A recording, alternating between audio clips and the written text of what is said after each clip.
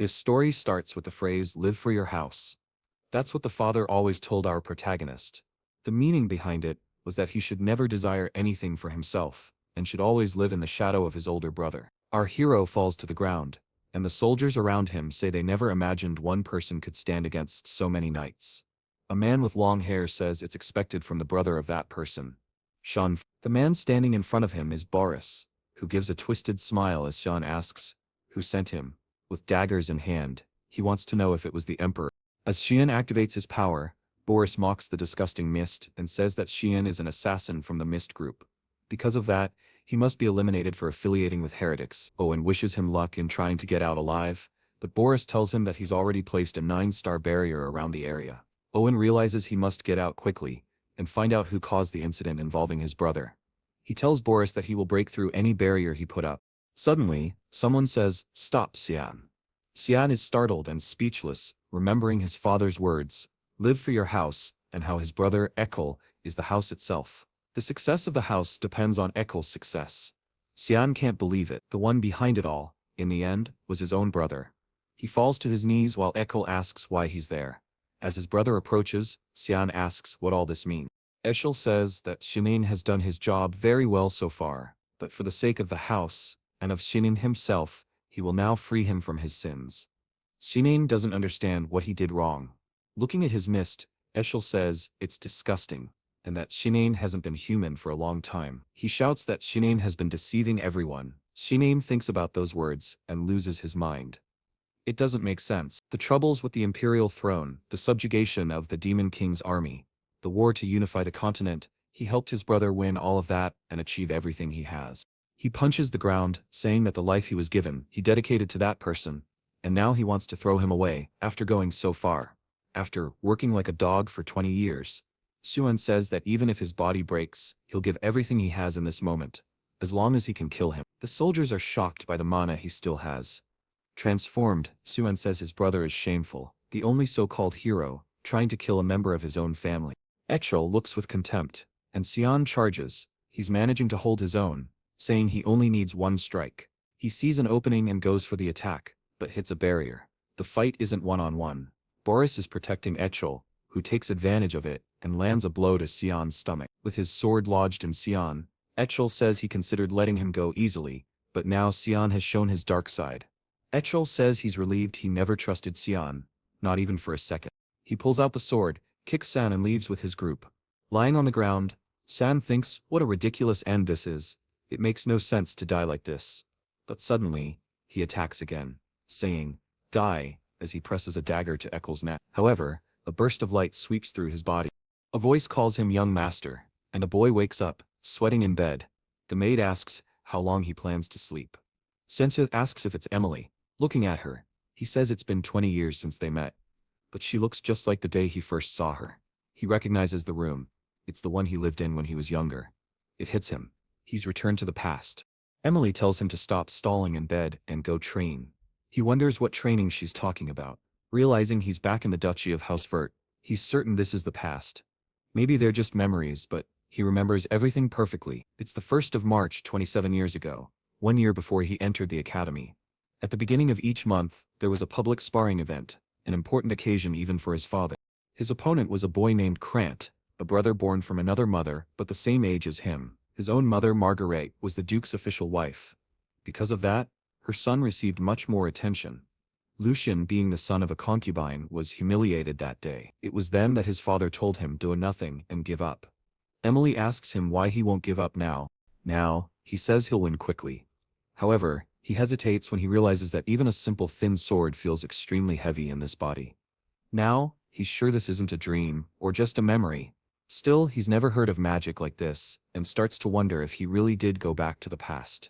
Krante says it's impressive that he didn't run away. When Sean looks at his father, the man simply says to begin. His brother charges at him, asking where he's looking, clearly confident that this will be easy. But Sean wonders why he's moving so slowly. One step to the side and his brother swings at the air. Krantez calls him a coward, and moves in for another strike. But Sean lands a hit that makes him drop his sword. Then, a kick to the shin leaves Krantez in agony, and he falls to the ground crying. His mother calls out for him while their father seems intrigued. Looking at him on the floor, Cyan knows that if he puts the blade to Krante's neck, it'll be over. But he remembers how, in the past, this guy used to torment him. The bullying continued even at the academy. So now, he has to end this, to make sure Krantes never dares do anything like that again. In this second life he's been given, he's going to live for himself. The fight ends with Krantes completely defeated. The Duke delays some of his plans because he wants to speak with Xian and even assigns one of his knights to keep an eye on him. In the hallway, Xian sees Krante's mother and is sure she just returned from the infirmary. With a mischievous smile, Xian asks, "Is your son doing well, Duchess?" She snaps back, calling him shameless for saying that after doing such a thing to his brother. Ken, Xian ignores her, saying things like that are normal during training.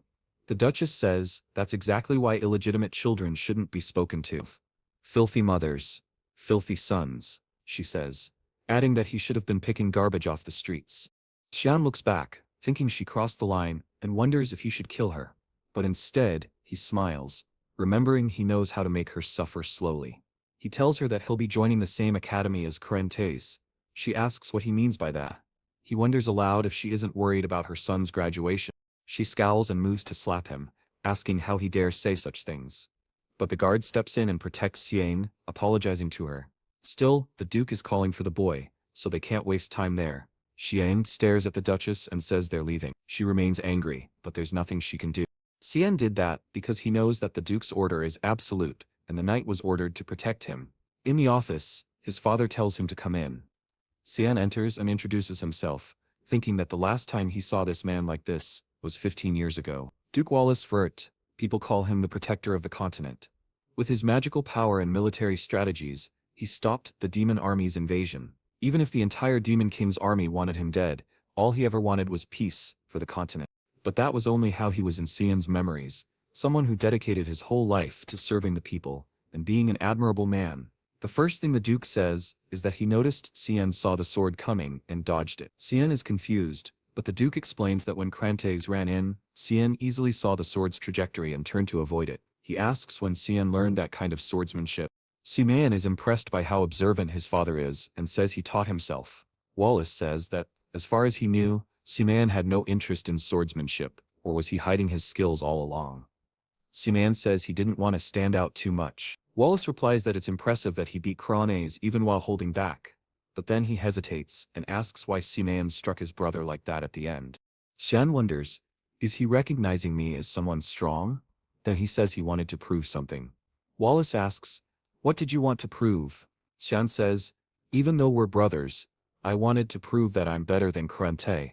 His father bursts into laughter, then says it's incredible to hear such a direct and honest answer.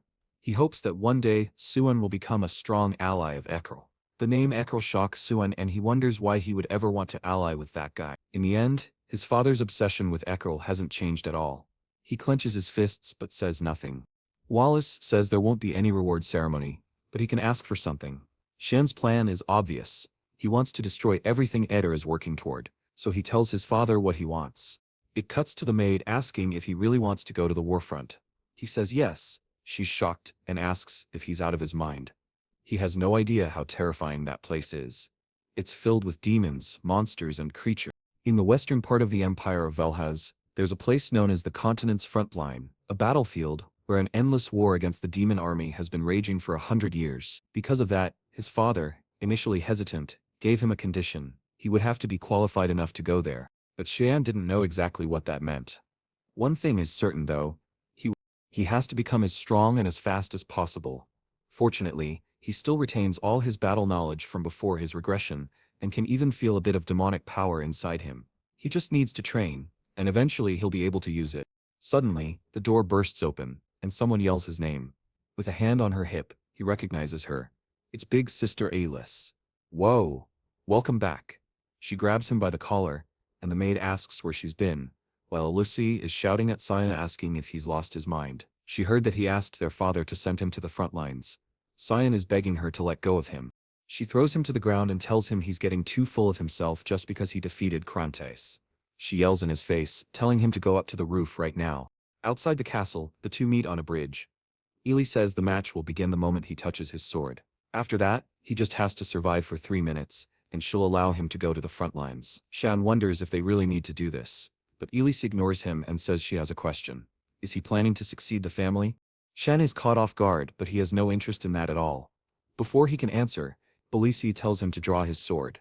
He thinks that he's barely regressed and is already being forced to fight twice. Without saying a word, he charges forward because he touched the sword, but he's startled, not knowing why. He manages to block her strike, and she's confused that he was able to block it at all. Shinshiren is in disbelief that she's seriously going all out against a brother who's 7 years younger. Hale steps back gracefully, thinking it's impossible that he blocked her long sword with just that thin rapier. She bites her lip, thinking maybe it was just luck, and says aloud that he seems to be better than she thought. Shendrain realizes now he's in trouble, as she comes at him with a flurry of slashes that are hard for him to dodge. She leaps into the air to prepare a vertical strike. Shendrain manages to defend with his shoulder. Her blade slides down his and ends up near her neck. Elise flinches in shock, and Shendrain realizes he messed up. He twists his arm, and both of them pull back. He stops on top of a pillar and thinks that it would have been dangerous if he hadn't moved the sword. He could have killed her. All the assassination techniques he learned are designed for instant kills. He doesn't know how to fight without killing, but she still wants to continue for 3 minutes. It's going to be dangerous for her. Maybe he could channel some mana into his blade, but he's already running low on energy. Suddenly, Elisa begins chanting an incantation, calling for the wind to become her sword. Shen immediately recognizes it as a 6-star magic spell. Her blade begins to glow with the activation of water blade. The boy is crying now. She's really trying to kill me. This isn't a test at all. Meanwhile, Elise keeps repeating to herself that she cannot lose no matter what. On the edge of the wall, Shin realizes the problem. If he reflects her attack, he might end up either killing her or knocking her off. If that's the case, he jumps toward her as she raises her sword, releasing a beam of light. Shin pleads internally, begging something inside him to stop hesitating and come out already. As Elise prepares to deliver the slash, just before impact, a knight steps between them and yells, "That's enough." He blocks Elise's attack with his sword and grabs Shin by the collar. The impact echoes through the entire castle. The knight glares at Elise, saying she's gone too far against a young boy. Cyan feels relieved. He had been waiting for this guy to show up, but he took too long. When Elise sees the knight's sword, she seems to snap out of it. She immediately runs to Cyan, hugs him and apologizes, saying she lost control. She cries on his shoulder, saying the last thing she wanted was for him to go to the front lines. She's too worried about him. As she embraces him, Simming thinks that she truly is an Onim, a person who studied at one of the academies of Grau and was one of the most qualified swordswomen. On top of that, she had a beautiful face and was recognized as the daughter of God. Everyone believed she would one day stand beside the protector of the continent and the Vert family. However, not long after joining the Knights of Light, she met a tragic end. Shen hugs her back, saying he missed her, and this time he's going to protect her. Alais then asks the knight why he's here. Is he the Duke's bodyguard? The knight replies that he's here under the Duke's orders to protect the young master. Shen thinks back and realizes he had felt this man's presence ever since leaving the Duke's office. That's why he was so mad that the guy took so long to appear. He almost passed out. What he still doesn't understand is why his father sent someone to protect him in secret. Shan then collapses on Elisa's shoulder. She smiles softly, thinking, he really is still a child. The next day she returned to the academy, and Shoan resumed his training to prepare for his next meeting with his father. All he could do was push his body to the limit to build up stamina, but the poor guy is exhausted. 10 push-ups is the most he can handle. Remembering his peak Kegan, he realizes he'll need to take drastic measures. Suddenly, Emily walks into the room and says that Alaiti sent him something, but then she says it smells awful. What is that? After Alaiti attacked him, she sent Hullhound blood as an apology gift. Because of its terrible smell and disgusting appearance, everyone assumes it's poison, but in reality, it has the power to permanently boost stamina in anyone who drinks it. Holding her nose, Emily asks if he's really going to drink that. Shen says yes, and jokes that he's the only one who can even eat her cooking. So this should be fine. He remembers the purple mushroom soup she made before, and this smells way better than that disaster. He slams the cup down on the table and says it was delicious. She's standing there, so fine, he'll pretend it was. Now radiating a strange aura, Cyan calls out to Emily, who asks what's going on. He looks back with glowing red eyes and says he's going for a walk. He wants to see how the medicine is working. He begins walking outside the castle, and stops near a large stone, saying he's been wanting to come here for a long time. This was the place he used to visit when he wanted to be alone. But one day, a revelation from the God of Light was given to his brother Ekal, about an ancient temple hidden in this place. Saman had always been skeptical about that story. As he touches the ground, he mutters that no one knows about this revelation yet. Suddenly, the ground cracks open and a red mist begins to rise. He says that what he's about to do is something Ekul could never have imagined. Looking at the underground passage, Xuan wonders if it's finally time. As he walks inside, he notes how different it looks from before. This was once a place that served the god of light, until it was destroyed. That happened during the Holy War 300 years ago. Suming says that it's hard to believe a place like this even exists. On top of the altar he sees a glowing sword and immediately recognizes it as the sacred weapon of that temple. Back in the year 999, the humans finally managed to drive the demons out of the Velha's empire. That's when they discovered divine artifacts, known as the Treasures of God. One of those artifacts was the holy sword Drandark, the blade that led humanity into war against the demons. It was the same sword that Ekul used to kill him during his tragic end. Staring at the sword, Sumjranga wonders if it's somehow connected to his regression. He touches it hesitantly, but then lowers his head, saying he knew nothing would happen. Frustrated, he kicks the sword and walks away, saying that it made him feel worthless. But then, shadows start appearing beneath the light. Suming says he's finally found what he was looking for. Looking at the ground, he notes that anyone would think it's just the sword's shadow, but it isn't just a shadow. He touches the floor and says, "Where there is light, there is shadow." Suddenly, stairs appear, leading down to a door swallowed in darkness. Xian opens the door, hesitating, and when he looks at the altar inside, he finally finds what he came for, the demonic blade. Ear on. He grips the dagger. There's a carved crystal embedded in the dagger. Xian speaks to the blade, telling it that it can wake up now. He continues swinging it in all directions, a bit hesitant seeing that apparently it really is still asleep, but he's clearly falling for it. Swinging a blade he used his whole life really does feel kind of nice. Suddenly, a shadow begins to rise from the ground, saying that he is a very brave child. The shadow asks Cyan if he knows the meaning of taking that dagger. He replies that it means it's his now. The shadow grows larger, and says she can't believe he actually awakened a demonic blade. With a creepy tone, she says it's too late. She flies toward him, saying that now his body belongs to her. However, Xian grabs her by the neck, leaving her confused. A face appears within the shadows, and Xian says that back then, he didn't have much choice. The blade asks how he's able to touch her, and he answers that he already told her, she's his now. The painted pink-clawed blade slashes at him, but he dodges and steps back. She takes the opportunity to gain some distance, and wow, that's the strongest weapon I've ever seen a protagonist wield.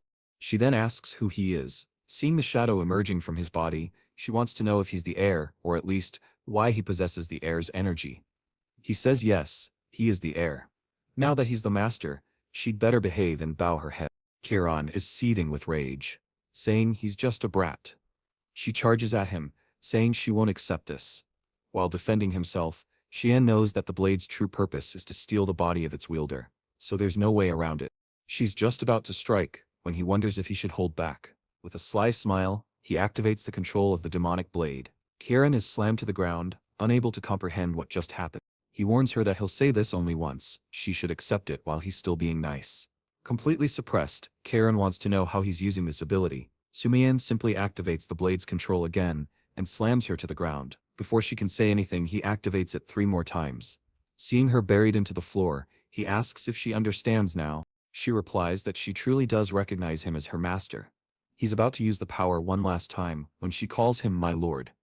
With that, Shenj completes his goal there. He wonders if he should return before someone notices he's gone. In his hands, Kiran says she's looking forward to feeling the fresh air outside. She's super excited, even tossing out a little heart emoji. She's all curious, asking for his name. When he tells her, the blade asks if he really was chosen as the heir. Xian says yes, but that it happened in his past life. Now she's confused by this whole past life business. He explains that he's already died once. She looks even more puzzled. This guy is seriously unhinged. When he approaches the sword, she tells him that it's asleep, and Shin responds that its owner will show up in 20 years. Kiran wants to know how he's even doing this, but he's already unsheathing the sword. Without hesitation, he cuts the hilt. Kiran asks what he's doing. With a somewhat possessed look, Suan says he has no idea. But it's going to be an interesting future. The next morning, a carriage departs from Houseverse Castle. The promised day had arrived far too quickly. Shemdrayan presents himself before his father, who asks once again, is he truly determined to go to the front lines? Simshan responds that yes, his heart is already there. The Duke gives a nod and tells the knight to release the beast. The knight takes out a scroll, and Cyan wonders if he's about to use summoning magic. The scroll glows with a red pentagram. A creature with flames on its back begins to emerge, until a hellhound stands face to face with Cyan. Seeing the creature, Cyan is sure that his father and the knights have prepared this test well. Everyone's hands are on their hilts, ready to draw. Cyan realizes they're being cautious with his life. His father reminds him that everything comes with responsibility. He must prove his will by passing this test. Hearing the word test, the knight becomes hesitant. He was confused when Cyan asked to train with him. Our protagonist had said he had 3 days before the test and needed to prepare as best he could, so he asked the knight for help practicing combat techniques. The knight told him that if he wanted training, he should ask Kancher, someone his own age. Cyan played dumb, saying he didn't know why, but Kancher blanks every time he sees him. The knight realized he was in a tough spot. Lucien smiled when the knight agreed to grant his request, but said he wouldn't draw his sword. All he would do is defend. Cyan thanked him and asked for just one more thing. Not to tell his father anything that happened during their training. That was an order. Yukin hesitated, not understanding why Cyan made that request. Then suddenly, Cyan charged at him. Yukin was barely able to block the first. He attacked, but was left in disbelief at the strength of a mere 10-year-old boy. He realized that Cyan's movements were so fast, he had completely disappeared from sight. Cyan was already above him before he even noticed. While wondering where the kid had gone, he felt something and turned to block the attack. Kanan continued to strike without pause, but after several blows, he gave up, saying that unfortunately, he still couldn't beat him. However, he told Yukin that he did a great job, and thanked him for his help. Almost exhausted, Yukin replied that Shuyan had done an excellent job, still unable to believe that such a skinny boy could be so powerful. If what he felt that day was true, the current young master would be able to pass any test thrown his way. The hellhound stood face to face with Cyan and charged. Cyan remained calm as he saw the beast come in for a bite. Something flashed past the hellhound's eye, and it collapsed on the ground far away. Looking back, Cyan said that with his current strength, he needed to finish this quickly. The hellhound got up and decided he had to end this in one strike. He prepared for the attack, and suddenly, the slash had already landed on the hellhound's head. He leapt and drove the sword right into its cerebellum. The knights present were all stunned, while his father gave a small smile. Looking at the carcass on the ground, Lucien said it was a shame, so much blood had gone to waste. But he knew, if he started drinking it, people would think he was crazy, so he let it go. Wawiz then approached and congratulated Cyan, saying it was incredible. Given how things turned out, he said they would surely meet again on the front lines. Cyan thanked his father. Meanwhile, Kiran called out to him, asking if she was just some kitchen knife. Our boy replied no, she's a demonic blade. Then she asked why she wasn't being used. She could only regain her powers by consuming blood. As they walked toward the hellhound, she begged for just a little taste. Sanman told her not to worry, he would use her as much as she wanted. In the northern battlefield, ogres invaded, the alarm was sounded, and Walla ordered that none be left alive. The soldiers raised their swords and activated the Prison of Salvation. A massive shining cross appeared on the battlefield, and a magical circle formed under the feet of all the ogres. From the circles, cords of light emerged and bound them. With them immobilized, the soldiers seemed able to easily defeat them. One of the ogres screamed as a soldier approached. The soldier gripped his blade tightly, prepared to strike, and with a single blow, decapitated the monster. Nearby, Shemta and Emily watched the battle. Emily was terrified. She asked why he had brought her to a place like that. Strangely, Shem felt nostalgic being there. When asked him what he thought about being on the front lines, and Shem said he was a little nervous. His father warned him that death could come at any moment in that place, so he'd better not let his guard down. Shem smiled and said he would keep that in mind. On the front lines, death was a constant, with 3 or 4 battles happening each day. Strategically, the knights did their best to halt the demon army's advance. Cyan's tent was the farthest and safest one. The problem was that, since he was now being watched, he couldn't find a chance to feed Karen. While wondering if he'd have to wait until nightfall, he asked Emily what she was doing under the blanket. She was panicking, saying the Duke had warned that they could die at any moment. Shun replied, "Then pack your things and leave." But she screamed, saying it was impossible. He couldn't be left alone. There were demon monsters everywhere. If she fled, who would take care of him? Suddenly, she left the tent, saying she was going to get something to eat. Seking tried to ask her about the cloak he had requested, but she ignored him. He was annoyed, because that damned girl never obeyed him. Later, he placed a dummy in his bed, thinking maybe it would be enough. When Emily asked if he was really going to stay in a place like that, She told him he was very diligent. If the Duke found out, he'd be proud. Shiming ignored her and said he was leaving. She could sleep there peacefully. He looked back and warned her to say he was sleeping if anyone asked. She agreed. At that moment, they needed every soldier possible on the front lines, so it was only now that Xian could move freely. He activated an ability that allowed him to glide through the mist and headed toward a dangerous region, where he found a pack of hellhounds. But he was excited. This was the perfect place to test Kirin. As soon as she was summoned, she smelled the blood and told Cyan that she couldn't take it anymore. She needed to cut something. The hellhounds lunged at him, and Xian told her to feed as much as she wanted. He began slaying the hounds, activating a skill called Furious Mist Storm. After finishing off a hellhound, he pulled blood from its head and took a huge gulp, wearing a crazed expression. He said, "That's what I'm talking about." Karen, thrilled and even tossing out little heart symbols, responded with excitement. They continued hunting, and Karen said those creatures were far too weak, but she told him not to worry. The night was still young, and there were plenty of monsters out there. Karen said she was excited. A carriage made its way along a mountain path, transporting a girl with white hair. Inside, someone warned that the place was very dangerous, and they should retreat. However, the girl replied not to treat her like a child. She was a princess of the empire, and it was her duty to help her family. If the woman said one more word, she'd take out her anger on her. The woman apologized immediately. The girl then mentioned that the young master of Duke Vert was also on the front lines, and was the same age as her. She asked if the Duke had the guts to bring his youngest son. Her companion replied no. In fact, the boy had volunteered. Since they were the same age, maybe they could become friends. But the princess said she wasn't interested, and that she was going to sleep. Her companion responded, "All right." As the princess got ready to sleep, she asked for his name. Her attendant answered, "Shenjiro? Shenjiro Vert." Under the light of the moon, she thought about that name. Meanwhile, harpies were being slain, and Alos was ordering his men to check on the wounded. On the battlefield, dozens of harpies and griffins lay dead, and the knights were preparing to return to base. Alos looked to the side, and from atop a mark, someone drew a source. It was Cyan, who had participated in that battle. Alos wondered if he was adjusting well to life on the front lines. Cyan replied yes. He was learning a lot every day. His father said he had expected Cyan would want to go back home, but he had stayed there for quite some time already. He told Cyan he was very proud of him. Those words left Cyan in disbelief. His father walked away, saying they had something to talk about in the morning. Lucien agreed, saying it was the first time he had seen their father with such a proud expression. That same night, Cyan went out hunting again. What he found was a deathworm, a creature that usually hid deep in the valleys. Kiran told him he looked exhausted, and asked why he wouldn't let her take over his body. Cyan replied that she was being too obvious, but Kiran insisted, saying the deathworm's flesh regenerated faster than he could damage it. As much as he didn't want to admit it, he knew it was true. He had been there for over a month, drinking the blood of countless demonic creatures every day, so why wasn't it enough?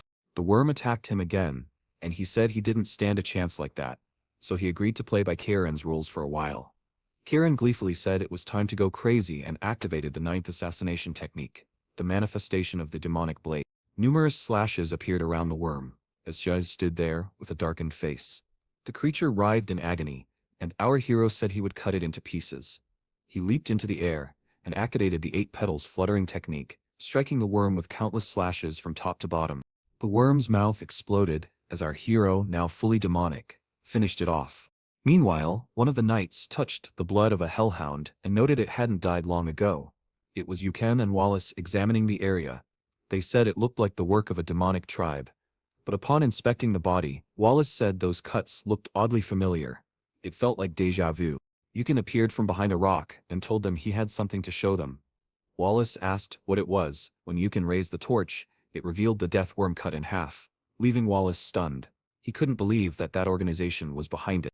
The manifestation of the demonic blade had taken over Xian's body, allowing Kiran to use her full power. However, if he got distracted, his mind would be completely consumed as well.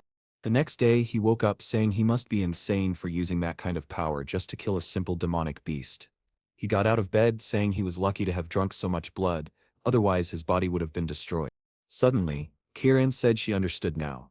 He looked like a 10-year-old boy, but he didn't talk or act like one. Not to mention, it was the first time he used her, yet he seemed way too familiar. He knew the geography of the valley too well and fought like someone who had mastered the mist technique for over 30 years. Kiran remembered that he once said he had died before, and now she was certain. He was a regressor, wasn't he? Cyan replied that he had explained it already, but apparently she didn't understand. The poor girl bugged out, yelling at him, saying how was she supposed to understand something that's serious when he said it so casually. Cyan said that explaining things was boring. She replied that from watching the way he fought, defeating him shouldn't have been easy. If he had the demonic blade, he must have lost to the wielder of Duran Dark, which meant either he lost a duel, or he was betrayed. Recalling the expression on his face when he saw the sacred sword, she was sure he had been betrayed. She warned him, if he had returned to prepare for revenge, he'd better remember something. If she caught him being lazy, or weak for even 1 second, she would devour him on the spot. Cyan punched himself. Everything was chaos outside his tent. Emily ran up to him, wide-eyed. Something happened, she panted. Cyan frowned. What is it? She swallowed. They found the body of a demon, a death worm at the valley's entrance. His heart skipped. You're not saying it's the one I killed? Emily shook her head. It's been ages since anyone saw a beast that powerful so close to the border. Cyan pressed on. Anything else? Any rumors? Before she could answer, a knight appeared behind him and called his name. Young Master Cyan, the Duke wishes to speak with you. He stiffened. This wasn't good. The Duke's group had shown up yesterday while he was out hunting. He'd abandoned the hellhound carcass without cleaning it up, hoping to avoid notice before entering the academy. Now there was nowhere to hide. He saluted and entered his father's tent, certain the Duke already knew everything. His father greeted him coolly and said, "Sit." Shen obeyed, steeling himself for what was coming. "Let's be direct," the Duke began. "What were you doing out here last night?" Lucien's pulse raced. He forced himself to smile. "I went to bed early, father." For a moment the Duke seemed to believe him. Then his eyes narrowed. "Strange," he muttered. "The cuts on that wolf carcass matched your blade precisely." He looked at Cyan. "Am I rushing to judgment?" Shen opened his mouth, but the Duke held up a hand. "Something is wrong. Last night's incident we're still investigating, but it appears linked to the Mist organization." "The Mist?"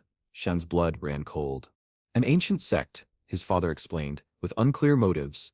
They once massacred noble houses, under the guise of purification.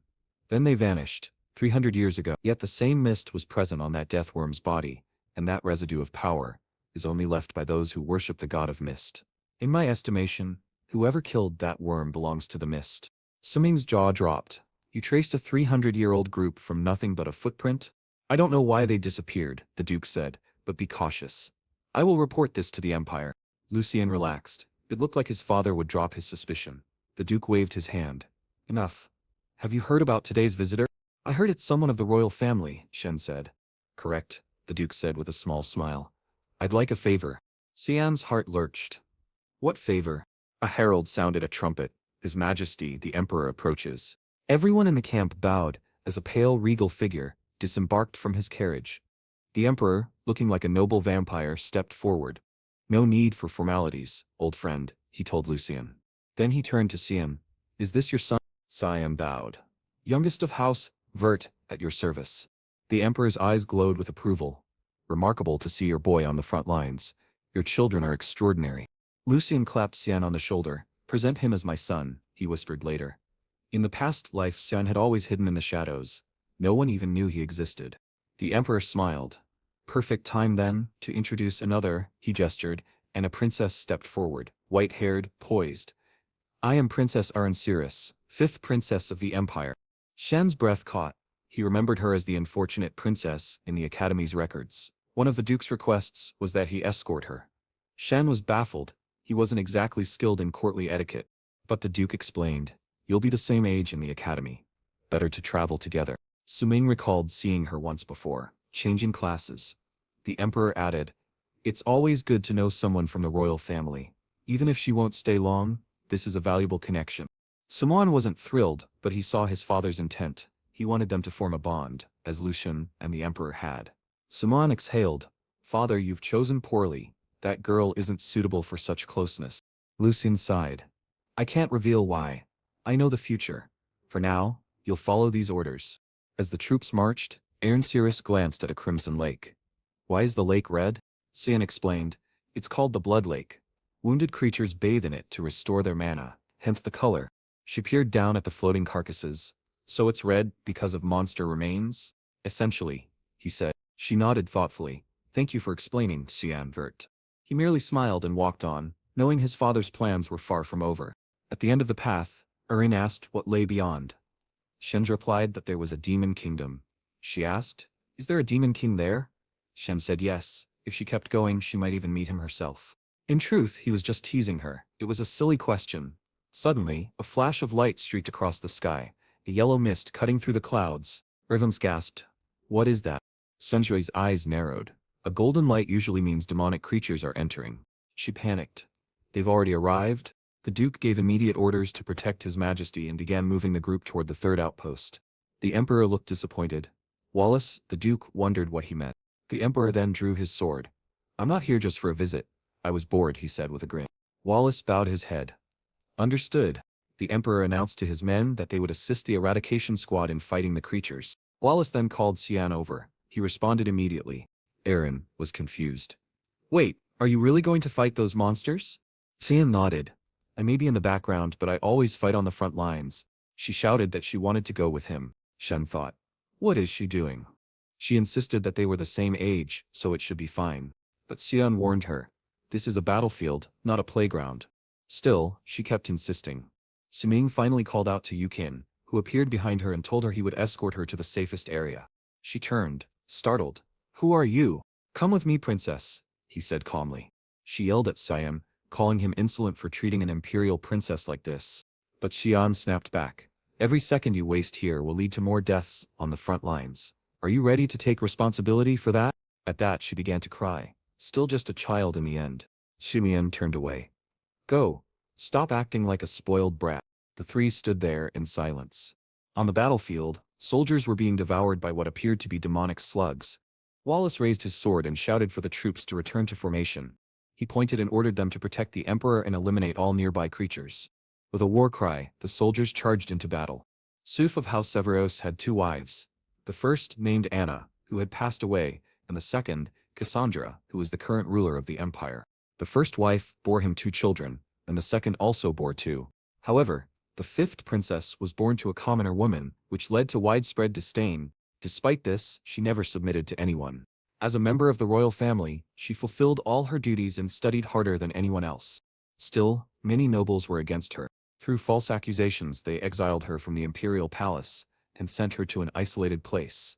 That's how she became known as the unfortunate princess. Shinj recalled that he had heard about this from his father in his past life. He murmured, "Politics and royal life are always like this." Meanwhile, the electric slugs were being slaughtered on the battlefield. Watching the explosions from afar, Shinrain was awed. The Emperor truly was incredible. The Emperor drove his sword into the ground and activated a sacred lightning spell, easily destroying all the slugs around him. Shim had heard that the Emperor's magic had reached 8 stars. If he hadn't become Emperor, he would have been the president of the Magic Council. Clearly, these mid-tier monsters were nothing to him. Later, Wallace and the Emperor shared drinks, reminiscing about old times. The Emperor spoke about the Empire's current state. Recently, assassinations of nobles had increased, causing growing unrest. Wallace guessed that this must be connected somehow. The Emperor revealed that all the assassinated nobles had been known as corrupt officials and a black mist had been found at each crime scene. "Do you know anything about this?" he asked. Wallace said it looked like the followers of the Black Mist had resumed their activity, since he had also found traces near their base. The Emperor agreed that it might be the case, but they would need to investigate further. He admitted that part of him wanted to thank whoever was getting rid of that trash, but the rising tension in the Empire was dangerous. Then he shared something that had particularly caught his attention. One noble had claimed that the fifth princess was involved in these incidents. Wallace was surprised. "People are trying to pin this on her." The Emperor nodded. "I know it's nonsense to blame a child, but if I die, Wallace, please take care of my daughter." Wallace swore an oath to do so. The Emperor thanked him. That night, rain fell over the tents. Emily asked Cyan if he really said all those things to the princess. He ignored her and said he was going out. She pressed, saying if he kept acting like that he'd never get married and would live a lonely life. Cyan brushed it off. "Forget it, I'm going to train." She asked if he was really going out in the rain. He told her not to worry, and just get some sleep. But clearly, Erin had overheard everything from nearby. Erin was startled and asked who she was. She lowered her hood and asked if he was heading somewhere. However, if he wasn't busy, she wanted to talk about something. When Emily saw the princess there, her eyes lit up with excitement. Erin asked how long they had been there, and Sean replied that it had been over a month. But he wanted to know why she was there. She hesitated, staying silent, and both Emily and Sean asked to be left alone, clearly annoyed by her sudden appearance. Everyone left, telling them to enjoy their little tent moment. Sean knew he was 40 years old and had absolutely no interest in her. Erin apologized for what happened that morning. Awkwardly, Lucien admitted that he had also acted wrongly. She laughed, saying she would have done the same thing. She said she knew he was respected by those around him, unlike her. Sean hadn't expected her to have that kind of personality. She said she knew he was heading to the academy and that she wanted to be friends with him. However, Sean politely apologized and said that, unfortunately, he couldn't help her. If she had come to get closer to him, it was better for her to leave. She lowered her head, saying she only said that to break the ice, but he was cruel. Does he think I'm only a princess by name? She thought. Actually, that is how things work, isn't it? Sean remained silent. Tearing up, she said that now she understood his perspective. There was nothing for him to gain by being close to her, and she apologized for wasting his time. Maybe she made a mistake thinking they could talk. He was completely different from Lord Achel. Hearing that name shocked Sean. He turned around and grabbed her arm. She told him to let go and asked why he was acting that way. Sean asked her how she knew his older brother. She said she met him during a visit to the academy last year, and he had told her to keep being a strong princess. Sean knew his brother well. It didn't make sense for him to give advice like that. That must have been the start of his manipulation. A plan to bring down Princess Arin. Sean said he was going to give her some advice. But suddenly the tent began to shake. Emily burst in, yelling for them to run. But a pillar was already about to crush them. An explosion followed, and Emily was thrown from the tent. From a distance, everyone saw a giant ogre and realized that was the young master's tent. Emily, crying, feared for the worst. As the ogre raised its club, the emperor asked what was happening, and the knight reported that the princess's tent had been attacked by a high-level creature. The emperor immediately ordered all frontline troops to assist her and demanded to know who she had gone to meet in such a dangerous place. The giant ogre continued destroying the rear section of the base. Hidden nearby, Sean was stunned. There shouldn't be ogres in that region. They only appear in the depths of the valley. He wondered if this was somehow his fault when Emily called his name. He turned and saw her crying, saying she thought he was dead. He remembered the moment of impact. He had managed to grab Urain and dodge the blow just in time. Of course, someone capable of challenging the Demon King's army wouldn't die to a mere troll. Urain asked if the knights would be okay. Emily reassured her. They were strong. Still crying, she said that if she hadn't been there, none of this would have happened. It was all her fault. The knights said it was all right. Their duty was to protect them. Smiling, one said she could trust them to give their lives if necessary. But just then, a knight shouted a warning. A giant ogre hand was swinging down behind them. The poor man was crushed. Blood splattered as the ogre lifted its red-stained club. Sean told the princess to get behind him. The ogre seemed to sniff the air. Sean realized that, just as he suspected, these monsters were after him. He tried to tell Emily to take the princess and run, but before he could finish, Emily had already grabbed Aaron and dashed away. "Damn it," he muttered. "She's fast, especially when running." The ogre charged to crush him. Sean couldn't use the demon blade. It would expose him. He was still puzzled. Why were these creatures hunting him? What was this smell they were sensing? Karen's voice echoed in his mind. To get stronger, you drank the blood of many demonic creatures. Now, to monsters you smell like a feast. They're drawn to you. Sean was furious. That damned woman knew and didn't tell me. She laughed in his head. Did you forget? The only thing I want is your body. Sean grabbed her presence and turned it into a dagger. What are you doing? She asked, mockingly. Sean realized he had no choice. He had to go all in. He charged forward, shouting that he didn't care anymore. The ogre swung its fist. With sharp movement, Sean sliced off its arm, then dashed behind it, slashing at its neck. With just 2 strikes the beast collapsed. Now, he muttered, just need to deal with the witnesses. In front of him stood a crowd of creatures. Kagran chuckled. You're a little too excited for this festival. Sean froze. A demonic dragon had just appeared. The dragon roared to the heavens.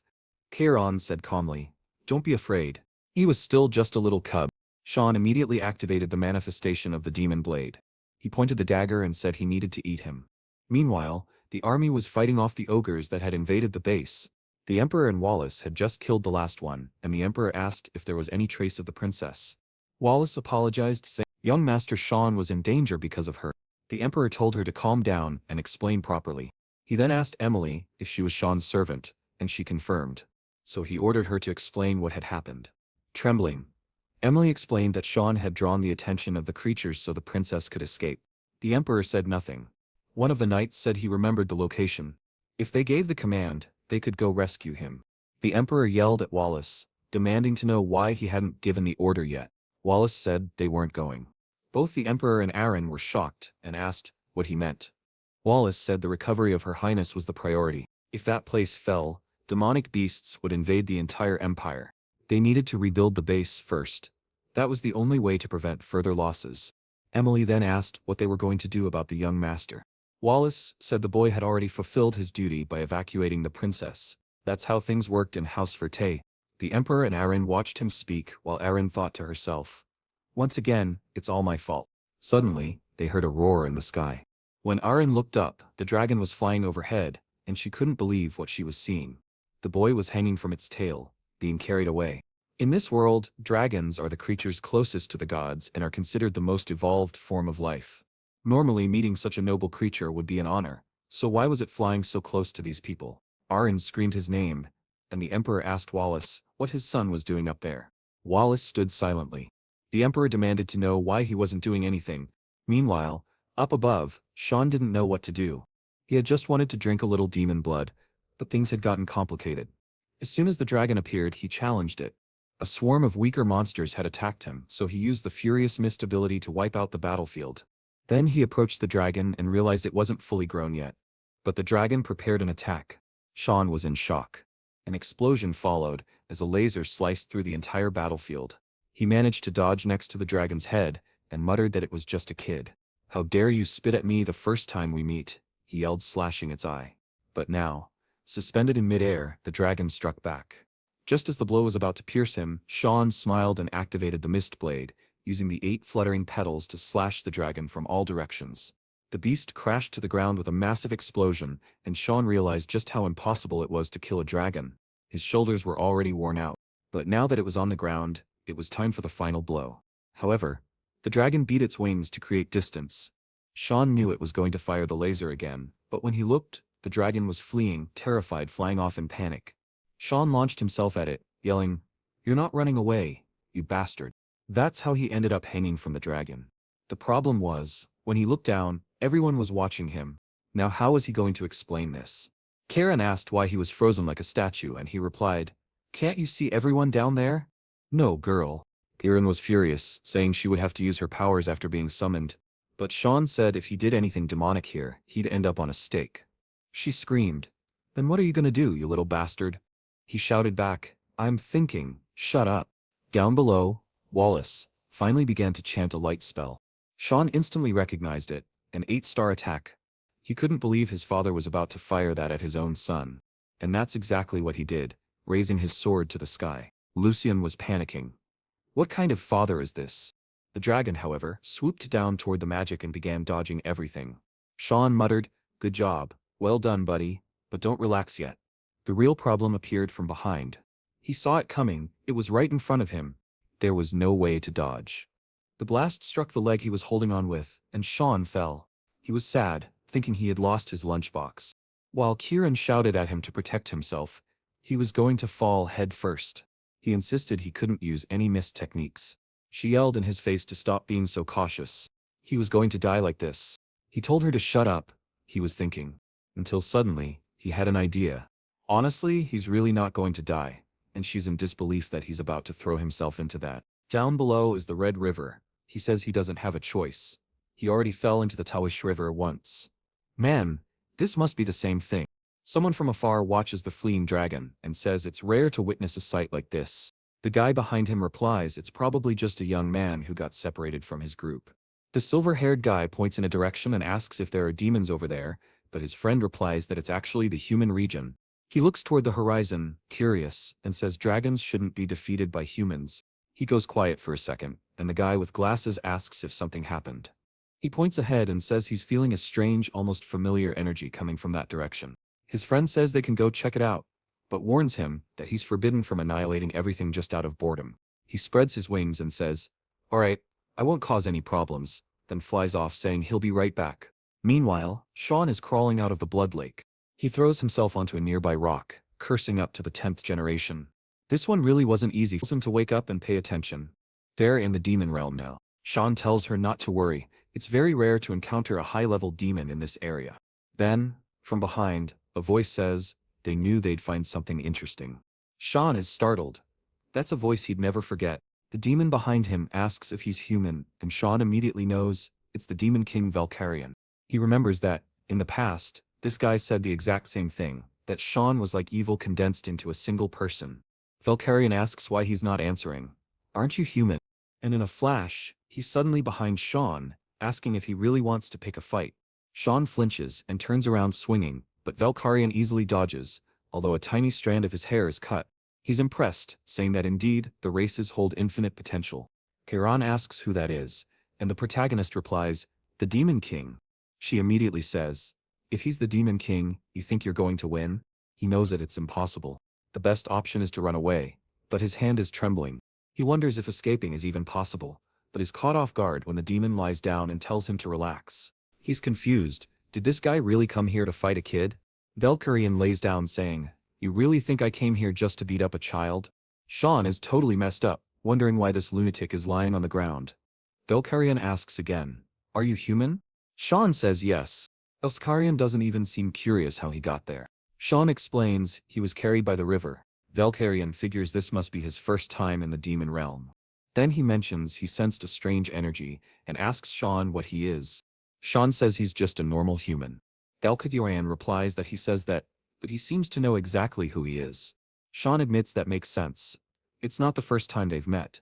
Valkyrian stretches and says, maybe, though it's the first time he's seen the human. The boy asks why he came here, still wondering why this guy is so relaxed. Valkyrian says he felt a strange energy, while out on a stroll. Sean is confused. The Demon King goes on walks? Valkyrian confirms. Of course. As the Demon King, he needs to keep an eye on the lands he rules. He stands up and asks, boy, what did I just say? Sean repeats, the Demon King needs to keep an eye on the lands he rules. Valkyrian points at him and says, you're not even surprised, huh? He suddenly starts yelling, are you sure you've never been seen before? What kind of kid reacts like this? Sean knows that the invasion of the demon realm is about to begin, but this guy is completely different from the one he once knew. What could have happened to change his attitude so drastically? Kiran asks, so, as Demon King, what does he want to do? Valkyrian smiles, saying it's bold to ask such a thing to the Demon King. But he adds, isn't it obvious? As long as my subordinates are alive and fed, there's nothing else I need to do. But everything changes if someone tries to mess with that. In that case, he'll wipe everyone out. That is his simple duty as Demon King. For a second, Sean felt the same demonic aura as the one who first attacked the Empire. Somehow, he has to prevent that from happening. He then asks Valkyrian if he wants to make a deal. Valkyrian asks, what kind? Sean says that something will happen to him in the future, an incident that will put all of his subordinates at risk. Valkyrian tells him to explain this nonsense. Sean says he doesn't know exactly how it'll happen, but it'll be an incident that becomes the catalyst for a war against humanity. Valkyrian crosses his arms and asks if Sean really believes that he, the Demon King, would attack the human lands. Sean says that's exactly why.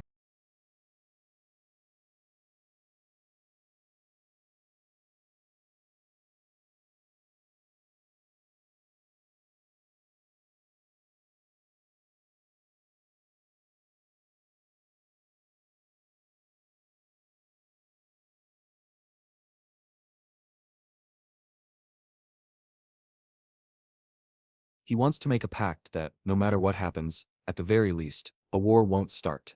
Valkyrian says he has no idea what he's talking about, but let's pretend he accepted it. So what does he gain from this? Sean says that no matter what happens, he will help the Demon King, who approaches and says that Sean apparently knows something. Sean is sweating, and Valkyrian asks what his name is. He says he will keep this promise, as the Demon King. He flies away saying that Sean better keep his promise too, since this is a pact. He smiles, saying it's sealed now. After contacting the Demon King, some knights found Sean. Seeing him coming out of the Red Lake, they said it was a miracle he was still alive. Because of that, he received the title, the one who survived the demon dragon. He was then taken to a monastery on the front lines, a place used as a military hospital. Sean asks someone to repeat what they just said. Ariane is hesitant to say anything. She holds herself back and suddenly yells, asking if he wants to be hers. The poor guy is confused, not understanding what she means by that, but he says he's not interested. She, obviously, is shocked. She starts crying again, saying it was expected, right? After all, she's the fifth princess with no power at all. Sean is lying in bed, thinking she's already managing to annoy him. He knows that Princess Aranim is the weak link in the imperial family, and the way she's risking herself, her end is obvious. The problem is that he can't get the idea out of his head that his damn brother is behind her death. He then says, she's right. Currently she really doesn't offer him any benefit. She has no possessions. He takes a hit. On top of that, getting involved with her politically is extremely risky. He takes another hit. However, he says he'll take care of her until she resolves what needs to be resolved. She asks if he's really going to do that. Sean says yes, it's a promise, so she doesn't need to worry. She stands up, saying she understands. When she becomes someone, it means he acknowledged her power. She points at him saying she doesn't know when, but she will make him recognize her power. Sean sits there, anxious, thinking, what a mess. She was depressed just a second ago. Before leaving, she says there's one more thing. She thanks him for surviving, then she walks away, and Sean stays there, silent. At the edge of the camp, in a forest nearby, a hooded man looks around. He takes a cube in his hand and smiles, saying that it's almost time. However, a voice calls out to him, Reinald Crimson. So it was you. He can't move his body, as if he were trapped by invisible chains. Someone behind him says that this is a small dimensional box, and based on the timeline, it was created before it was ever commercialized. This box can store anything, as long as the person desires it. From the shadows, Sean speaks, saying that this is the masterpiece that created the Magic Council. He had observed the guy for an entire year, smuggling things out of the Empire. He pulls the box, saying he's taking it now. 7-star Magic Knight, Reynold Crimson, Sean says. Reynold asks who he is, and in that moment, recognizes him as Cyan Vert. Sean throws the box's contents on the ground while Reynold demands to know how he found out about this. Sean ignores the question, saying Reynold must have an informant to know the exact timing and place. Reynold keeps insisting he has no idea what Sean is talking about, but Sean says there's no way he can lie. After all, the blood of these creatures is already being sold in the Empire. That's how Ash sent him that gift, containing hellhound blood. The man is sweating, wondering who informed this kid, and what the hell is going on. He has no idea how Sean trapped him, but if he moves slowly, he stretches out his hand, uses a fire spell and yells for Sean to die. A blast surges toward him. After attacking, Reynold says, good thing I took this seriously. Can't underestimate the son of Sirit. Seeing that nothing is in front of him, he finally relaxes, only for his hand to be suddenly cut off. He screams in pain and can't understand what that mist in front of him is. Upon seeing Sean, he mutters that he must be part of the mist, but Sean grabs him by the neck and slams him against a tree. Sean gives him two options. Either you confess and die peacefully, or you don't, and die in pain. In the western supply zone of the camp, some people are organizing boxes. They see 2 crates of potions, and are excited. It'll be enough to carry even more. One of them is just curious to know what's inside the biggest crate. However, upon opening it, they both gasp in shock. It's just the head of Reynold from the mountain. Tangoran asks if he's really going to let the others live. Sean says yes, this is enough. As a warning, that guy had been smuggling demon items into the Empire. Those items would end up in the Magic Council, a place where people would do anything, any kind of madness to understand magic. He says what they're going to do with demon blood is unthinkable, so they need to be separated. Kieran says that in this new life he's only living for others, but he replies that he's just preventing other people from using demon blood. Meanwhile, in a certain mansion in Inverse, Ale receives a letter and discovers that Cyan has just gone to the front lines with his father. He has a close female friend lying on his bed. That shameless villain sure knows how to enjoy life. She asks if that's not the younger brother from another mother. Eshel says yes, and mentions that the boy is a problem in many ways, so he's going to have to go pay him a visit. Kids, do you remember how the last chapter ended? With his brother saying he was going to go check on Cyan. Some bags are being stacked, and Emily celebrates that they're finally off the front lines.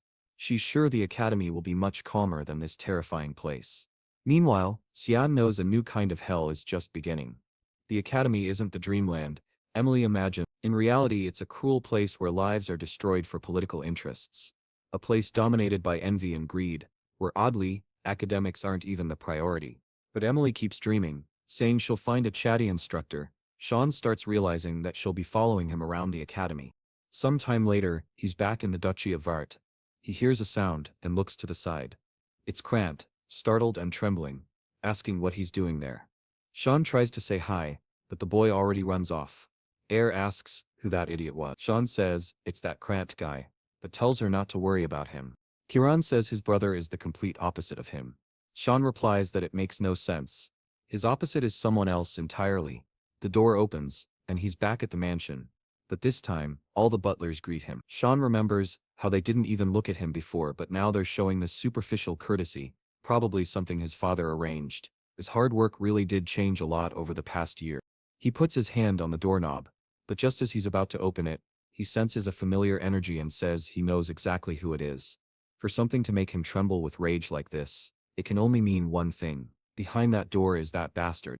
Eshel says it's been a long time since they've seen each other, while all Sean can think is that he needs to stay calm. Since Sean doesn't say anything, Eshel asks if he's forgotten his brother.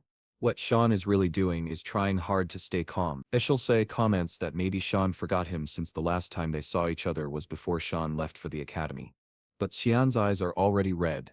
He's realizing he won't be able to keep calm. Already reaching for his dagger, he's certain he's going to kill him now. However, Kiran grabs his wrist and warns him that if he doesn't want his skull smashed, he better stay in control. Besides, killing him now wouldn't be any fun.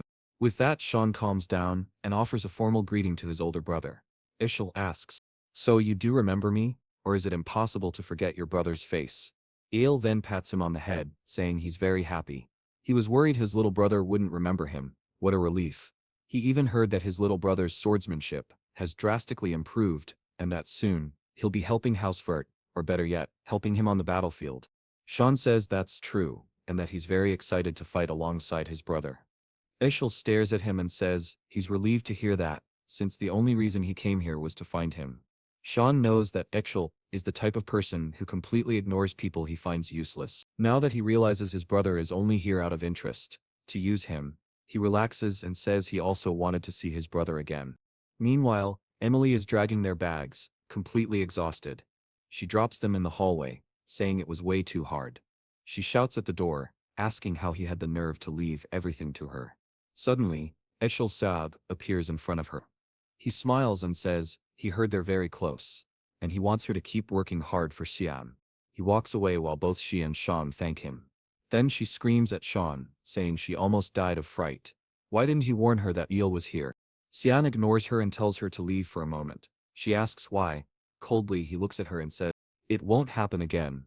She's startled by his expression. Sian goes into the bathroom and begins vomiting into the toilet. Dizzy, he asks Kiran why she stopped him. She answers that he should be thanking her. He says it was the perfect chance. If he had lost, she could have taken over his body. Ariam says he doesn't understand. The more hatred he feels, the better it is for her. He smirks, saying that's exactly who she is. Meanwhile, someone goes to Exel's door and asks to enter. Exel tells him to come in. The man informs him that he has confirmed the location of the second young lady. Exel asks where, and the man confirms she is currently residing in the northern continent, in the land of the elves, in Proena. Ia smiles and says it's amazing how she can get along even with a race that hates foreigners. That's a testament to her natural affinity. He then asks to be notified if she shows any sign of returning to the Empire. The man asks if something happened that changed Ekel's mood. He asks why he thinks that. The man explains that he seems to have a much more radiant aura. Was meeting his younger brother really that incredible? Eshel says, it was terrible. Maybe that's one way to put it, but at this moment, he's actually pretty pissed off. The poor servant is trembling. Apologizing. Eshel paid very close attention to Xian's gaze and interpreted it as the look of someone who just saw his enemy. Did he see something wrong? He knows there's something strange about that boy, and he'll need to watch him closely. The butler says he understands and says he'll assign someone to keep an eye on him. Eshel stands still, staring out the window, remembering Xian's look, wondering what he's hiding. Outside the mansion, carriages gather. Emily is yelling that she's very disappointed in the young master. He says it's her fault he can't go, since she's not suited to be a guard. She gets angry, saying he should have warned her earlier. The carriage starts to move, and Sean waves goodbye to her, telling her to stay calm, while she shouts at him not to cry just because she's not there. Sean makes a goofy face and says he understands, while Emily is shocked he's actually leaving like that. She starts yelling, saying that even if he's bullied or beaten up by everyone, he shouldn't lose hope. From afar, she shouts for him to come back safely. Sean remembers that when he was 8 years old, he got a high fever that caused him to faint. Back then, no one else took care of him. Only Emily carried him on her back. Even in the rain, she was the only one in the family who tried to find a doctor to help him. After a long search, an old man opened the door. If it weren't for her that day, he probably would have been found dead in one of the mansion's rooms. With a bright smile, he says that if she keeps following him like this, she'll end up dead, and he can't take her to the academy, because to him she's too precious. Now he's alone in the carriage, but he's surprised that they assigned 6 intermediate-level knights just to escort the young master to the academy. He's pretty sure he'll see blood before even arriving. It was already late afternoon. The knights looked at each other and decided to stop there. They informed Cyan, who asked how far they still were. They told him they were near the central city of Saffron and would likely arrive there by morning. Sean says he understands and asks them to call him once they finish setting up. But he already knows they're lying. After all, this forest isn't anywhere near Sauron. Camping in the middle of the day in an isolated place and lying about the location. Everything makes it clear they're planning something. Sean begins stepping out of the carriage when they tell him everything's ready. He walks out acting clueless, saying the air feels great. Already surrounded by the 6 knights, he wants to know whose orders they're following. One of them hesitates in the background. Sweat runs down all their faces, but no one speaks. One of them, however, has a faint smile. Sean notices and asks again whose orders they're acting on. That man starts drawing his sword, saying Sean doesn't need to know, since he'll be dead soon anyway. They step forward, apologizing, saying it's nothing personal, but out of respect, they'll make it as painful as possible. All he needs to do is close his eyes. A knight lunges, ready to deliver a death blow to Sean's neck, but before the blade lands, his head has already been sliced off. It falls to the ground like a sack of trash, and the others stare in disbelief. Sean says he'll ask one more time, whose orders? Now everyone's terrified, trembling, not knowing what to do. Sean asks why they're so frozen. Did they really think it would be that easy? One of the knights can't even believe what he's seeing. Another tries to attack Sean from behind. But in an instant, Sean is already on the other side, having delivered 2 clean slashes. Another takes a cut on the shoulder and one on the arm. One tries to run but immediately falls, writhing in agony. Sean had thrown Kira, his weapon, into his back. The knight, who was standing still in shock, is now crying, wondering how a child barely 11 years old could do something like this. Sean hadn't even moved far. And yet, everyone was already dead. Clearly, he didn't survive the demon dragon for nothing. Sending intermediate knights for this mission was a mistake. The crying man collapses to the ground. Sean approaches and tells him to say who gave the order. The man immediately confesses. It was all orchestrated by the Duchess, Margaret. Sean is caught off guard. He didn't even need to threaten the guy, he spilled everything on his own. The poor man is just there, trembling and crying. Why did he talk? Simple. The carriage is already on the move again, carrying Sean calmly toward. He tells Cyan that it seems this was all the doing of young Master Krantes. He somehow asked his mother to prevent Cyan from interfering with him at the academy. Apparently this entire mission was a result of that request. Cyan remembers that coward who always runs away, and now he's behind all this. He's definitely going to need to give him some help at the academy. The man then, a little awkwardly, asks what will happen to him now. Is he going to die too? Cyan says he doesn't seem very attached to his own life. The man replies that he knows they were trying to kill Cyan, so it doesn't make sense for him to be spared. Cyan tells him to at least drive the carriage properly then, so he can be useful alive. The man understands what he means and thanks Cyan, who replies, "Looks like we've arrived, huh?" In the central city of Saffron, a vase is smashed on the floor. Margarita demands to know how they found 6 dead bodies. The butler confirms that it's true, and says that young Master Cyan arrived in Saffron 10 days ago. Margarita, furious, says the butler had assured her there would be no problems, so what happened? The butler apologizes, saying they underestimated a child. She says it's impossible. A 10-year-old couldn't have killed that many people. The butler says he probably had help from someone they didn't know about. But it's fine. They'll just send an assassin to infiltrate the academy. She cuts him off, saying, that's enough. What if Cyan finds out she was behind it and ends up hurting Krantes because of it? She remembers Cyan asking whether her son needed to graduate. Biting her lip, she says it's best not to do anything else before things get worse. Also, no one can find out about this incident, so all those affiliated with it should be eliminated. Eshel's spy overheard the entire conversation. It's been 10 days since Cyan left Saffron. Brian has been playing the role of servant this whole time, and he knows that word of Cyan's survival must have reached the mansion by now. At this rate, he'll probably reach the academy without any further trouble. Cyan starts to wonder whether he'll have to get rid of Brian, Suddenly Brian opens the carriage window with a smile, announcing that they've arrived. Cyan says, "Alright, I got it." That city brings back memories. Not necessarily good ones, but this academy changed him a lot. At the reception, he shows the crest of House Frey. A bit hesitant, the receptionist girl says, she'll register him. Everything looks in order. He'll get his room soon. And everything should be fine. Still, Cyan notices something strange about her behavior. Is there something wrong? She then hands him a letter and a golden key. He's shocked and asks if she gave him the right one. Brian drops the luggage, in surprise when he realizes what room Cyan has been assigned. The royal dormitory. The best available. However, Cyan remembers that in his past life, this never happened to anyone. That must mean someone's influence is behind this. He asks Brian if that was the last suitcase, and Brian says yes, he brought everything. Cyan puts his hand inside his coat and says that now that they've arrived at the academy and the luggage is delivered, Brian's job is done. Brian, sweating, says, "Hey, wait a minute, kid." But Cyan tosses him a bag of coins. Brian, surprised, asks, "What is this?" Cyan replies that it should be enough to start over, wherever he chooses to go. He just advises Brian not to return to the mansion, otherwise he'll die. Brian stands there in silence for a moment. Then suddenly, he kneels and says, "I, Brian Kendrick, official knight of Vadis, wish to serve young Master Cyan until the end of my life." Cyan asks if he's really a knight. Brian says yes, though he's not very good, so he's more of an assistant. But once his father told him that if a not-so-talented knight ever found someone he could truly trust, he should not hesitate to serve them. Cyan says, "That's idiotic." Brian, confused, asks what he means. Cyan asks if he isn't afraid of being betrayed later. Brian says that even if that happens, he doesn't mind. Cyan warns him not to do anything reckless. As they walk out the door, Cyan mentions there will be an entrance ceremony, and then they'll head straight to the exam. Brian, already sweating, says okay. Meanwhile, the academy's headmaster and a girl are talking. This year, there are many talented students. All the students are gathered in a room. In the center stands a girl surrounded by a powerful aura. She is Aaron Severa. She has a 2-star magic grade, a B-rated physique, and a 52% light element affinity.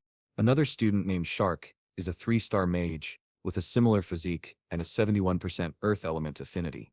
Stroking his beard, the old man says, "These kids are incredible, but then there's that boy, Severth. He has a 1-star magic grade, an S-rated physique, and a 92% dark element affinity." The academy instructor Sika Nigrit says that even the girl Elevert, once considered the daughter of God, only had an 88% water element affinity. The old man comments on how interesting it is that the person everyone believed had an unsurpassable talent has already been outshined by her own brother. He is the chancellor of the academy, Kendall Kizel.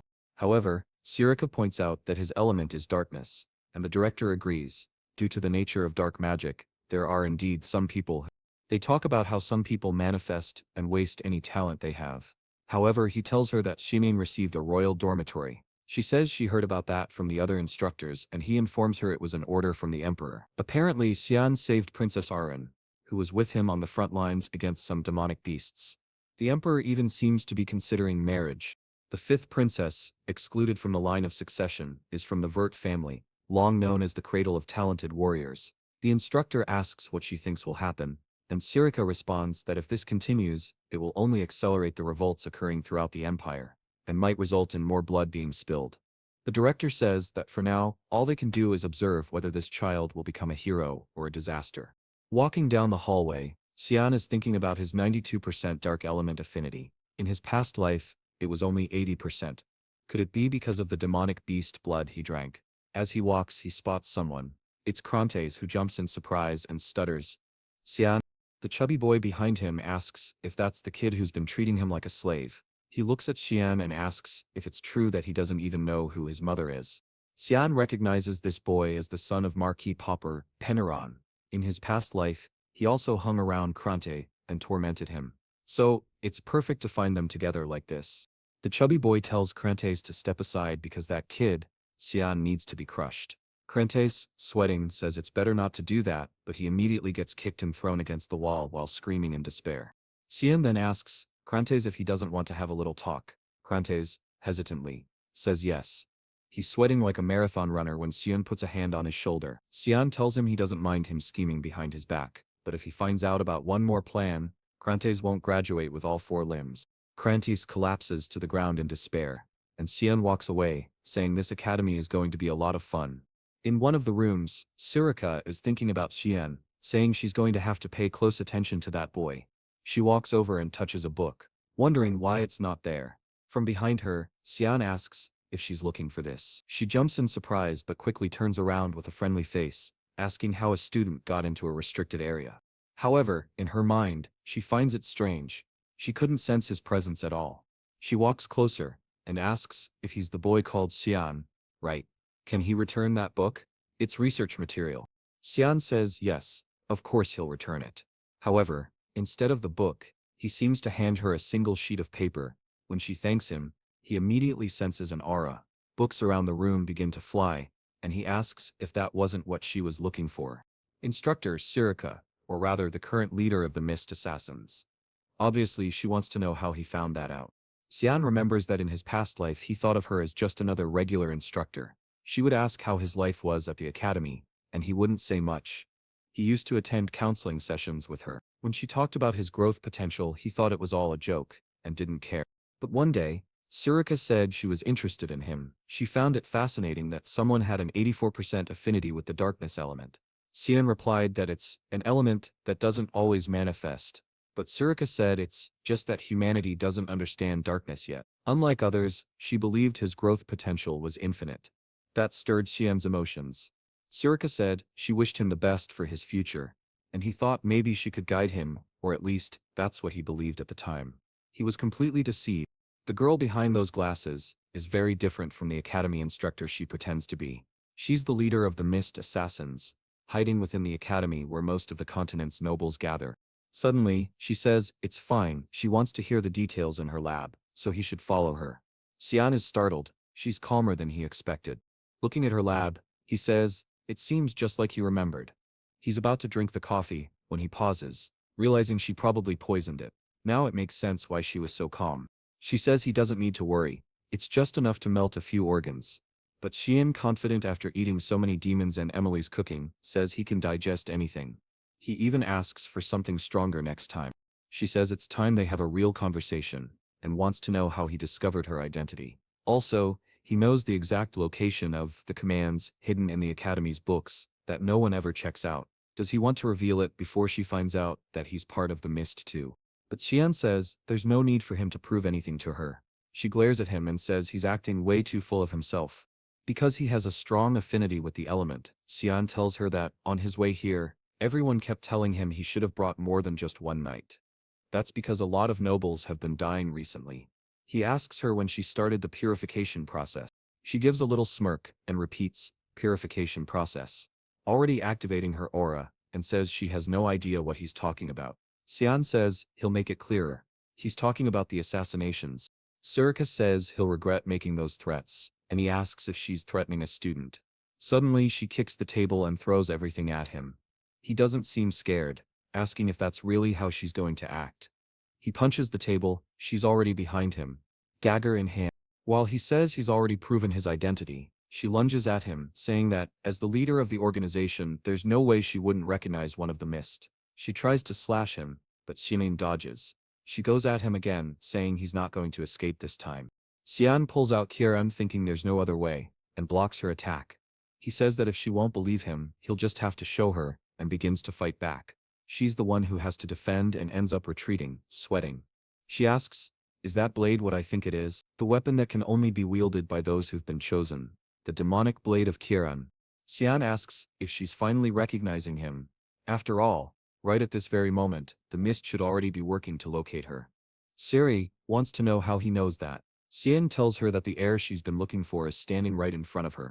In a certain street in an isolated house, someone uses magic to unlock a door. It's Surika with Cyan, who comments that he doesn't seem very impressed with the Mist's hideout being right here. That path over there leads to the altar he's so eager for, so she tells him he can go alone. Cyan walks through the tunnels. It's a subspace created by the power of the god of Mist, which is why it's much longer than it appears. Still, he remembers exactly which direction to go and all the traps along the way. Suddenly, some people attack him from behind. He says this welcome ceremony is a bit too much. He defends a few strikes and retreats. They throw a mass of mud at him, which he has to block. One of them almost dies from it and has to defend himself too. Cyan is impressed that the guy managed to dodge that in such a short time. The attacker, thinking it's amazing, activates a secret technique that creates several clones attacking from all directions. But Shinan also has his own technique.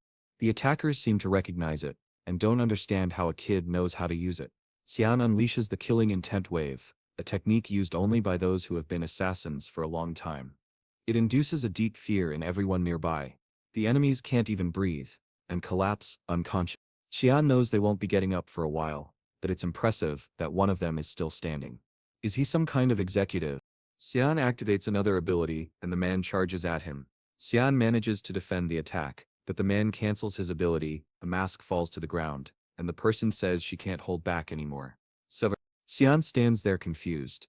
It's Lady Surika again, saying she wants him to show his true power. He uses another technique, a wild attack that sends her flying. She says he's interesting, being able to use two assassination techniques so easily. She wanted to see his potential, but the boy is already running away. Cyan knows she has something called combat desire. Once absorbed by that urge, she'll keep fighting until one of them dies. He's experienced it before and knows he has to run, but she's excited, telling him to come back because he wants this too, doesn't he? She attacks him again, and he blocks it. She says that this is a subspace where no one will notice anything. He doesn't need to hold back. Cyan realizes there's no way out.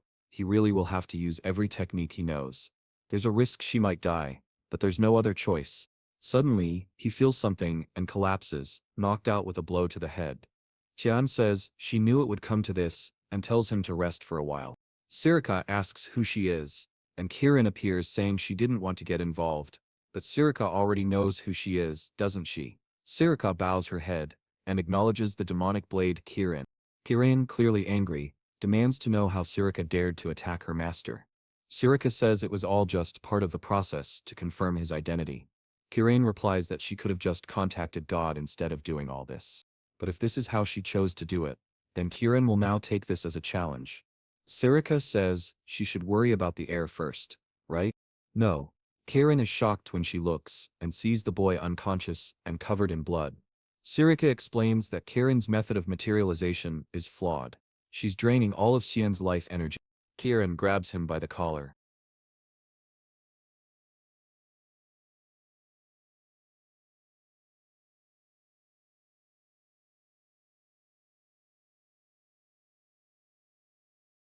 Furious, he asks how Sean can be so weak, after drinking so much blood. Surika then says that, as a leader of the Mists, she would never refuse a battle. If Kirin truly wants to be an opponent, she cannot refuse either. Kirin is taken aback, saying that this girl is really strange. Suddenly, Sean asks Kirin why she materialized. She tells him not to worry, she's only going to crush that reckless girl. Now things are really bad, because Surika is also excited, saying it will be an honor for her. Kirin tells her not to come begging later, to which Surika responds that she's looking forward to going that far. Suddenly, a voice in the hall says, "Enough," and they recognize it as the voice of Lord Air. A portal begins to open, and everyone becomes tense. The voice commands them to now send the heir to the altar, and she agrees without hesitation. Sean is excited, saying that he's finally going to meet him, the god of darkness, Air. Some people think that the god of mist is an evil being. Someone for whom murder is as natural as eating. Someone who justifies his actions under the pretense of doing them for the world. However, he claims that the deaths of those people were actually good. By paying with their lives, they became righteous. Most people believed that this was insane logic. That this god was an idiot. Someone who pretended to protect the powerless. Sean passes through the portal and finds himself in front of a throne staircase. The god asks if he knows who he is. Sean says, obviously, he's Eri, the god of the black mist. The god asks if he is Cyan Vert and wants to know what right he has to consider himself his heir. Sean challenges him, asking if he can't feel that the power of the mist is already present in him. The god says there are two ways to become an heir. The first is by receiving the mist stone directly from him, and the second is when the stone itself finds the heir. Since he doesn't know Sean, it must be the second case. He knows the stone that was on the altar disappeared a year ago. What's strange is that Sean not only awakened Kirin, but also seems to be using her quite well, and his eyes don't match his age. Because of this, the god concludes that Sean belongs to a timeline he doesn't recognize. Sean becomes curious and says he thought gods knew everything. The god replies that if he's looking for an omnipotent being, he came to the wrong place. A long time ago he lost the status of a god. Sean kind of already knew that, but now the god is wondering why everything seems strangely easy for him. Sean asks what he means, and the god explains, he was just sitting there peacefully, and now the heir has appeared. Why did Sean do all his work for him? And on top of that, he brought along a very troublesome item. Thinking that Sean might be dissatisfied with the demonic blade, he suspects that he might try to obtain the power of the sacred sword for himself. Sean smiles, saying he has no interest in that. If that thing never sees the light of day, it will remain nothing more than a worthless piece of junk. The god begins to stand up, saying that Sean has some strange habits, but precautions must be taken. And as the rules dictate, raising his arm, he declares that now Sean will become the absolute creator, the heir who will succeed his power. He asks if Sean wants that. Sean remembers that in his past life, at that exact moment, he answered that he would live for his older brother. Obviously that was foolish, but at that time they didn't seem to care much about his answer. When he left, the place fell apart, and Sean was left wondering whether they even wanted something from him at all. The god says there are more important things than foolish conviction. Now Sean thinks maybe the god already knew everything that would happen. He approaches, and says he no longer has any interest or belief. The god looks confused, and Sean says he will use the power in the most selfish way possible, entirely for himself. The god says that right and wrong are determined by the individual, and asks if Sean won't regret that decision. He warns Sean to answer carefully, or he'll kill him right now. Sean says he doesn't care about the consequences of his actions. He won't take orders or follow commands from anyone. He's followed his own path, and that's all he wants. The god says Sean seems to have something in mind, and asks what it is, but Sean refuses to say. The god says all he needs to do is purify the names given to him. The rest doesn't matter. Suddenly, he appears behind Kieran and says it's time to have a little chat with his daughter. He starts pulling her cheeks, saying how much she's changed. He asks if she likes her master that much. He tries to give her a kiss, saying he's so happy about his daughter's growth, while she's yelling at him to get away. The god wants to give her all the fatherly love he can, while Kieran is asking Sean for help, who pretends not to see anything. As he leans in to give her a kiss, a pentagram appears. A magic spell begins to cast, and Kieran asks what's happening. Suddenly, she assumes a physical form. Looking at her hands, she's confused. Why does it feel like she actually has a real body now? Sean realizes that he hasn't consumed even a bit of mana. Kieran wants to know what that bastard did. He says he didn't do anything, he just gave her a little bit of his power. Now that she's in a physical form, it will be necessary for her to do what? A duel with her master. It's censored, right? But I think that's what he meant. She's shaking his face, while our guy is thinking that father and daughter really are identical. The next day, in the dorms, Brian asks Sean what that was all about. Sean says, it was nothing important, don't think too much about it. Brian says, come on young master, you can't just ignore that situation, with both girls staring each other down, sparks flying. Kieran is questioning why Sirika came so early to visit the young master. People will start gossiping about a relationship between an instructor and her student.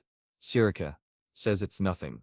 She just came to deliver a book to a very studious boy. Kieran, annoyed, says that as a leader, Sirika should act better.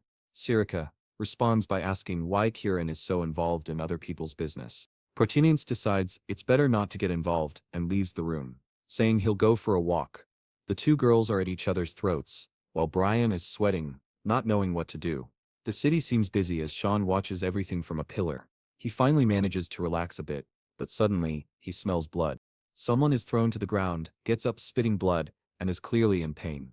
Some guys nearby say they should try that thing. It's horrible, so it'll be fun. A blonde guy forms a ball of mana in his hand, shows it to the girl, and tells her to take a look. He pulls her mouth open, and says he brought something delicious. When a friend brings something delicious, she has to eat it. She obviously shuts her mouth in desperation, but suddenly someone yells at him to stop. One of the students was about to strike a boy with the orb, when Aaron tells him not to do that it's shameful for a noble to act that way. The blonde guy turns around and declares that he's the son of Duke Rewager, and asks who she is. She introduces herself as the princess of the Imperium of Severos. The guy smiles, realizing it's her, and says he's surprised to meet the famous fifth princess of the Empire, Lady Anne. He walks up to her and says, it's an honor to meet her. Aaron replies that she's not here to meet him and demands an explanation for the situation before her. The guy says, fine, best to ask the kid. He looks at the boy and tells him to speak up. The boy, clearly scared, is grabbed by the collar and asked if he's okay. Obviously, the boy says he's fine, nothing happened. Arian points out that it doesn't make sense for him to hide it when it's clear he's not okay, given his appearance. The boy looks away and insists that he's fine, and tells her to leave, that they were just playing. Umine starts laughing, asking if Arian heard that. Apparently, she should be the one feeling insulted. Arian says, whatever, she's taking the boy with her. But the blonde guy grabs her wrist and says she doesn't understand. She demands to know what he thinks he's doing. He says the boy already told her to leave. Aaron begins to threaten him, reminding him that he's holding the arm of an imperial princess. The blonde Rick says he doesn't care. She's just the useless fifth princess anyway. But Sean had been nearby and heard everything. Suddenly, the guy is struck hard by Sean, who has now entered the scene like a b-boy. Aaron blushes when she sees Sean. He, however, is more curious, wondering if Hashime is that kid standing in front of him. Two people are exchanging blows from the Empire of Garan at Fort Klein. Sean was fighting someone. She was the most powerful Shinin sword wielder of his era. Hashimas Klein. Man, I thought it was a boy. This is the reverse surprise. You think it's a guy friend? It's actually a powerful girl. She originally belonged to the Empire of CF, but for some reason, after graduating from the academy, she joined the Kingdom of Garan, and even changed her nationality. Sean blocks an attack and is thrown back, already surprised when she leaps in for a slash. He disappears and reappears behind her, landing a blow to her spine, sending the warrior crashing to the ground. At first, I thought they were training, but in reality, he killed her under orders from the Empire. The mission was to assassinate her through infiltration, but she found him first. They ended up having a kind of official duel. For Sean, there was no particular reason. He simply saw her as an incredible person, someone who had reached the peak of swordsmanship on her own, and didn't want to kill someone so talented without giving her a chance to fight. His friends start calling for Beretta, while Hashimas is in shock. Beretta begins to stand up, asking why so many idiots care about other people's business.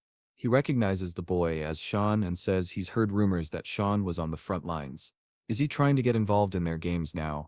Sean thinks these games are anything but fun. Injecting mana orbs into people's bodies could collapse all their mana and make them incapable of using magic ever again. Sean asks if this is the so-called game where they shove mana orbs into people's mouths. He starts conjuring dark magic and says he'll join in too. Suddenly, the guy begins to sweat nervously as Sean already creates a. The muscle gang guy climbs on top of him and asks, "What are you doing? Why isn't your mouth open yet?" Uh-oh, he's trying to shove the mana orb back into the blonde boy's mouth. Back in the dorms, Amos is lying on the bed, completely beaten up. Aaron tells her that they've already taken care of the injuries, and now it's just time to rest. Amos thanks her and says there's no way she could repay them. For some reason, Aaron is feeling proud, saying that their beloved Sean handled everything, so Amos doesn't need to worry. Sean reflects on all of Hashmus's injuries, and finds it amazing that she didn't faint after so many fractures. She truly deserves the title of strongest sword. Suddenly, Hashmus asks if he knows her. Embarrassed, she says she noticed him staring at her a lot. Sean replies that he thought she was someone he knew, but lets it go and apologizes for making her uncomfortable. Oren watches him speak and glances at the other girl who now says it's okay, though clearly a bit awkward. Suddenly, Aaron asks Hashmus where she's staying, and what if those guys come back to hurt her again. Hashmus says she's in the common dorms. Aaron then asks if she has no noble title. She replies no, she only got in through a special admission by Instructor Vayan, who had promised to help her when she got into the academy. But right after she arrived, he was expelled. Sean now understands. She lost the person who was supporting her, and says that what she's been going through is just the beginning. She might be kicked out soon. Aaron is a bit saddened by the situation, and Sean suggests that Aaron accept Hashmes as her attendant. That way she can also learn some swordsmanship from the girl. Aaron is shocked, and says, "Why are you calling that boy a girl? Don't you see he's a guy?" But Sean says that person is a girl. At that moment, Aaron's world collapses. Deep down, Hashmus apologizes and says she wasn't trying to deceive anyone. It's just that she's always preferred short hair since childhood, and people often get confused. In Demon Slayer, it was the boy who turned out to be a girl. Now in this story, it's the girl who looks like a boy. What a reversal. Aaron tearfully apologizes, saying she didn't understand and doesn't even know how Sean figured it out. Hashmus says, "It's okay, and that she should be the one apologizing. Arin then asks what Hashmos thinks about Sean's suggestion. To her, it sounds like a good idea. If Hashmos becomes affiliated with her, she won't suffer harassment anymore. She can focus on her studies and live a more comfortable life. Ahimis asks what she could possibly do for Arin. Arin replies that she's been feeling very lonely lately and needs someone close by. Hashmis thanks her and says that from now on she'll be her attendant and will never bring her shame. Arin turns to her and says she should thank Sean, but where is Sean? He's already gone. He knows that from now on she can handle things herself. Now he understands why Hashmis left the Empire of Shief. And probably, if it weren't for that awful beret, she wouldn't have lost control of her mana. Now the person who was already the strongest Shining sword in the continent has her mana intact. She might become someone difficult even for him to defeat. But that doesn't matter for now. His attention is elsewhere. Specifically on what Surika personally gave him that morning. Her mission, his first chance to help the association. Like the video, folks? Help us out! He remembers that the last chapter ended with him saying he was more interested in what he received, along with that card. He thinks that this will be a tough challenge, especially for a first mission. But he remembers that when she gave it to him, she said she believed in his potential.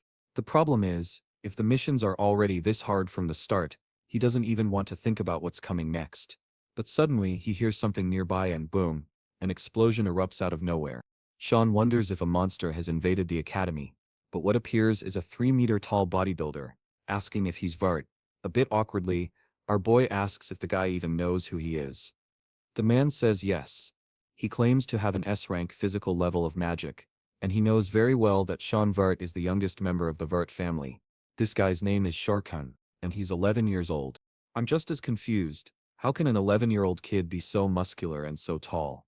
Sharkan starts flexing his biceps, saying he's heard of all the things Sean has done, from killing creatures to surviving an encounter with a dragon. On top of that, he heard that Sean received an S-rank physical evaluation, something Sharkan himself hasn't achieved. That's why he wants to challenge Sean to a fight. It's then that Sean seems to recognize this guy, because of the mark on his chest.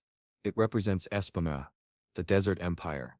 Apparently this guy is the prince of that place. The country lies in a desert to the east, and in his past life the entire army of Espana revolved around one person, Asines, who made it impossible for any invading army to conquer Espana. That nation prided itself on never being conquered. However, that prince suddenly declined. He ignored his health and focused so much on training that he eventually died from overexertion. Just a regular cold. Damn. What an epic story. What Sean never expected was to run into the prince of that city right here. He's sure this never happened in his previous life, and now it's going to be a problem. Still, he decides to respond, asking if the guy wants to fight now. Set says, yes, it's the only way to know who's the strongest man, and he warns the boy that he won't accept no for an answer. But that's exactly what Sean replies. Set asks, why? The protagonist explains that fights like this need to be approved by the academy. First, they have to go to the office and submit a formal request.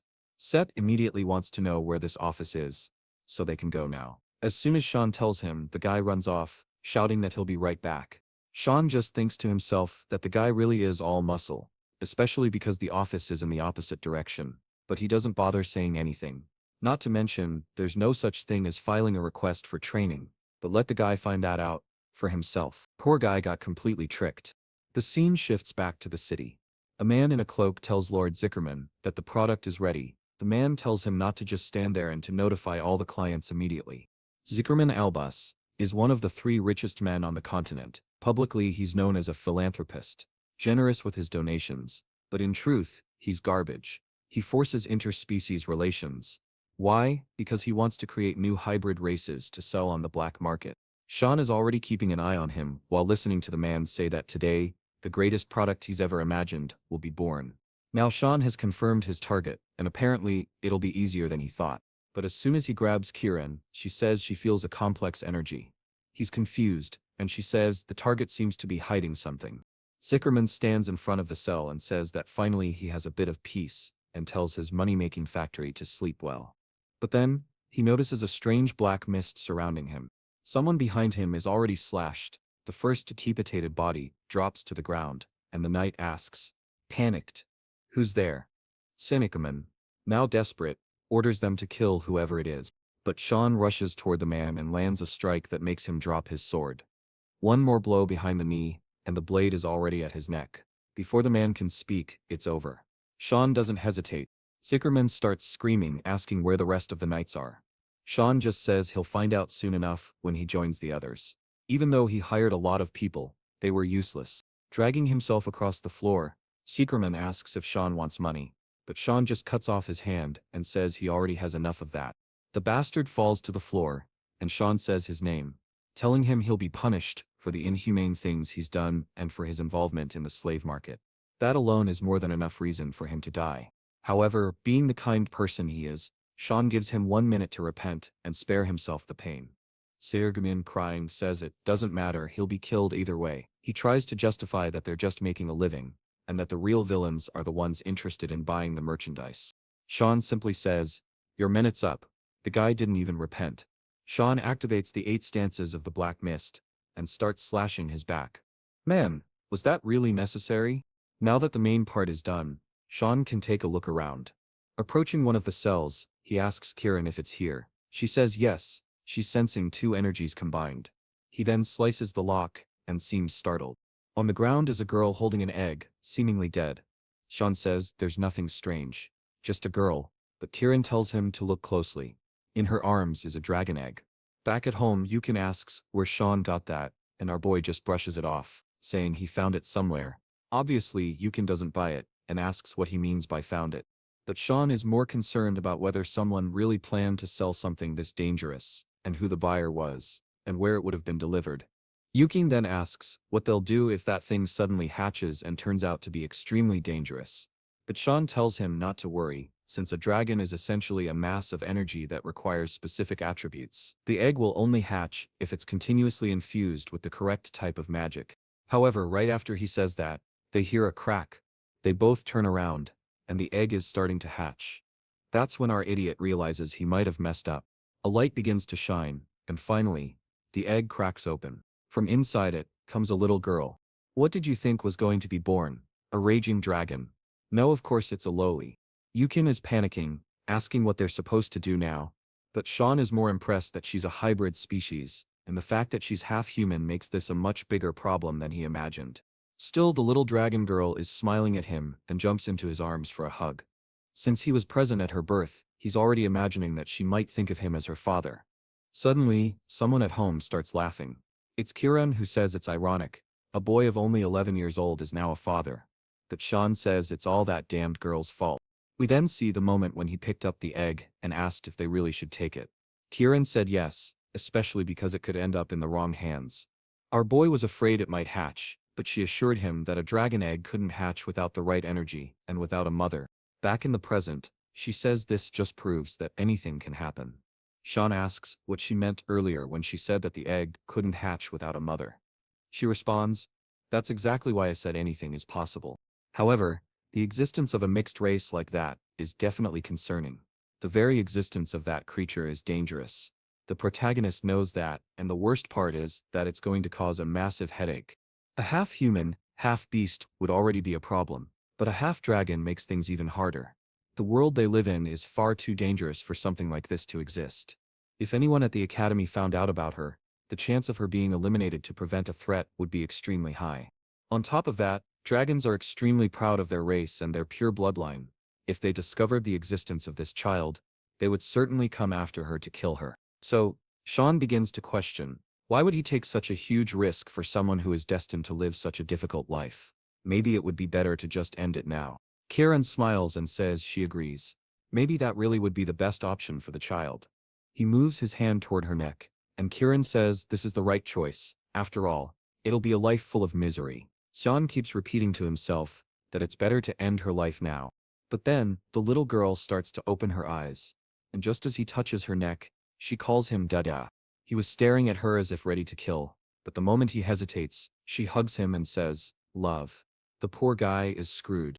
He realizes she's really warm. He picks her up by the arms and lifts her, saying that, apparently, now they'll have to figure something out. He tells Kieran that they're going to take care of her. But Kieran doesn't seem too thrilled about that. The scene then shifts back to the Vert household castle. Krent's mother is still wondering what she's going to do. She can't allow that damned Sean to roam free and be a danger to her precious son. That's when Excel appears and calls for his mother. He says that if something's bothering her, she can just tell him. Okay, now I'm confused about why this mother is blushing so much. What's going on here? This relationship is peculiar, right? Anyway, she walks away and says she's fine, and that nothing is bothering her. But as soon as she closes the door and tells someone to clean the information, the man says they found the bodies of several dead knights in the forest. The only survivor made it to the capital with Sean, and he's sure the person who ordered the attack was Duchess Margaret. On top of that, they lost contact with the agent at the academy, who was passing along information about Sean. Eshel says, it looks like the man didn't learn anything from what happened to his brother. The guy starts trembling, realizing that Eshel is disappointed, and he knows that Eshel isn't the type to keep people around when they let him down. Right before he's dismissed, he screams that he'll look into it himself. He swears he'll never disappoint Eshel again. Eshel puts a hand on his shoulder and says it's impressive how passionate Kellen is about his work. Then he leaves, saying he's sure his brother is hiding something. Back at the academy, Surika comes running in. Sean is there with Kiran and a piece of wood meant for the dragon, asking what she's doing there. Surika wants to know why there's a baby in the dorm. The protagonist says it's a long story, but she cuts him off saying the explanation can wait. They have more important things to deal with. She says that, apparently, our boy has been busy causing problems. She then shows that a duel between him and CF has been approved, and asks why he isn't keeping a low profile, and instead doing something like this. Is he trying to draw as much attention as possible? Sean is confused. Did the guy really submit a formal request to arrange a duel? Kiran asks what the problem is. It's just two 11-year-olds playing. But Sean knows CF isn't just any 11-year-old. He asks when the duel will be. That's when he's told it'll happen in 2 hours. And there he is, thinking this is happening way too soon. Siaf greets him, saying he's been waiting for this moment. But Sean doesn't seem very eager. Siap says he wanted a free-for-all fight, but they only allow swordplay and magic. He asks if Sean is going to use magic. As soon as Sean says no, Siaf replies that he really never disappoints. He leaps forward to strike, saying he wants to see what Sean can do with a sword. The protagonist, however, stays calm, just thinking about how fast this guy is, especially for his size. But attacks that rely purely on brute strength are easy to dodge. With a simple movement of his sword, Siaf's strike hits the ground. Sean begins to move, thinking an opponent like this is defeated using sophistication and precision. However, the prince says he won't give Sean a chance. Their swords clash, and the guy feels the pressure in his arm. Sean was managing to use a good part of his strength to counterattack, but how was he blocking such a large sword using only a rapier?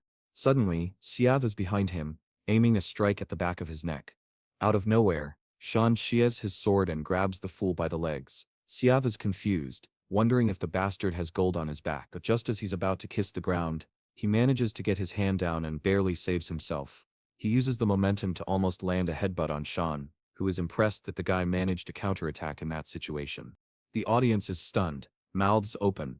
People are wondering if these two are even human.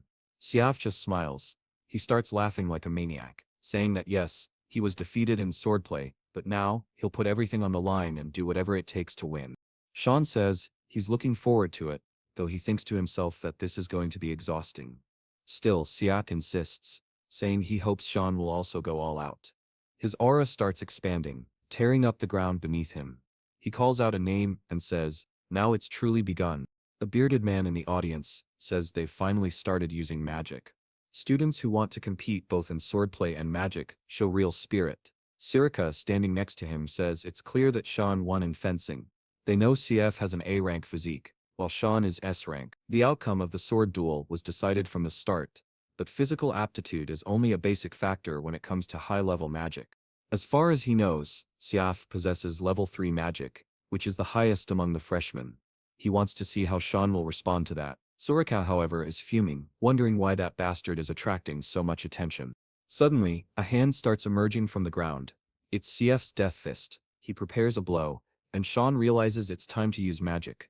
He easily dodges the first attack, but seems to stumble on something. CF warns him that he won't be able to escape. A series of attacks comes rushing in, but Sean easily evades them all. Then CF activates Tooth of the Desert, and a surge of sand bursts from the ground. Suddenly, it seems Sean is being surrounded. He knows CF has at least one 3-star spell. Poor guy, just took the Gara Classic. However, once the dust settles, Sean is standing there, completely calm. One thing he realizes is that Siath could easily use level 4 magic. The problem is that winning this would put Sean in a complicated situation. Siath then asks how long he plans to keep dodging attacks. Obviously, Sean wants to know if Siath actually expected him to just take a hit to the face. Annoyed, Siath says he's just a student, and a warrior should never run from his fate. Confused, Sean replies that, as far as he knows, both of them are students. That's when Siath goes berserk and starts activating a sandstorm. The old man in the audience watches closely, while Sirika seems scared. She wants to know why he's using a 4-star magic spell. Siath launches the attack at Sean, saying he wants to see him dodge this one. Our boy just stands there and says, "Alright, I'll take this one." Meanwhile, someone grabs a baby bottle. It's Yukin, who says it's a good thing he has experience raising kids. It was a nightmare, taking care of all the younger servants. Still, he never imagined that experience would help him now. He then calls for the princess, and says it's time to eat, but suddenly, he's shocked. The girl had already grown a lot. Back in the arena, CF's attack is enclosed in a blue orb, but it's beginning to crack. Ah, I see, it was a protective shield to stop the audience from getting caught in the fight. But now it's breaking. Oscar from the barrier team can't understand how a student is doing all this. The CCA tells the Chancellor that it might be best to cancel the match, but he says he wants to wait. He feels like something big is about to happen. Sean then activates a secret art, Void Sphere. Obviously Sirika didn't want him to use something like that. Suddenly, Xiao's sandstorm begins to be absorbed. The professor laughs, saying the kid is impressive, while Sirika wants to kill him for letting everyone witness this. Seth's attack continues to be absorbed, and the sphere keeps growing. Then, after a moment, Sean closes his fist. Siath is left confused, not understanding what happened, and people in the crowd wonder where all that power suddenly disappeared to. No one has any idea what that black energy sphere in the middle of the arena was. Sean then asks Siath if he still wants to continue, but the poor guy is exhausted.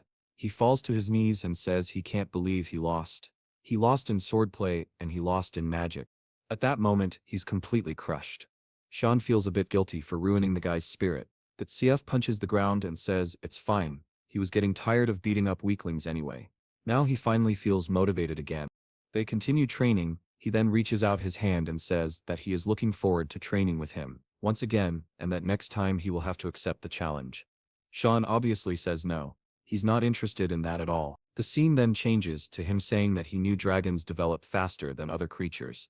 However, from one day to the next, it seemed like the child had aged 6 years. The girl is already welcoming her father. You don't know that at this rate she'll soon be his age. He tries to explain that he only took his eyes off her for a second, and suddenly this happened. Wow, man, you know it's gonna be hard to raise her here. Now, someone says that eventually he won't be able to hide her anymore.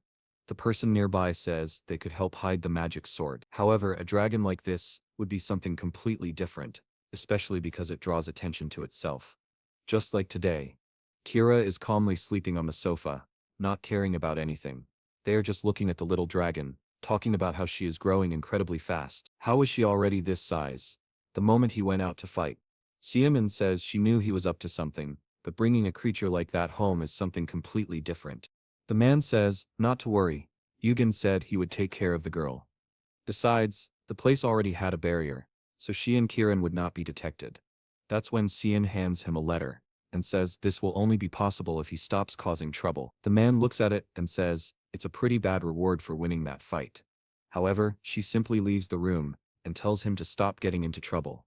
It would be terrible if he ended up angering a certain person. Yugen asks what it was. The boy says, it's a warning. They want to expel them for bad conduct. The little dragon says, this can't happen to her daddy, or else everyone will end up on the street begging for money. Sean is confused, wondering how on earth she learned to say things like that. He then pats her head and says that for now, they don't need to worry. He says it would be very dangerous if he were forced to go back home. Shanine replies that they don't need to worry because it was just a small competition, especially since he saw that the letter came directly from the Chancellor, not from the administration. This means the man wants to talk to him. I don't know if this was in the past, but I believe it was. The Chancellor asks if he really wants to join the Order of Light. He agrees, and the man says he believes it doesn't suit him. Seeing the boy's expression, he says he's sure the boy knows that. He then decides to give him some advice, telling him to keep it in his heart. He is certain that he would find no benefit in joining the Order of Light. His fate would be suffering or something even worse. However, one thing he was sure of, joining that order would not be worth it, because that's the life of a puppet. This was the conversation he had with Main in his past life, when he was called there once. It makes him wonder what curse the old man will throw on him in this life. Yuking then comments that the child might deserve a name. We can't keep calling her little one. Sean simply replies with, Nana. The narrator was going to suggest thinking a bit more, but the girl says it's perfect. She likes the name Nana, because it's the same backward and forward, and now she's Cyan Vert. She spins around Sean, who wonders how she knows his last name. The scene then changes to the Chancellor's office.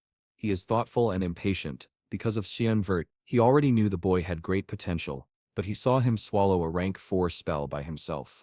Someone with that much power should be feared. However, the strangest part is that he didn't even seem to be trying, which makes him wonder what this boy is truly capable of. Kenny knows that Candle was the teacher of Emperor Dion and Princess Diana. He is one of the few 9-star mages on this continent. After Princess Diana's death, he decided to dedicate himself to cultivating new talents at the Royal Academy. But what leaves Cyan confused is that he always saw this man as a pacifist. So why in his past life did he suddenly get involved with the Empire's throne affairs? He pauses for a moment and is sure that man was still a trickster. As always, hitting the wall, he notices that it had a barrier, not just any barrier, but a 9-star one, even knowing he was coming. Apparently, the man wanted to test him. He was eager to pass this test. Candle was smiling, curious to see how the boy would deal with the barrier. Then, the troublemaker breaks his window, lands in front of him and calls for the Chancellor, introducing himself as Cyan Vert, a first-year student. The old man realizes the boy did the obvious thing, but he has to admit defeat. He then asks if he received the competition notice. The boy says yes, he received the notice from the Chancellor, but he was sure of certain things as soon as he saw the barrier. That so-called notice was just an excuse to test him. Candle admits it was, and that his method was quite ordinary, but it's undeniable that it worked. Because of that, however, the warning would not be removed, unless he tries to convince him. The old man then says, "You may ask me something." Sean questions whether the old man prefers the prosperity of the Empire or the honor of his own family. Candle remains silent, saying it is quite a bold question, but neither of those is his problem. Sean then asks, if should Emperor Dion and the third princess show ambition for the throne, he would simply stand by and offer no support to either side. The old man replies that this is not only boldness, but already recklessness. Meanwhile, Cyan thinks that this man, in his past life, told him he would become a puppet, but right now he was no different. He remembers that, in his past life, the Chancellor played an important role in helping Prince Lionel ascend to the throne, a prince known for his violent nature and for having killed all his brothers. On the day the Chancellor questioned those murders, he was imprisoned for treason. Now the old man slams the table and says, "This doesn't make sense." He asks if Cyan really believes that the peace built over more than 100 years could end so easily. He thought the boy was talented, but apparently, he is nothing more than an ignorant child. Sean ignores the insult and says that both his daughter and the second princess have already died from illness. Furthermore, the third and fourth princes are forces that cannot be ignored, and the house of Empress Cassandra is beginning to hunger for power. They would be capable of anything to take the top of the empire, especially since the peace in this place is barely holding together. And when all this happens, it would also mean the end of the academy. Kendall is impressed that an 11-year-old boy knows the entire current political scenario. He then asks what Sheenan's intention was in saying all this. Sean says he is here to make a deal that will help bring peace to his family and to the academy. All he asks is that the warning be removed. The old man, however, looks at him as if he were a fool. He summons a magic circle and asks what strength Sheenan will use to resolve this. He points his finger downward, saying Cyan will be crushed along with his arrogance. The chains of judgment appear, and pull Cyan upward. Sean immediately realizes the Chancellor is trying to test him again. The old man says that Cyan may be powerful, but he will not easily escape such an ability, and accuses him of being overly confident. The boy then asks for permission to show what he is capable of. At that moment, the old man is startled. Cyan has activated an adaptation of the Void Sphere. The chains seem to be getting swallowed, and the old man is in disbelief that a level 1 ability is consuming his magic. The energy continues to be absorbed, and the sphere grows larger, making the old man wonder what the limit of this boy's potential is. Finally, the attack dissipates along with the chains. Sean asks if he has proven himself enough. Immediately, Candace says he will remove the warning, though he doesn't believe that is all the boy wants. Sean replies that it is. All he wants is for there to be no trouble at the academy. The old man asks if he is sure. He says yes. The truth is, he really does not want to see the academy fail again. Meanwhile, in the city at sunset, someone says they bought a lot of sweets, but that's what happens when you have a child at home. It is Ken, who is happy just imagining Nana eating all of them. However, he suddenly feels a chill. The place is strangely quiet, or is he just imagining it? He slowly walks, while looking around, until he senses a presence in the shadows, and tells it to show itself. Someone begins walking toward him, and Yukin is startled, dropping the sweets to the ground. Honestly, I thought he would react, but the poor guy simply vanished. Sean had promised the chancellor that as soon as he left there he would attend all the classes. However, at that moment, he is tired, and stuck in that place. It's boring to study everything he learned 30 years ago. Since he has no missions to do, maybe he'll go train. But that's when someone appears behind him, and asks where he thinks he's going.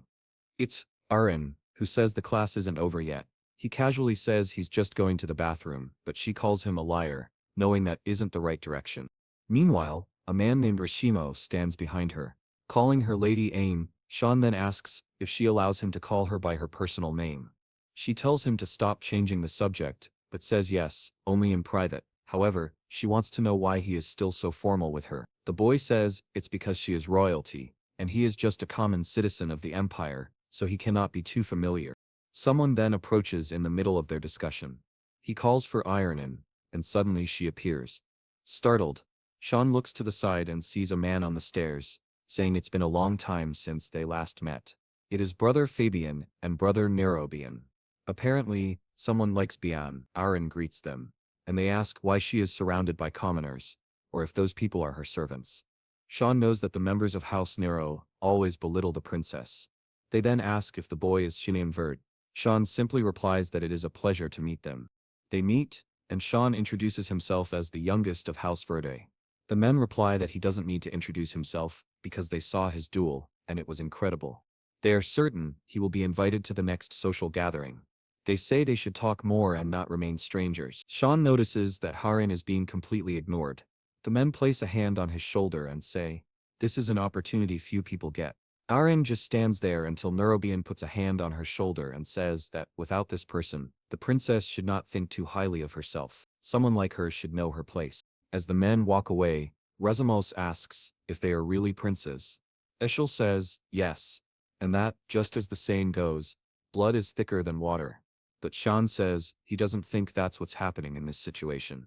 To them she was clearly worse than a stranger. Water and blood meant nothing when it came to power. That's what she needed to understand. The fact that they treated her so coldly showed that they had some fear or concern. He tells her not to be shaken by it, but the poor girl is already blushing. Sean leaves while she remains there, red-faced from his words of encouragement. Back home, Nana is in bed. But Sean finds it strange that he doesn't see either Kieran or Yukin. Then Kieran appears and asks if he can't see that the little girl is sleeping. She asks what he wants from her. Sean tells her to find Yukin. She looks confused and asks if he thinks she's some kind of dog to go around hunting for him. But suddenly she starts sniffing the air and says she smells blood. In a nearby alley, Ken is lying on the ground, being attacked. Some men are laughing while a blonde man says he should have responded when they first called him. Now things have gotten complicated. It's ironic, he says, that the boy has only one night, and he's terrible at his job. He then announces that it's time to cut Ken to pieces and deliver him as a gift to their master. He could thank his boss later. This is the price he will pay for crossing Barrett of Luimnella. But Yukin, still on the ground, simply replies that it's fine. The man is confused and asks what he's talking about. Even beaten, Yukin tells them to go ahead and do what they said. Barrett then tells everyone that it seems he has lost his mind, so it's time to finish it by killing him. But suddenly, from above the alley, someone asks what they are doing. Well, if it's who I think it is, the narrator says, I think you're all going to your next life. Sure enough, a man appears, sword in hand, and it turns out to be Sean. Yukin sees him and, in his injured state, hears Sean comment that it seems they've roughed up his poor boy. Barrett, however, is excited that Sean appeared on his own. This is exactly what he had planned. Sean only replies that he's looking forward to seeing what Barrett will do. He charges toward them, activating the 8th instance of the violent barrage. A tap to one man's neck, a flick to another's forehead. Soon everyone in the alley is being thrown aside. Barrett cannot believe that all the men he hired are unable to defeat this boy. What kind of monster is this? He starts cursing Cyan Vert and says he's going to kill him, but before he can use magic, he's already been kneed in the stomach and thrown against a wall. Sean tells him he hasn't changed at all, and asks if tormenting the weak is really that fun. Barrett says that what he does in his free time is none of Sean's business, and asks if Sean plans to kill him. Sean remembers that, in his past life, this man, the eldest son of House Cyan, became the most powerful figure in the kingdom of Garin. He was infamous for beating his own servants to death and burning small animals for entertainment, until one day his madness crossed the line. He killed one of his classmates and claimed he was just practicing magic. He was expelled, and Sean was given a mission by the purging squad to eliminate him. Sean will never forget what he saw that day. When he arrived at the man's mansion, in the basement was a pile of servants' corpses. Naturally, Sean tortured him to give him a painful death. But even while suffering, the man kept smiling and telling Sean to get it over with. That was because he was already bored of his own games. Now Sean realizes that killing him in the past was not truly a punishment for a monster like this, especially since he had already done everything he wanted. It was a completely inadequate price for the lives he had taken. Sean grabs him by the mouth and draws a mana orb. Barrett asks what he's doing, and warns that Sean won't get away with this, because he is the future of the kingdom of Garin. But Sean just shoves his hand into his throat and says, Barrett likes to talk a lot. His biggest mistake, Sean says, wasn't insulting him. He could say whatever he wanted behind Sean's back, but what he should never have done was hurt. Barrett begins writhing on the ground. A strange purple aura starts to leak from him, and someone above is watching everything. It's none other than Exhal's informant, who thinks he needs to report this urgently. This will definitely interfere with his plans. But then Silica puts a knife to his neck and says she's found the one who's been following her boy. Sean approaches Yukin, who apologizes, saying he has brought shame to his lord. Seeing him in such a state, Sean thinks it's truly pitiful to see the poor guy like this. He then asks why, as a servant, Yukin would get involved in a fight he knew he couldn't win. Was that his idea of loyalty? Sean understands what he was trying to do, but the best choice in this case would have been to run away. He didn't need him risking his life in the name of loyalty, so he tells him not to do anything so foolish again. The poor battered Yukin only asks for forgiveness. Sean then says that the leader can show himself. Suddenly, a group from the purging squad appears, asking if it was that obvious. Sean replies that it's obvious when so many people show up together. At that moment, Circa appears, saying she has brought him a gift, and throws Kelly to the ground. Immediately Sean recognizes him as the one who has been following him recently. She seems impressed that he already had that information.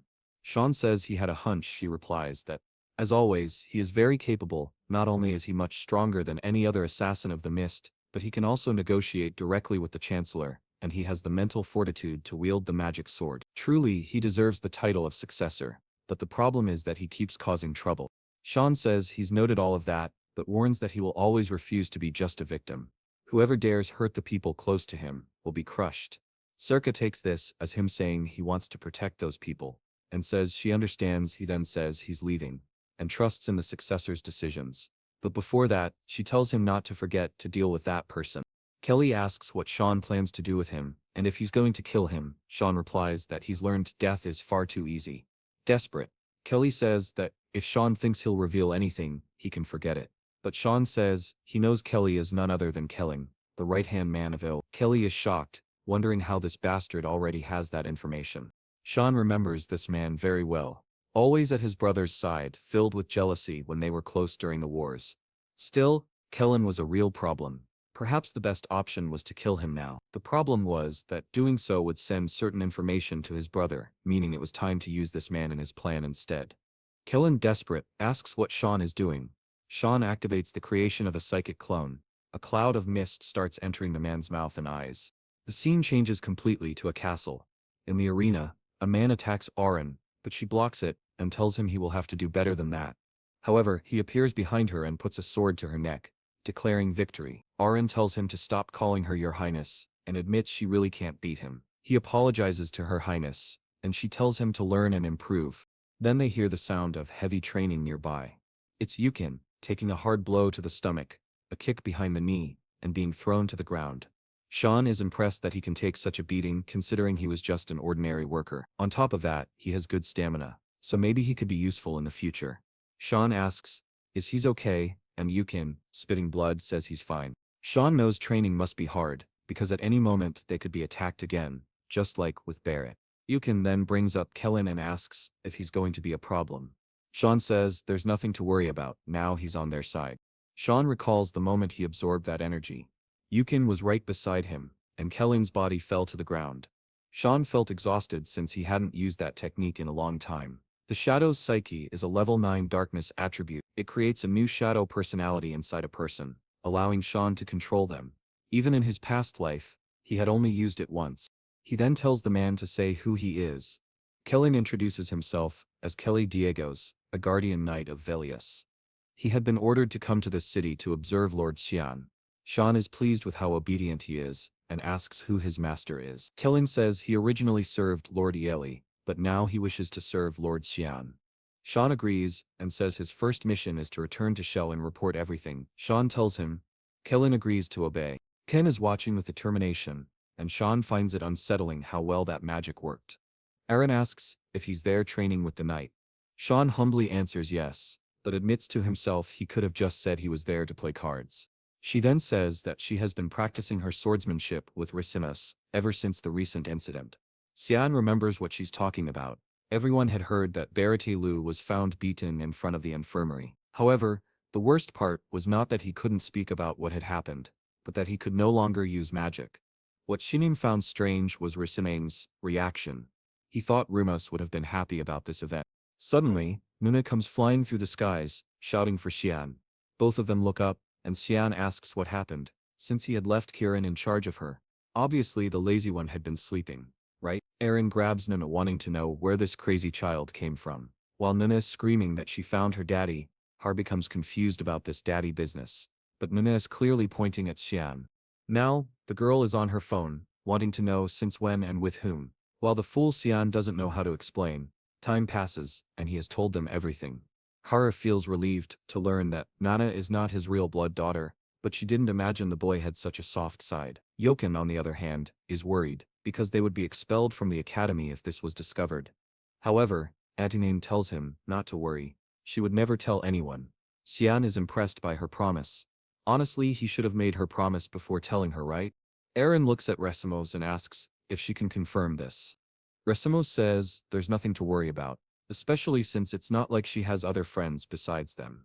That ruins Aaron's cheerful mood. Xian asks why she made that promise, and Resimos replies that she pities the girl. Someone who is neither dragon nor human won't be accepted anywhere. Nana was lucky to at least find them.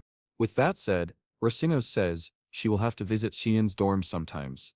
Not to see him, of course. She wants to visit Nada. Xian says that's fine, but everything must remain in complete secrecy. The silly girl blushes, thinking she now has a secret just between them. In reality, the secret is known by 5 people, but okay. With that he leaves, and Risamos waves goodbye. But looking back, she feels something strange. Aaron seemed very excited, and Risamos noticed that she appeared to have gotten closer to Xian. However, back home, Xian still gets scolded by Kirin, who tells him to tell her everything, including the fact that he has a magic sword. Xian tells her to be quiet, especially since all of this happened because she was sleeping. Yokin suggests that maybe they should go out more with Nana. Perhaps she ran off because she had been stuck indoors for too long. Xian thinks that might be a good idea. That's when we see 2 people flying with wings. A white-haired man notices something strange and stops mid-air. The woman beside him asks what it is, and the man, Lord Lucan, replies that he senses a smell of weakness. He asks where they are, and the woman says they have arrived in Huan, but they are close. Lucan realizes they are near the Hyan Academy, and says they will have to delay their return because he senses the presence of something that should not be allowed to live. Meanwhile, in an open area near Ren, Aine tells Nana not to go too far, because it's dangerous, while Xian thinks it's a good idea for her to enjoy herself, since they are far from ruin. He believes his secret is safe enough, and that she can get some fresh air. Kirin teases him, saying he seems to be enjoying playing house, and all he needs is to make the princess the mother. However, suddenly they feel a chill, and Kirin immediately warns that something is approaching. Lucan calls it abominable. Yukan shouts for Nana to be careful and barely saves her from being hit by a laser. Xian sees they are safe and tells everyone to stay behind him. The 2 land from the sky, and the group wonders what they are doing there. Superior dragons, and 2 of them at that. Lucan then says he now knows where the stench is coming from. The existence of such a thing is revolting. The red-haired dragon asks how such an abomination came into existence. questioning whether Xian owns this half-breed and how he has a magic sword. Kirin is furious at being treated like a mere object, but Catalina tells her to stay quiet, saying she has become a human's toy. Burin responds by asking if Catalina wants to die, and just as she is about to attack, Lucan stops her. He explains that he has no interest in this fight, since they don't enjoy battling inferior creatures. However, they would have to hand over the half-dragon girl to them. Such a half-human, half-dragon existence would be worth valuable study. If they handed her over, everyone's life would be spared. Xian tells them all to shut up. Lucan can't believe the boy's audacity and repeats his command, calling him a winged crocodile, and telling him to stay quiet. Obviously, the man is about to lose his temper. Xian nearly takes a laser to the face. Yokan calls out for him, but Xian tells him not to worry, and to stay behind him. It is undeniable that the technique Lucan used was terrifying. Lucan says this is why one cannot deal with inferior creatures. Xian then activates the 9th instance of the Black Mist, the manifestation of the magic sword. I mess up about 10 times when I try to pronounce those enormous magic spells, but there he is. Our boy, looking like a burnt matchstick. Both dragons recognize that power as the exiled ones. He says the day is full of surprises, but in the end, the boy is nothing more than an inferior creature. The thing is, that creature is suddenly right next to him, and he's startled because he has no idea when he appeared there. The dragon takes a flurry of stabbing attacks. He calls the boy a reckless human, slashes at him, and stretches out his hand, activating a shockwave. A magic circle forms above Xian, and he takes the attack head-on. However, he activates one of Vamasa's techniques, appears behind Lucan, and summons another blade storm.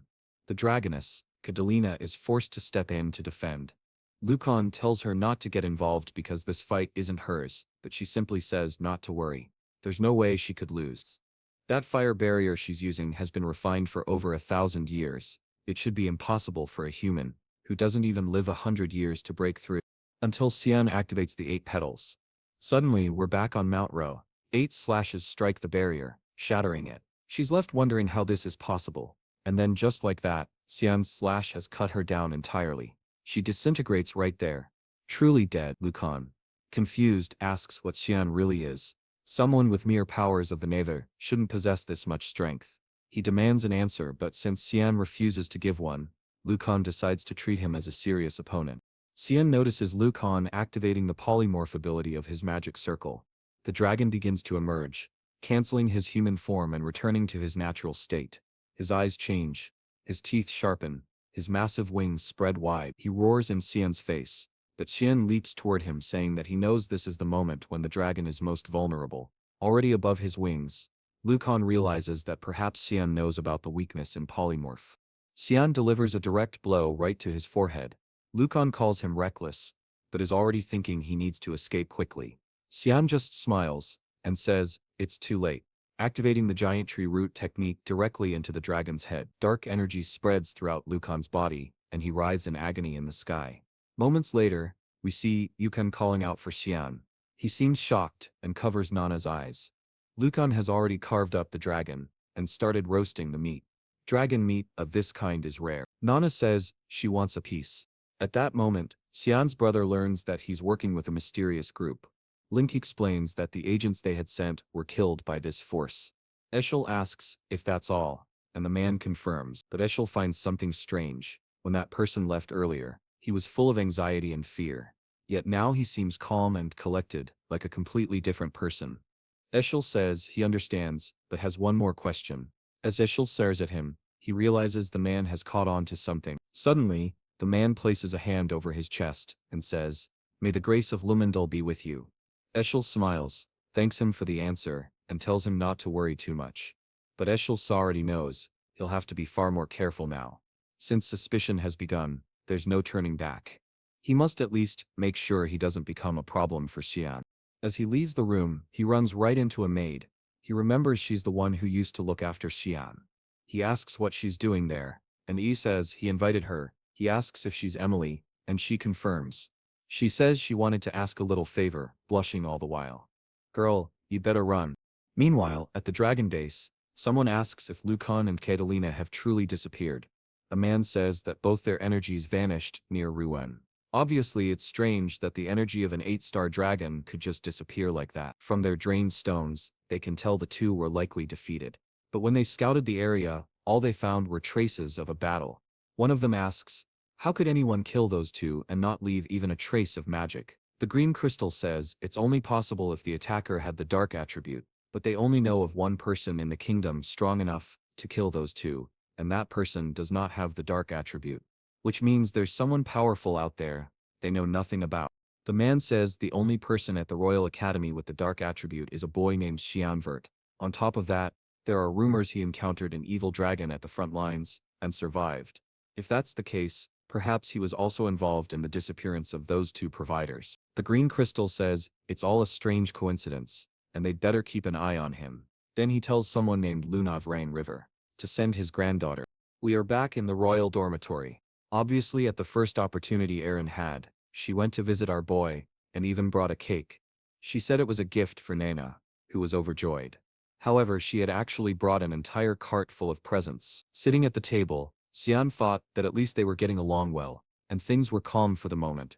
But if the dragons could really detect Nana, it was only a matter of time before they attacked again. Still, he would never allow them to harm anyone close to him. In this life he had decided to live for himself, and of course put an end to all of their plans. Suddenly, Aaron looked over at him and said he had a big smile on his face, asking why he was so happy. He replied that he had just thought of a great idea. The scene then shifted to the garden of House Vart. Someone said it was the first time seeing him since graduation. It was Prince Lou Nelsos, who said the exalt was looking great. The man replied that it was all thanks to His Majesty. The prince then told him to say how long he planned to keep wasting his time on those borders. He had heard that she was moving across the continent. Excel smiled and said yes. He was very concerned about what she was doing. However, the prince asked if he wasn't worried that she could be a threat to him. The man grew angry and asked if the prince wasn't being a little indiscreet. Savolos replied that there was no need for discretion between the two of them, and asked if Xian wasn't his brother, explaining that his father was interested in the boy and was even considering marrying him to Aaron. He simply couldn't understand why the prince cared about this, especially since he thought that girl was useless. Oshel, however, replied that he shouldn't be so quick to judge. She might gain influence and interest if she proved useful. The prince said he liked how their conversations were always productive. The relationship between those two was quite peculiar, to say the least. Soon there was even a kiss. The prince offered him some wine, but Oshel remarked that the prince's knight seemed to be someone new, he had never heard of. The prince replied that he was a jewel he had found while passing through the slums. Oshel took a look and said that even among jewels, this man looked like the highest quality. The man introduced himself as Boris Driptiel Helm and said he was at his service. Suddenly, 2 years had passed, just like that. Our boy said he had kept a low profile, and just when he was sure he had adjusted to the academy, Elise returned. She was good in combat. This woman was strong. In another part of the castle, someone knocked on the door. Elise had gone to visit Candel, who said it had been a while since they last saw each other, and asked if she enjoyed her trip. She replied yes, and that she had gone to the city of Perona. The chancellor said it was a place where humans were not welcome. She agreed and said it had taken her an entire year just to start adjusting. However, she wanted to understand the meaning of harmony he always spoke about. He always said that wherever she went, prosperity would follow, and that was why she was careful about where she belonged. I didn't understand a thing, but Candle apparently did, because he said she had reached some conclusion. She replied yes, and that she wanted to join the Order of Light. The chancellor said that apparently she wanted to preserve the family name, and she answered that it was a burden someone had to carry. She cared about her younger siblings, especially Xian, who was extremely shy. The old man burst out laughing, leaving her confused. He simply remarked that he found it amusing to think of Xian as shy. Just then, the boy appeared, saying that was a very insensitive thing for the chancellor to say. Elise turned and saw him. He looked older now, though it was really just that he had grown taller. He looked like he was holding back a sneeze, but said he missed his little sister. Walking outside together, she commented that he had changed a lot since the last time they saw each other. Now he was already as tall as she was, and soon he would be even taller. He said he was sure she had gotten shorter, but she told him to stop lying. It was July 2nd, 1998, a date he always remembered, because it was the last time he saw Alice alive. She said the semester had ended, and asked if he wasn't going to visit home. He replied that without her there was no one to welcome him. She seemed confused by that and asked if that was why he hadn't gone back for 2 years. However, he knew the real reason was the presence of Exo, and of course the Duchess, who wanted to kill him at any moment. The worst part was that his father did nothing to stop it. Going back would basically be an act of suicide. Come on, boy, you've killed 2 dragons already, but now you're saying you'd die to a Duchess. Well, fine, maybe Exo really is dangerous. Elise then asked if he was getting along with Kranz. He replied that it was impossible.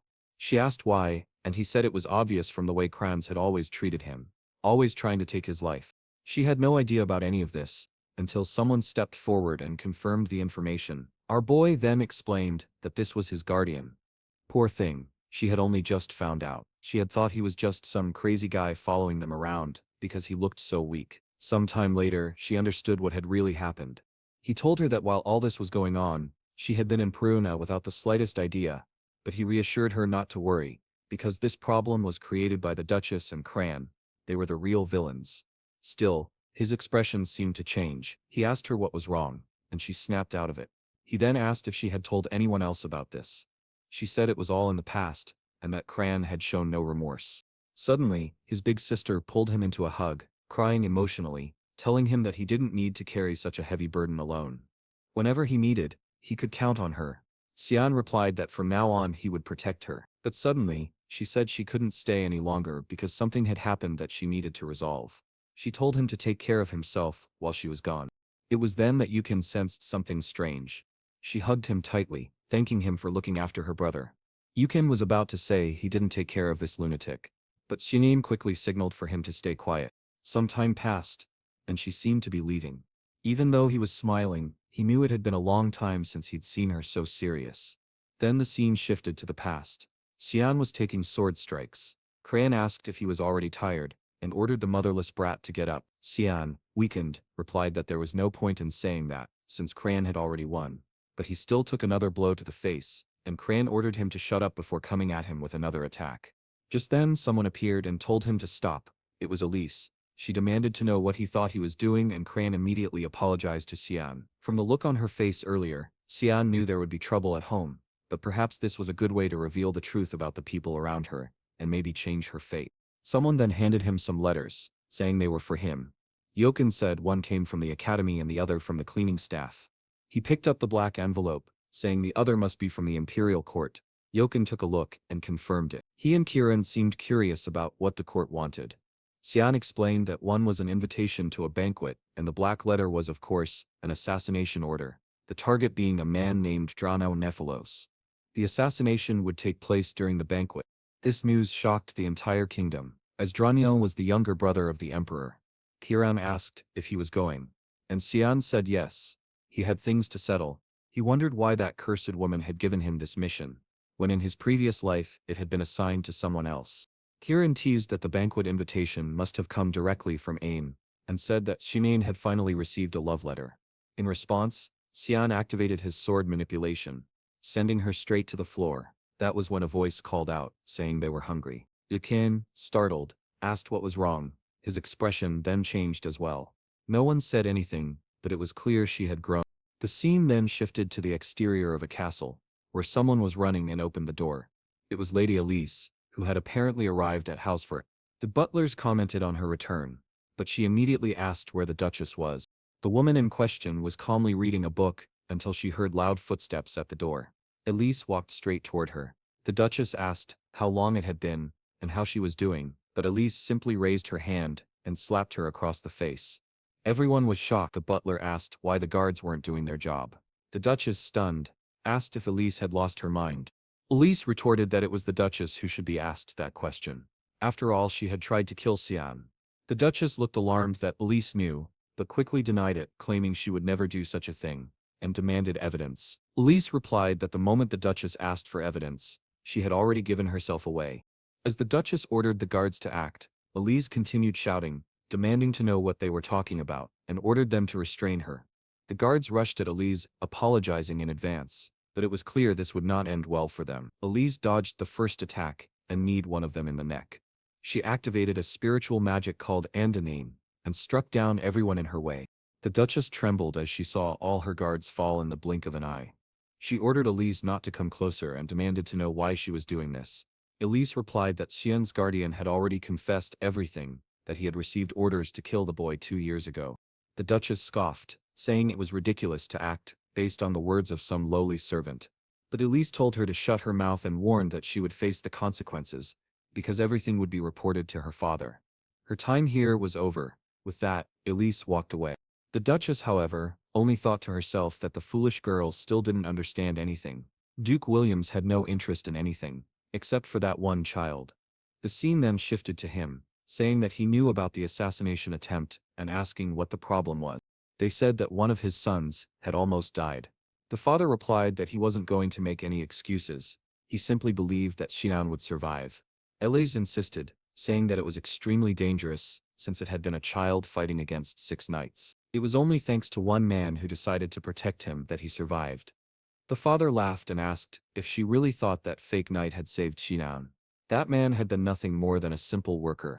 Elise then asked if he was saying that Xian had defeated those men on his own. The father walked toward her and said that, apparently, she knew very little about her little brother.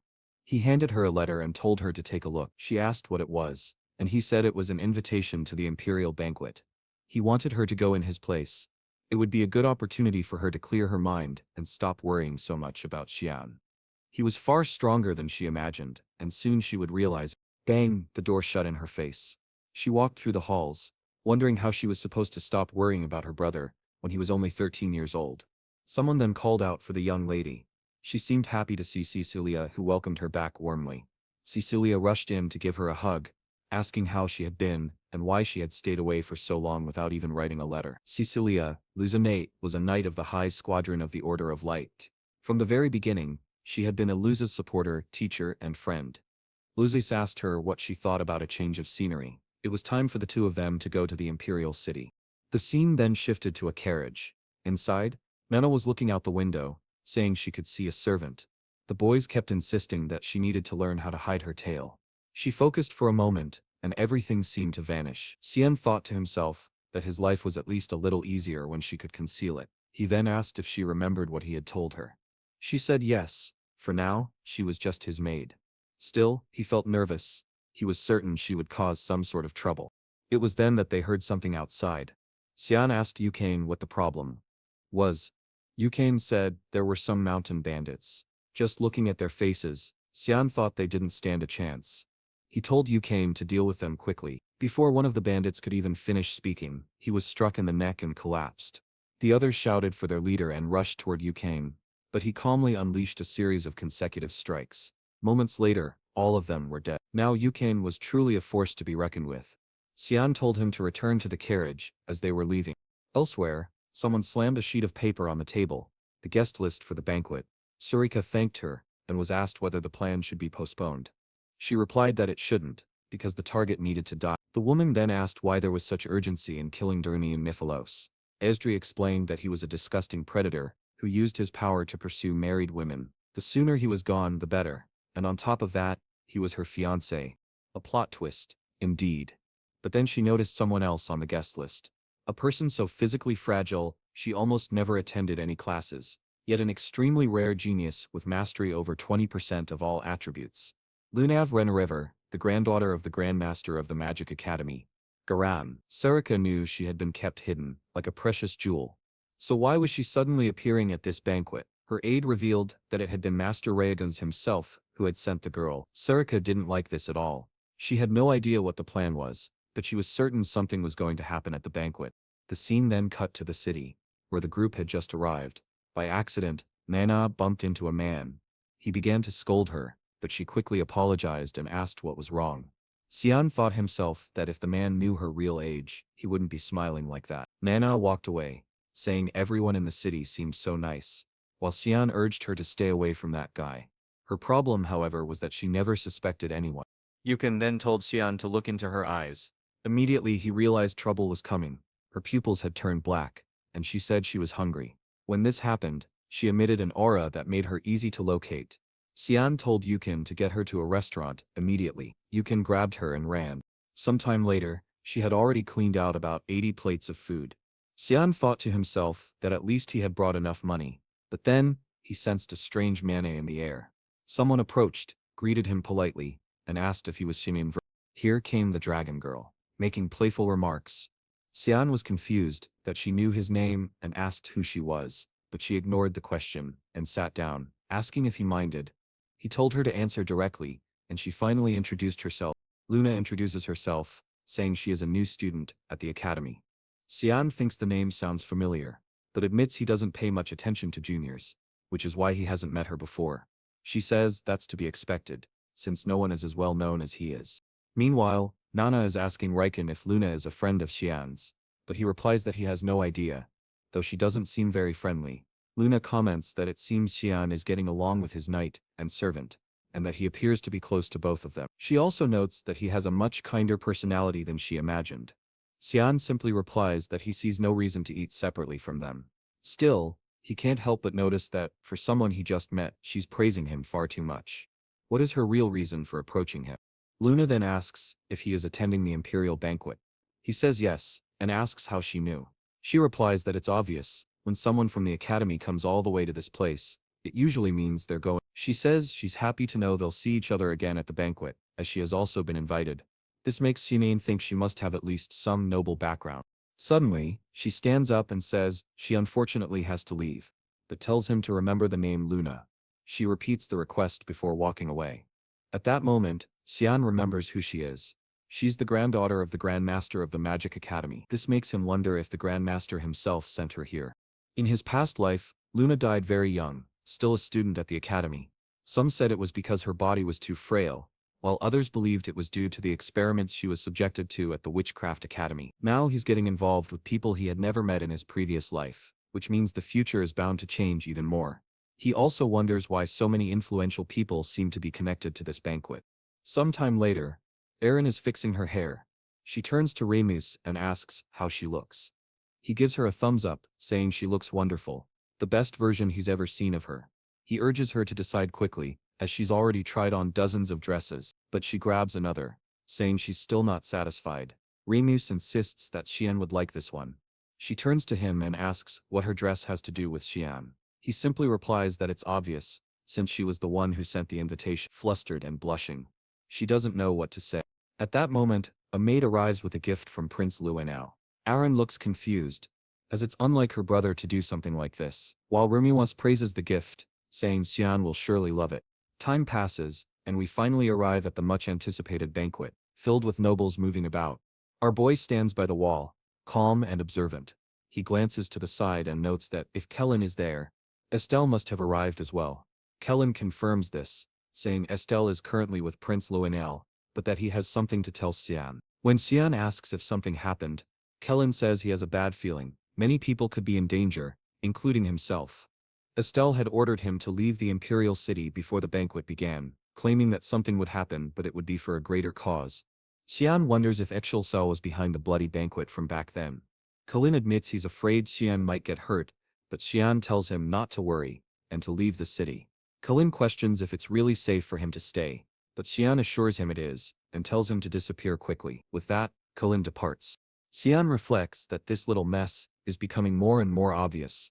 Xianem is a bigger piece of trash than he thought. Kiran asks if he's concerned about the lives of innocent people, but Xianem replies that he's not. He just finds it amusing what this man is doing. The most important thing, however, is that today's assassination will have to be postponed. Henrique activates a psychic resonance and tells Circa that her dress looks great. Then he informs her that the planned killing will have to wait. He's received new information. This place will soon turn into a pool of blood. He doesn't have time to explain and tells her to just keep an eye on what's happening. When she asks if the source is reliable, he says he's very familiar with the person who might be behind all this, and now he's certain. Still, she doesn't need to worry. Her disgusting fiancé might also be among the victims.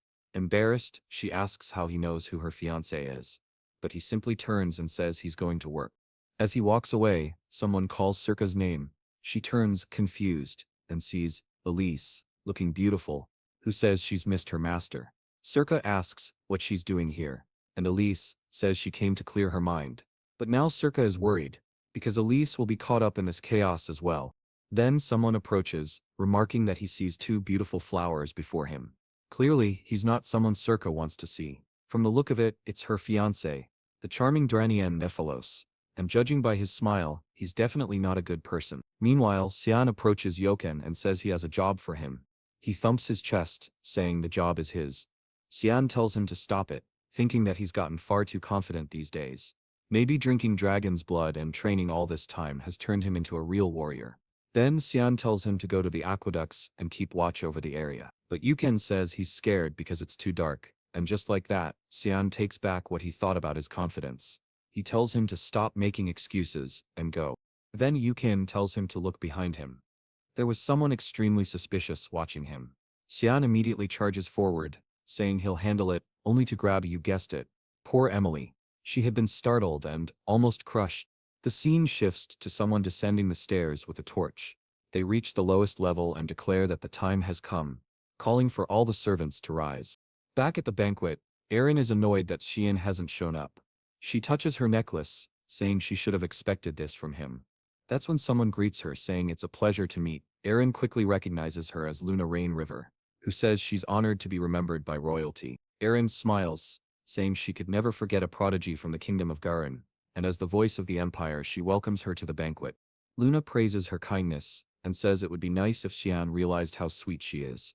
Esherin, looking confused, asks if Luna knows Xian. Luna says she spent some time with him yesterday.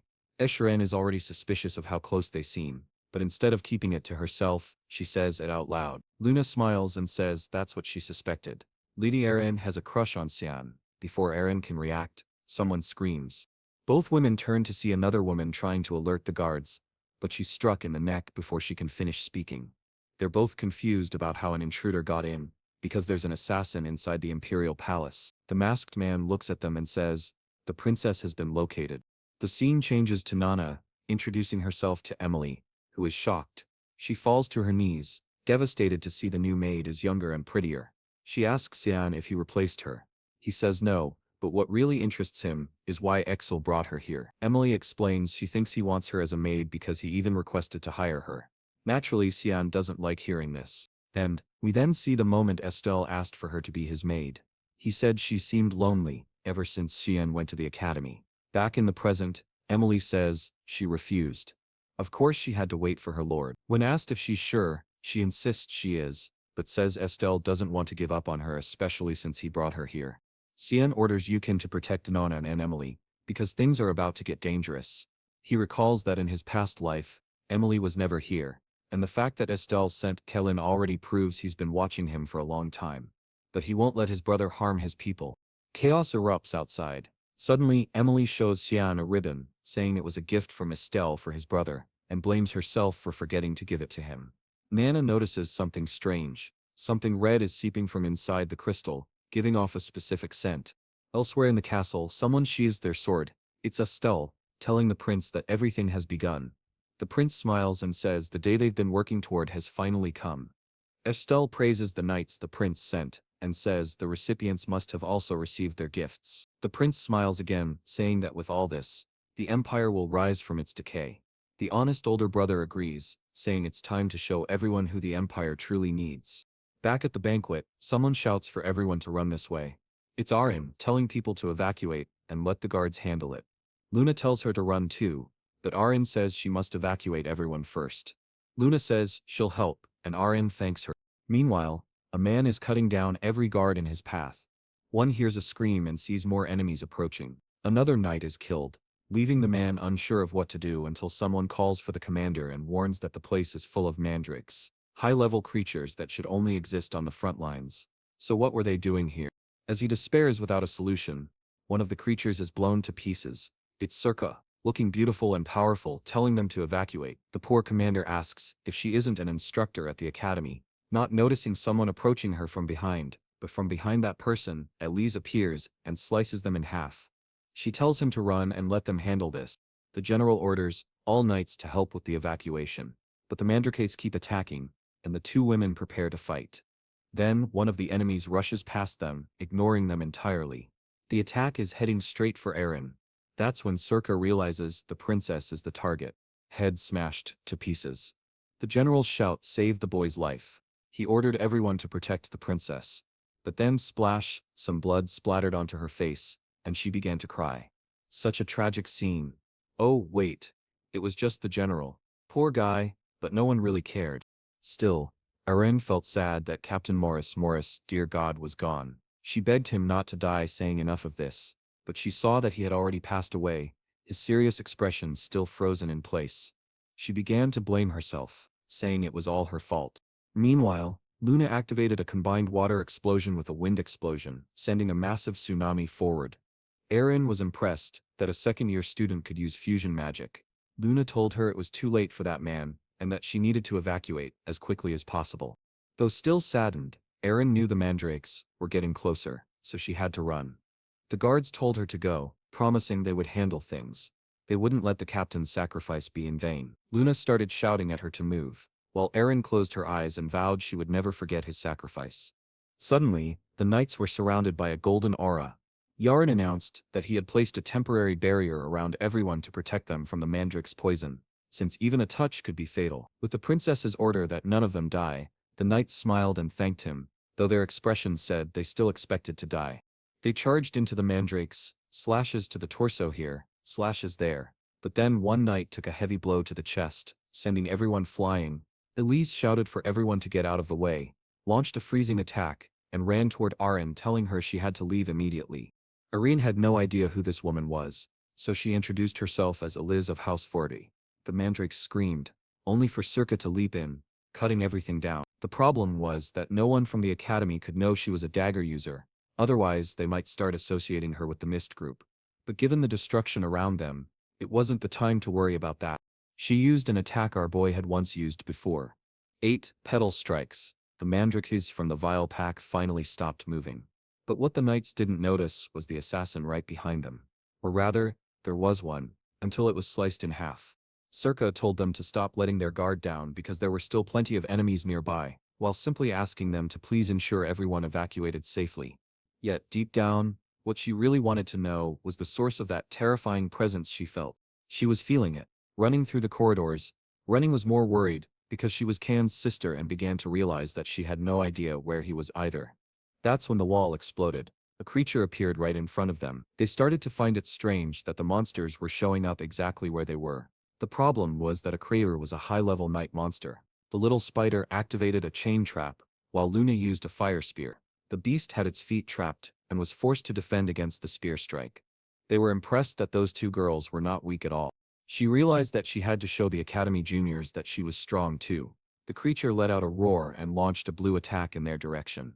Luna activated a protective barrier, and they appeared from behind. However, before attacking, she obviously had to say something incredible. She declared that she was a knight of the House of Vertia, and would make the creature regret crossing her. She activated a water blade and cut off the creature's arm. Back in the hall, Circa had finished the fight. She finally seemed to have killed the last one. She went to remove her mask, thinking they seemed like monsters, but something felt wrong.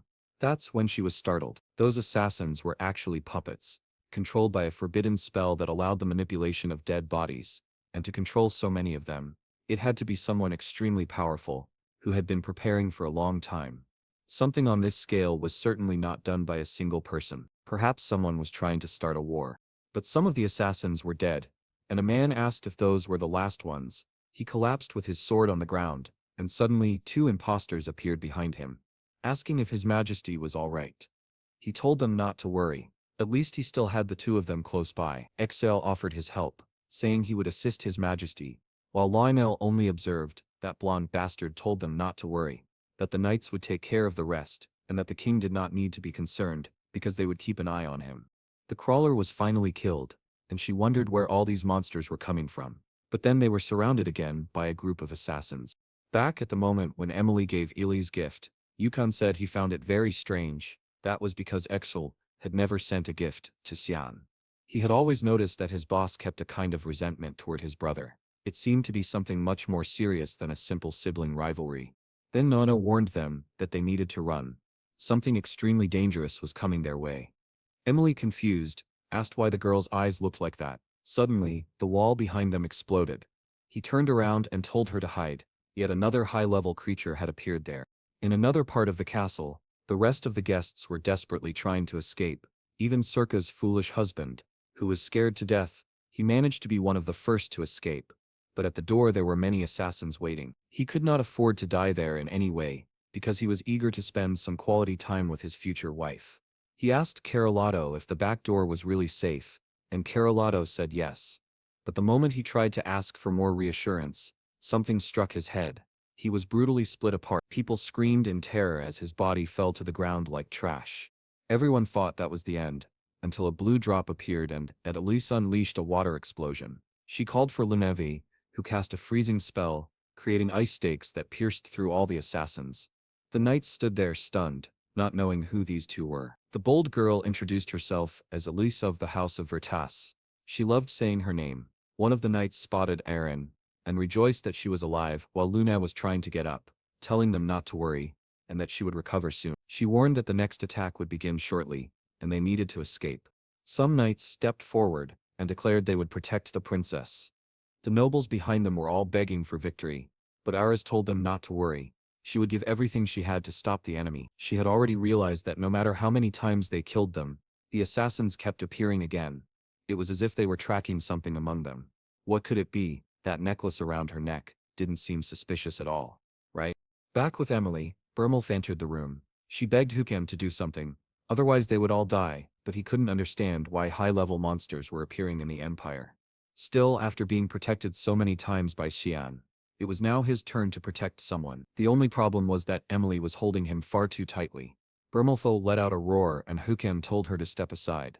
The creature launched an attack, which he managed to deflect with his sword. He felt excited, thinking he might actually handle this. But then he was hit with a brutal sequence. Emily asked if he was sure about this. He said yes, that he would protect them until the beast lunged at both of them. He immediately realized that this was his end and apologized to Xian. He took a punch to the face and fell flat to the ground. Shocked, Emily asked, "What is that?" Obviously, you already know, Nana was transforming back, because of course, that was her true form. Meanwhile, in another part of the castle, the assassins continued attacking Aaron. The knights were handling some of them, while the rest fell to her and the others. The problem was, it didn't seem to end. Whoever had orchestrated this had planned everything extremely well. At the pace things were going, the knights would soon begin to fall. Aaron needed to find another solution. That's when one of the attacks struck a face. The mask fell to the ground, and Alice realized the truth. They were fighting puppets or undead controlled by magic. She began thinking about the most efficient way to deal with dark magic. The first thing that came to mind was the light magic of the god Lendl. She knew there was only one way. She called to the little priestess and asked her to bless her sword with light magic. The priestess tried to explain that this would mean the knights would lose their protection, but they told her not to worry. They could hold on for a while, even if by the time the blessing was complete, one of them might die. But now Elias's sword was glowing with divine power. Combining elements, like she had once done with Luna, was difficult. However, merging magic with a spiritual being was far easier. It took time, but finally, she was ready to give everything with that strike. And as for where Xian had gone, he had better be doing something important. Sure enough, look who was slaying puppets and dark creatures.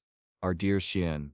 He already understood this was meant to aid Xian in some way. He was certain that Boris had begun working for his brother. Kieran remarked that he never imagined there were still humans capable of necromancy at this level. He explained that someone who practiced such magic usually had another favorite method as well, using the stones of empowered creatures to create new monsters. A second voice then said he could feel that magic coming from that direction. He added that the place was a bloody mess, but before dealing with it, he would need to change his clothes. Meanwhile, Eliz was activating the full spiritual power within her. Luna seemed to recognize the manifestation as the spirit of Marion, and she couldn't understand how Eliz had managed to summon it. Magic and spiritual power were extremely unstable, and if she didn't stop soon, her body wouldn't hold out.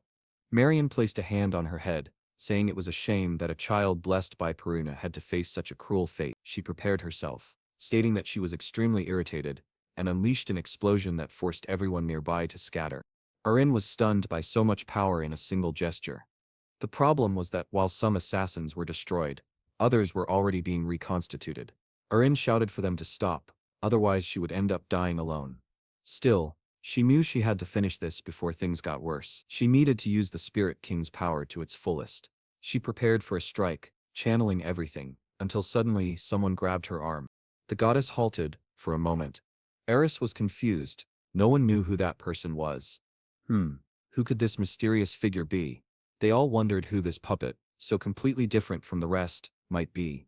Elise had no idea what kind of black mist it was that bound her. The problem was, she couldn't break free, nor could she move. Cyan stood there silently, while the figure whispered in her ear. It's time to say goodbye. It seemed her journey would not end today. The figure then released Oliva's arm and she collapsed to the ground, trying to understand what that strange mist was. As the figure vanished, he told her to remember that she would always be welcome.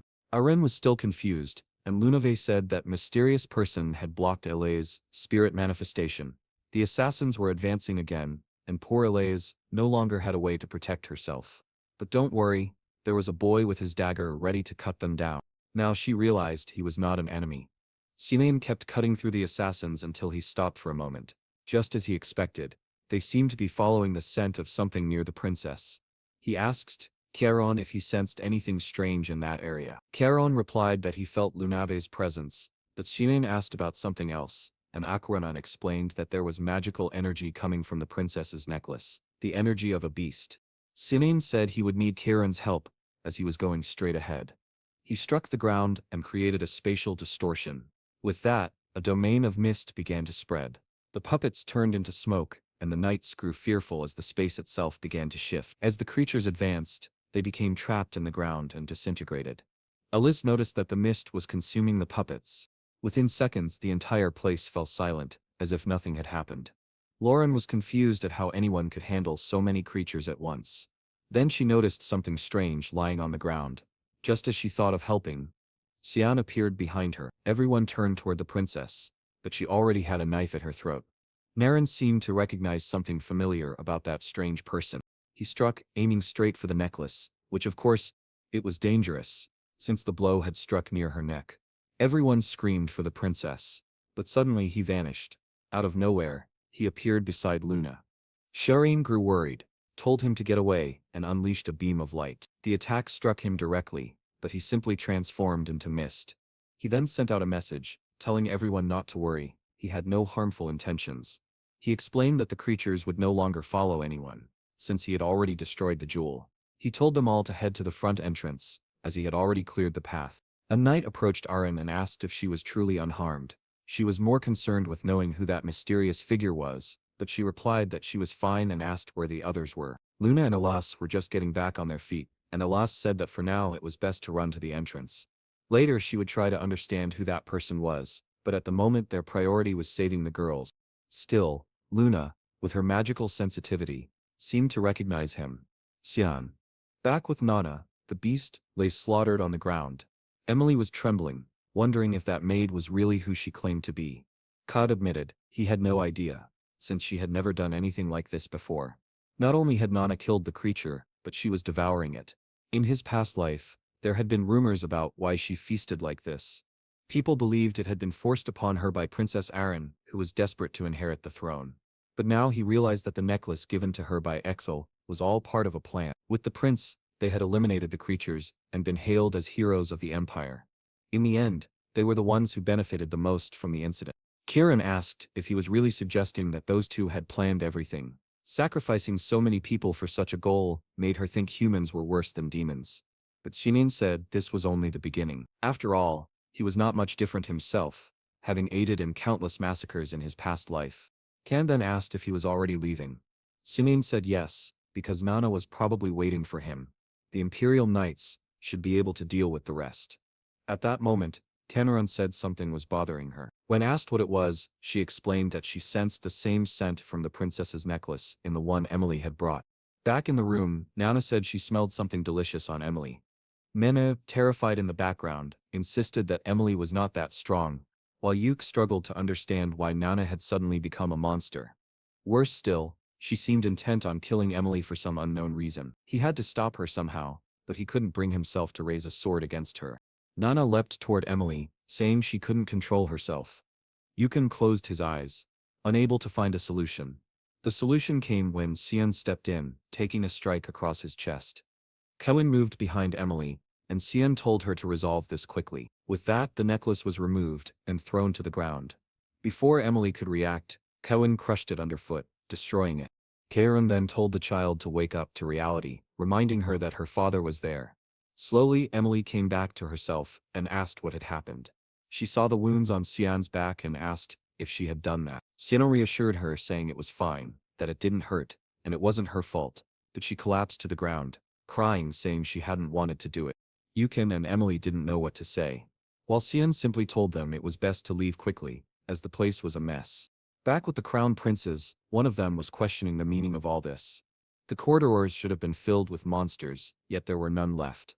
The king declared that the creatures had vanished, and one of them celebrated, saying they were fortunate. But Exil had already noticed something was wrong. That was when they heard a voice calling for her father. It was Aren and her group, who had made it out alive. By the look on Exil's face, he clearly wasn't pleased. Aren embraced her father, saying she was glad he was safe. That's when she noticed her brother, Luanel, was right beside him. The king said it was thanks to Luanel that they had managed to remain safe. Salos added that it was good to know Aren hadn't died. The poor girl replied that she felt the same way, though she had many questions she wanted to ask him, but it wasn't the time. The group that had protected Aren greeted the king, who thanked them for protecting his daughter.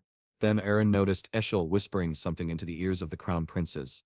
She knew they were plotting something. Suddenly Eshel smiled and placed his sword at Lunave's neck, declaring that he was certain of who was behind all this. It could only be the granddaughter of the great master of the Academy of Spells. He announced that from this moment on, she was under arrest. Elis was confused, not understanding what the prince was thinking, while Exil remained silent.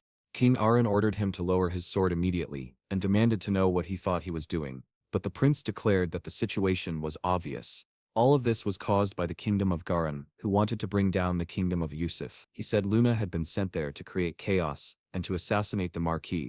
Luna asked what proof he had for such accusations. Suddenly, Eshel told the king that they had sensed a strange magic near the region where they had been the day before.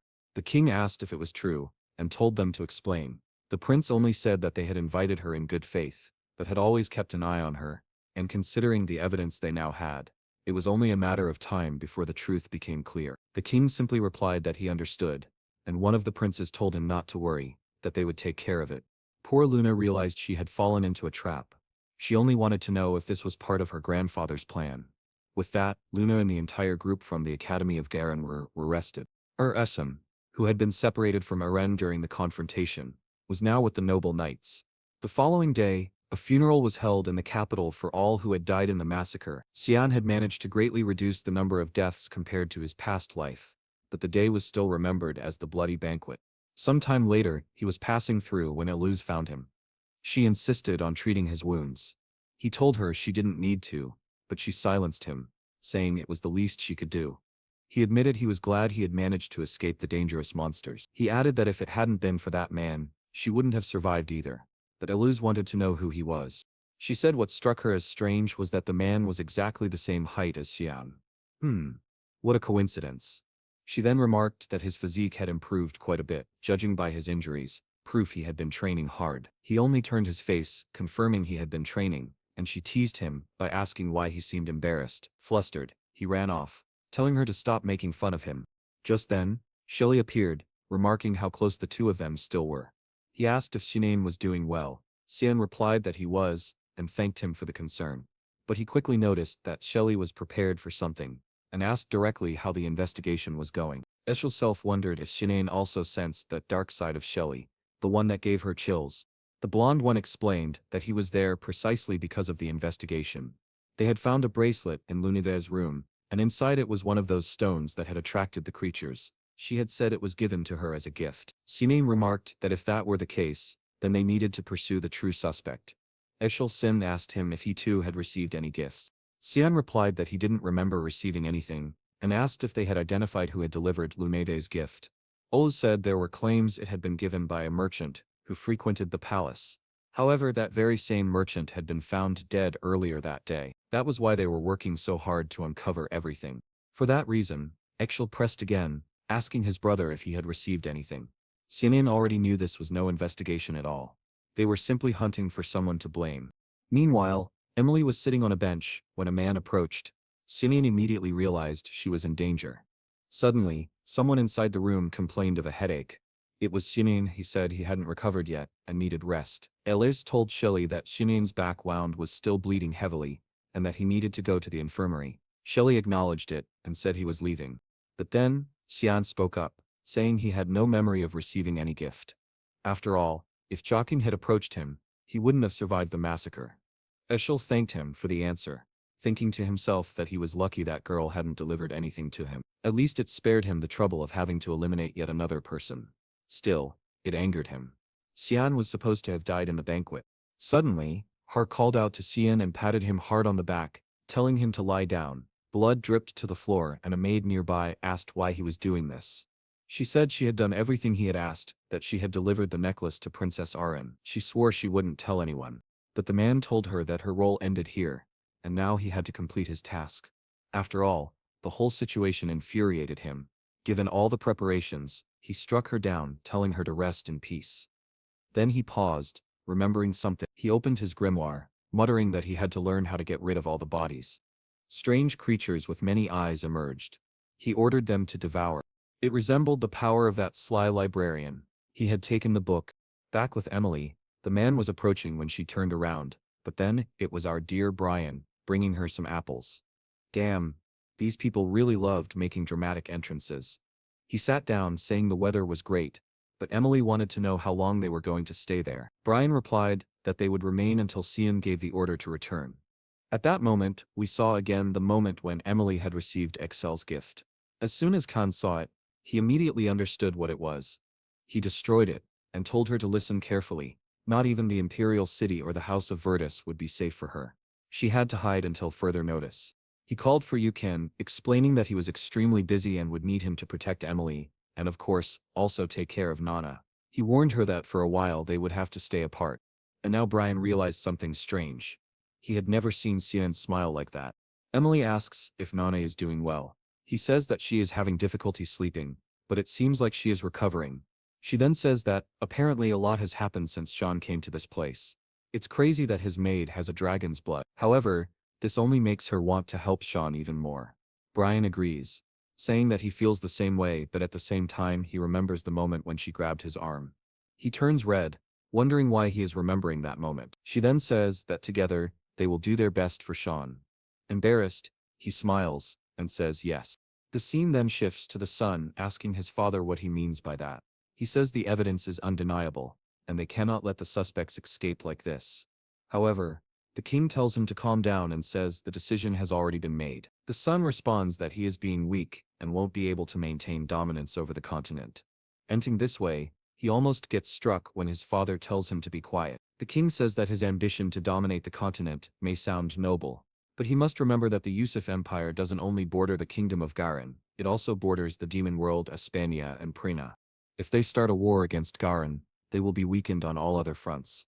And even if by some miracle, they conquer that continent, it would cost countless lives. That monstrous path is not the one he will choose as emperor. Sivalos, however, insists and says that very clear evidence has appeared. The father asks if he is talking about the obscuring stone, which leaves Sivalos confused, since the king wasn't supposed to know about it yet. The king simply says that his son's expression makes everything clear. Since he was a child, he never knew how to rest when he didn't get what he wanted. Trembling, the prince says he has no idea what his father is talking about, but the king orders him to stay quiet, and asks how he allowed himself to fall so low. He even says that, at this point, Arin is much more qualified for the throne than him, and orders him to leave his presence immediately. Obviously, Sevalos doesn't like hearing Arin's name. To him, that cursed child is ruining everything. In front of Arin's room, someone asks what the prince is doing there.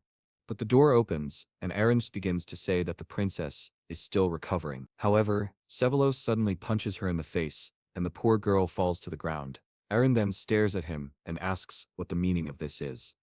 The man is laughing like the Joker while she looks at him seriously. He says that he is there to have a little conversation with his dear sister. Amos gets back up and says that, even though he is a prince, he cannot keep threatening the princess. But Siadlas only asks what she will do, since she is nothing but an insect, and for that she deserves to die. Her very existence should be purged from the face of the earth. However, Arin only tells her brother to be quiet, and asks whether he is truly there to see her, or if he came to hear something else from her. But the prince is shaken. Her aura feels different. She doesn't seem like the same person he once knew. She then says that maybe he wants to hear her say that she, Arin Siadlas, never received anything from her brother. The poor boy trembles, realizing she already knows everything that is happening. The scene shifts back to her father, asking Aaron if she is sure she knows nothing about this, and she confirms. He says that the necklace she brought was no ordinary jewel. The stone within it, though rare, came from the clan of dark magic users. It was used to attract and control creatures, and he had received news from the imperial city that someone had secretly purchased such an item. It was the merchant known as Gilbert and the maid Marilda, but now, both were either dead or missing. What the king found strange was that both of them frequently met with her brother. He then asks Erin once again if she is absolutely certain she received nothing from Sivos. She fidgets with her fingers and says no. She never received anything from him, but she comments that now that he has discovered who was collecting those stones, it means Lanave is innocent. She asks her father to release the girl, who saved countless lives during the banquet.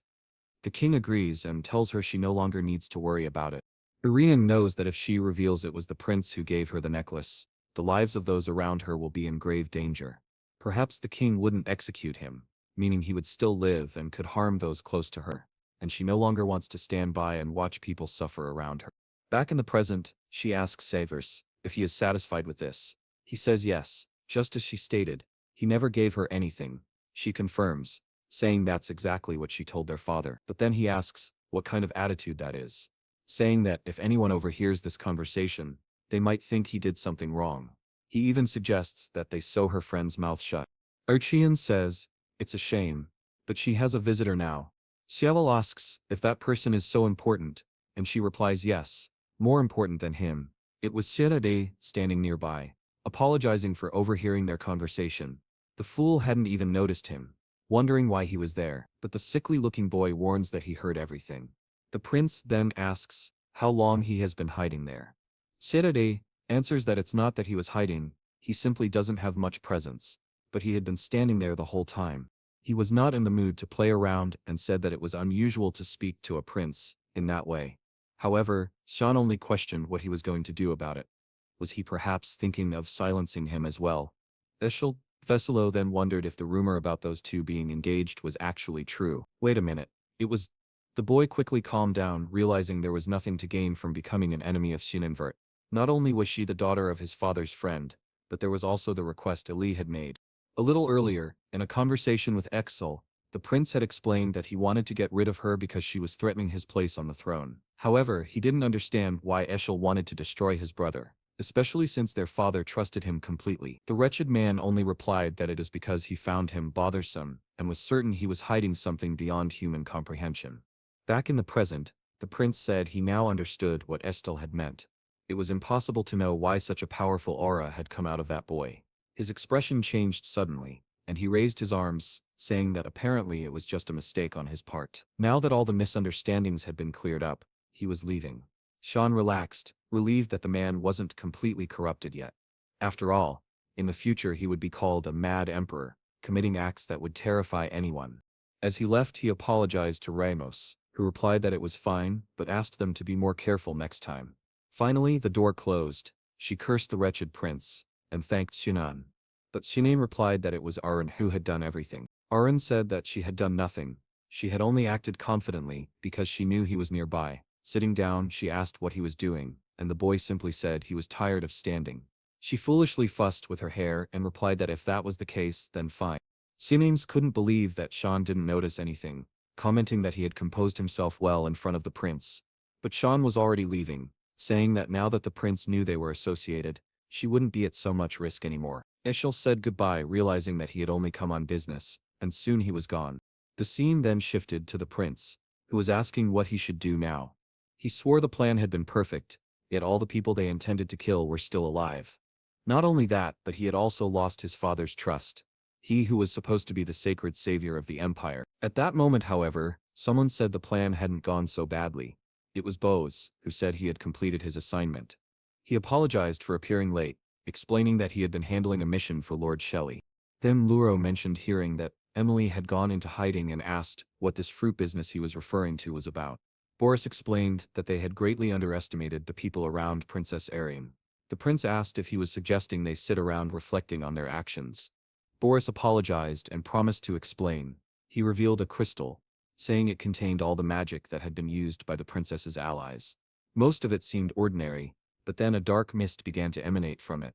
Boris explained that this was an extremely rare magic. Some would even consider it a form of dark magic. It was the power of a magical sword, and it was blasphemy that one of Princess Arian's allies possessed something so demonic. The scene shifted again to a strange blue creature on a plate. Yuk asked what kind of gratin dish this was supposed to be, while Xinian and Nana calmly ate it without concern. Emily, delighted, told them to eat slowly. Yuk, however, wondered if the food was really moving. Sean said he had already eaten enough and was very full. He apologized, saying he needed to leave before Estelle discovered this place. He had only come to check on the three of them, but the danger was still high. That was why he had stationed people around the house, making it the safest place for now. He smiled, but Emily asked him to swear that he would return. He told her not to worry, and asked Brian to take care of the two of them in his absence. Brian, disheartened by the food, assured him that he would take good care of them. Sean left the house, only to be stopped outside by Silika, who remarked that it must be nice to have free time to wander around. She demanded he explain the blood banquet and the death of her fiancé. She wanted to know how he had been so certain all of that would happen, but he needed to be careful in his response, because she could very well become an enemy. Once again she asked, who exactly was Cyan? Sean only asked why it mattered so much, since the Marquis had already been a target. Silika replied that it was extremely important, since he could be a spy for another organization. He then asked what she would do if he was. She began drawing her sword, saying that the answer was obvious. She lunged at him, but Kalyaran intercepted, protecting him. Silika demanded to know if she was really going to stand in her way, and Kalyaran asked if she hadn't learned her lesson the last time. She would not allow anyone to touch her master, and so their favorite battle began once again. The two of them clashing fiercely, their swords clanging as the fight escalated. Kalyaran then created an energy sphere. She raised her red blade and said she would show something interesting. Seika seemed excited, saying she was ready for it. It was the attack of the relentless black mist, which seemed to follow her. She said such a thing was useless, because she could simply dodge it. However, even so, she was frightened by the explosion. She knew that being hit by it would mean instant death. Truly, it was better for that woman to remain in her sword form. Otherwise, she could have killed far more people. The only person who could survive such a direct attack would be the Demon King. Kirin then ordered her to prepare, as the warm-up was already over. Of course Sarika became excited, saying she was about to go all out, until Siri activated her sword manipulation, and struck her to the ground. She complained, asking to be allowed to enjoy herself, but Sinan ordered them both to stop this commotion, because otherwise there was no point in him hiding. Sinan agreed, saying that made sense, and suggested he should move elsewhere. With that, he left, telling the two damned girls to clean everything up. He slammed the door behind him and waved goodbye to Rambus, who just stood there looking like a fool. Inside he announced there had been a change of plans and ordered everyone to prepare to leave. Suddenly, someone greeted him. It was Luna. She said that it seemed his family had grown quite a bit since the last time they met. He was stunned, unable to understand how she had crossed the mist barrier, and asked how she had found them. She replied that it was simply a talent of hers, and he had nothing to fear, since no one else knew she was there. She then asked what the mess outside was about. He brushed it off, saying it was nothing important, and only wanted to know why she had come. She answered that she was there to thank him. Our protagonist replied that he hadn't done anything worthy of her thanks, but Luna said she had known everything since the day he had entered her. Everyone looked at him, trying to understand what she meant. Of course, what had entered her was his aura back when she had been unconscious. She then demonstrated that she could now summon fire and water, and even combine and modify them. She was even able to use a type of magic that could locate specific people. She asked if he didn't think this was an amazing gift she had received from her grandfather. The young man replied that it looked more like a curse. Noticing that her body was still wounded, she grew flustered and insisted she was certain he was the one who had entered her. He then told everyone else to get ready to leave, saying he needed to have a private conversation with her. Emily asked where they were going. He replied that they would be heading to Ruin Academy. Emily was overjoyed, saying she could now take care of him every day. Brian, however, looked disappointed, remembering the kind of food he would be forced to eat there. A little later, Luna revealed that she had spent her entire childhood in cold, dark places, used as an object of study for countless painful experiments.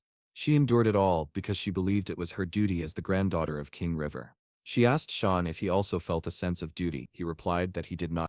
She then wanted to know why he saved everyone but did not want anyone to know about it. He said it was simply because it would cause more trouble otherwise. She thought for a moment, and then said she understood. Of course, it was because of his magical attribute. For a moment, she had thought it was darkness.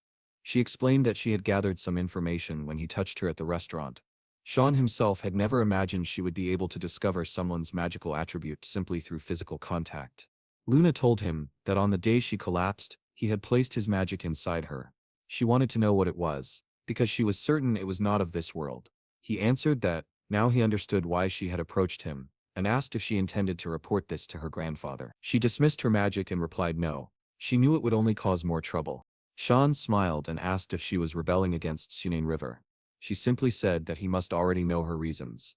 Then unexpectedly, she hugged him, thanking him for freeing her from such an old burden. Sean explained that her body was like a burning cauldron, overflowing with different kinds of magic of various attributes, constantly mixing. Someone had placed a kind of lid on that cauldron to prevent her from losing magic, but at the same time, it caused the heat to build up excessively. What spilled out from that cauldron was, in fact, extinguishing the fire of her life. All he had done was create a small hole in that lid, so she could release the excess. He said he did not want her to live as someone else's puppet. However, he added that she had no reason to thank him, and if she had nothing more to say, she should leave and keep their secret. But she was not to overexert herself, since that would be dangerous. Luna, however, thought to herself that he was adorable. Just as she imagined, Sean truly was a good person. Meanwhile, in the halls of the Garan Academy of Magic, her grandfather slammed his fist on the table, demanding to know what they were discussing. The butler reported that she had been cleared of suspicion and released, then asked if they should begin a petition against the Decifi kingdom. Her grandfather answered no, saying that was not the problem. What he wanted to know was how she had dared to pass through somewhere else. Before returning there, it was best to find her quickly, and of course, give this video a like. Do you remember how the previous chapter ended with the old man saying they should now find 9? Meanwhile, our boy was riding in the carriage on his way back home. He wanted to know why Emily was so excited. She said it was because she would finally be able to serve him again. He found it strange, since he had heard that maids were not allowed in the academy. He explained that the director would probably make an exception for him, but we already saw the headmaster saying there was absolutely no way. Our protagonist tried to argue, saying he would make sure no one noticed her, and that all he wanted was to bring Emily with him. The director demanded a good reason, so he promised that if Emily were allowed, he would not skip classes anymore. The old man slammed the table, shouting that attending classes was the bare minimum. And to make things worse, he wanted to bring 2 maids with him. That was unacceptable. The director wanted to know if this had anything to do with the blood banquet. He couldn't believe Sean would request something so outrageous for such a petty reason. But just by looking at the boy's reaction, he became convinced. Sean said he would tell the truth if he was granted permission.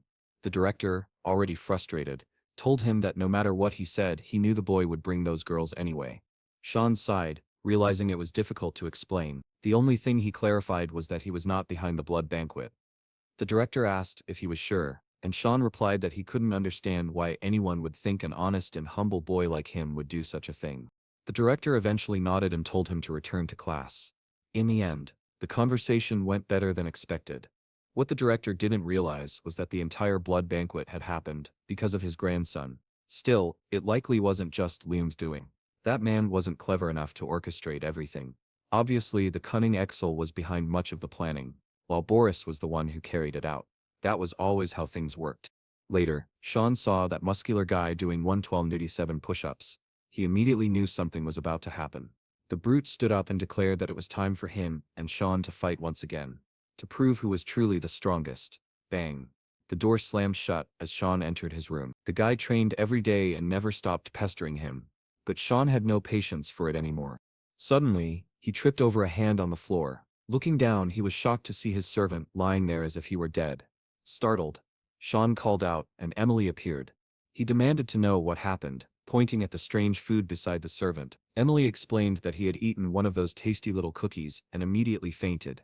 She then asked innocently if Sean wanted one too. Furious, Sean shouted, "Emily, you idiot! Don't you ever feed Bran anything like that again." He collapsed onto the sofa, already overwhelmed by worries about their future. Just then, he noticed a letter. He thought it might be from Luna Neve, but before he could read it, someone entered the room asking who it was from. To his surprise, it was Luna herself, saying she had run away from home. The scene shifted to underground tunnels, where men were discussing the arrival of association guards.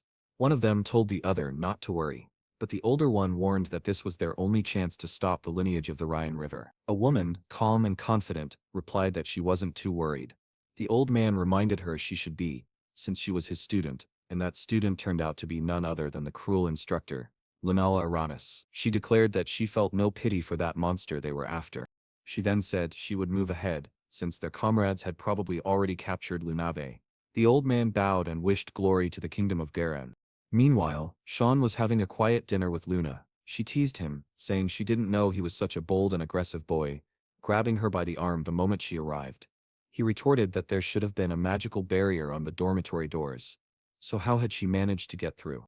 Luna explained casually that she analyzed the barrier with her mana, and simply cancelled it. Sean was stunned. That was far from simple. It was insanely powerful. Barriers were complex magic, and the idea of analyzing and breaking one so easily was astonishing. Luna then asked if he had read her letter. He said no, because she arrived just as he was about to open it. She replied that she had come in person because she couldn't wait for his answer. Xian immediately suspected that Rince had put her up to this. When she didn't answer, he pressed her until she lowered her head and admitted that yes, at first, it was Rince's request, but now, it wasn't. In the end, it was up to him whether he would trust her or not. Sean told her he didn't trust others easily, and asked what her true intentions were. Luna explained that the association had been experiencing strange incidents. 2 dragons they had been in contact with had suddenly disappeared. Suddenly, in some region of Len, 2 dragons who had been in contact with the association also disappeared. People who used to smuggle certain items around the world were found dead as well. And now she suspects that Can is involved in all of this. At first, it was only a strange assumption, but now she is certain. Sean already had an idea that the dragons were connected to the association, and since he could no longer hide it, he admitted it was true. He only wanted to know what she planned to do. Suddenly, she answered that she would soon die. He might have helped her, but even so, she knew her own body very well. Unfortunately, she had already reached a point where it could no longer be fixed. Still, thanks to him, she managed to live 3 more years. Sean replied that none of this made sense. Why was she so calm? Why didn't the thought of dying so soon affect her? She smiled and said it was fine, as long as she could feel something before the end. Sean grew frustrated, stood up, and told her that none of this was his concern. He suggested she return to her room, as he was leaving.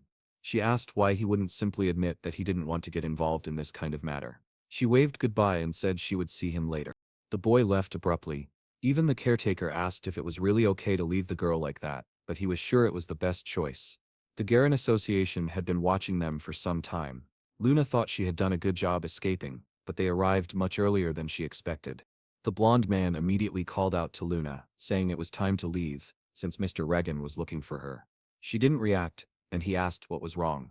She replied that normally, Victor was the one who came for her, so who was he? The man explained that Victor was busy, which was why he came instead. They claimed to be from the 6th security branch, but Luna was sharp and declared he was lying. There was no one named Victor. She immediately unleashed a wind ability and tried to escape, demanding to know who these extremists were that dared to capture her in broad daylight. However, before she could get far, someone cast a sleep spell directly at her face. In an instant she collapsed.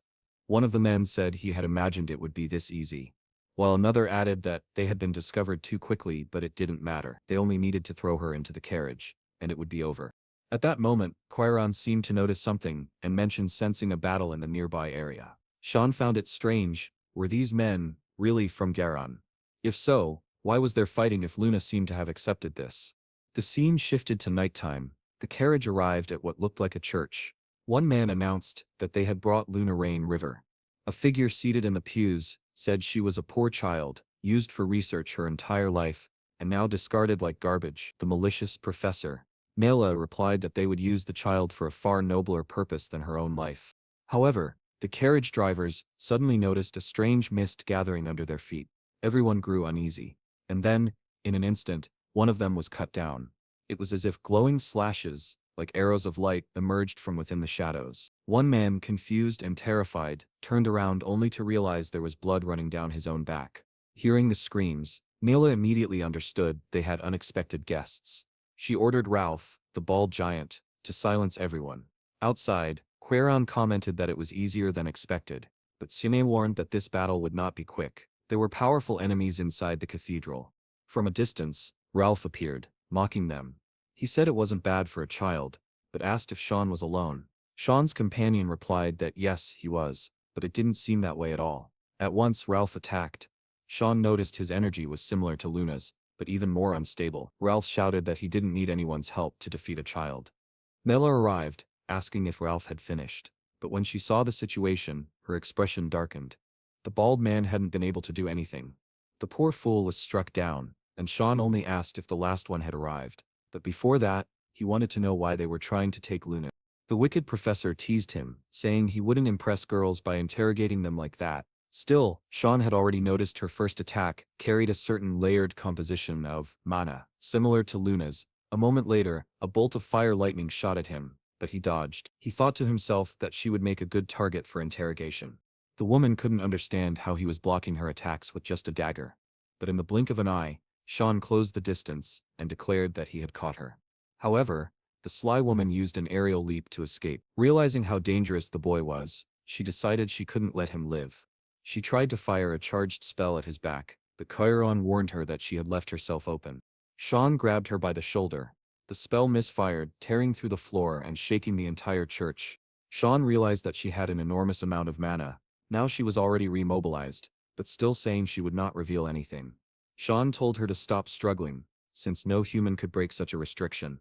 Then he stepped closer and demanded, "Who ordered the kidnapping of Lunava? And how many of you are still out there?"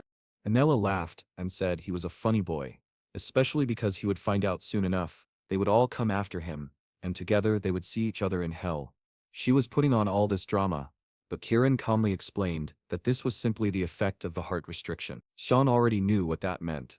An artifact that kept the user's mana sealed inside their heart, which is why she could not transfer it into her body. Now they were certain Lunave had something similar inside her. The woman, however, could not understand how they had figured this out when she had not said a single word. Sean then remarked that this monstrous organization conducting such experiments believed it to be the path of evolution. The woman's expression changed, and now she wanted to know who he was to have such information. Sean smirked and replied that she could find out for herself in hell. She begged not to die like this, but too late he struck her in the stomach. In his past life, Sean had found a text in Garen's laboratory describing how to use a certain artifact called the heart restriction, how it was used to control experiments, and even how to destroy it when it failed. Now with the artifact in his hands, he realized it was still active. Kieran asked how he planned to use it. Sean simply told her to take Lunave out of the carriage. When she hesitated, he warned her to obey, or he would have to force her.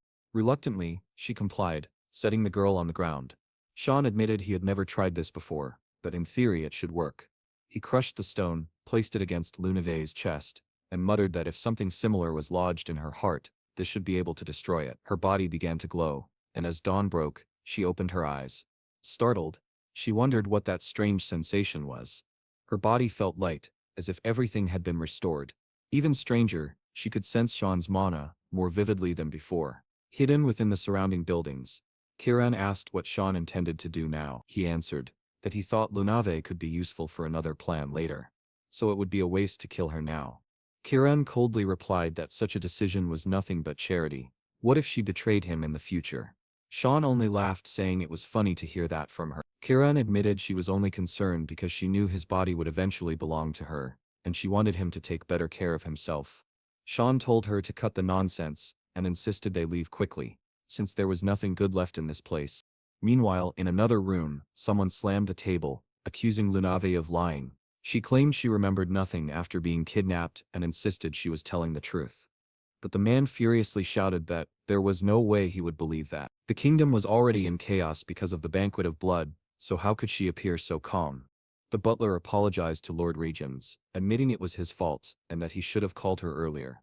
Regions, however, said it was not the butler's fault, it was hers, for acting on her own. His anger flared, and though he scolded his granddaughter, his fury turned against the butler. Suddenly, flames erupted in his hand. He revealed that he had known for a long time that the servant had betrayed them, and now he accused him of trying to harm his granddaughter. The poor butler begged for mercy, calling it a misunderstanding and trying to explain himself. But Lord Regions only called his words sickening. In an instant, he set the man ablaze, exploding his body into ash. Lunave stood frozen in shock, covering her mouth, as Regions declared that this man had been one of those who ordered her kidnapping. Now he wanted to know what she had discovered about Cyan Vert.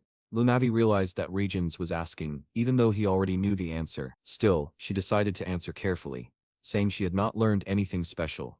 She had been delayed, met with Sean, tried to talk with him, but truly, nothing else. Exactly as she explained. Regents put a heavy hand on her shoulder, and his voice grew threatening. He warned that this was not the answer he wanted. She had better tell him what that boy was hiding. He was certain something was off. Either Sean was concealing power or someone was secretly helping him. Lunave stared at him and answered firmly that Sean only had one guardian knight and a useless maid. Nothing about the incident connected him to anything unusual. Why then was Ruggans so obsessed? The man's expression twisted in anger as he stepped closer and demanded why she was now asking questions. She had no right to doubt him. She was born a Rain River, and in this house she would do only what he ordered. Finally, he dismissed her coldly, warning her not to return without a proper answer. Yet despite his command, Lunafri realized she had no permission to leave the castle at all. Chard. The boy just thinks he's tired. From this family already at Len Academy, Bombardo is still there, sleeping at the door. Our boy wants to return to his room, but that bastard decides to walk around, while hearing some people discussing the cancellation of classes. He takes a look, not really understanding what's going on. The talk is that a professor named Nela Arones disappeared. Right then Circa shows up, wanting to know if he was the one who killed the magic professor. The poor liar replies, "It wasn't me, I don't even know her." She says that of course he didn't know her, since he never goes to any classes. However, Nela was an extremely talented mage from the kingdom of Garan, but there were certain rumors that she was against the Risins of Rain River, and that's why everyone was keeping an eye on her. Still, for her to go so far as to kidnap him wasn't something they expected. They were planning to act, but he ended up taking care of everything before they did. That's when it clicks for him. Yeah, he really was the one who killed that woman. Circa tells him to relax, saying she's the only one who knows. Then she assigns him a mission outside the academy, so he can disappear for a while. He asks, who's going to replace that woman? She responds that for now they'll have to review in shifts. They'll need a very powerful mage to fill that spot. And word about the hiring is already spreading. Later outside in an open field, someone says they love the view. He asks what that guy is doing so far out there, and the man replies that there's a job he wants, and he heard the position just opened up. Wait a second, so much time has passed that he almost forgot. Isn't that the guy who landed the first sword strike on our boy, back at the beginning?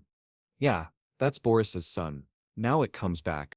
Meanwhile, Jacko is lying there, bored out of her mind, but then Carrion walks in, looking gorgeous, and tells her to get out since that's her spot. Jacko says no way, this dorm belongs to the master, and Carrion has nothing here.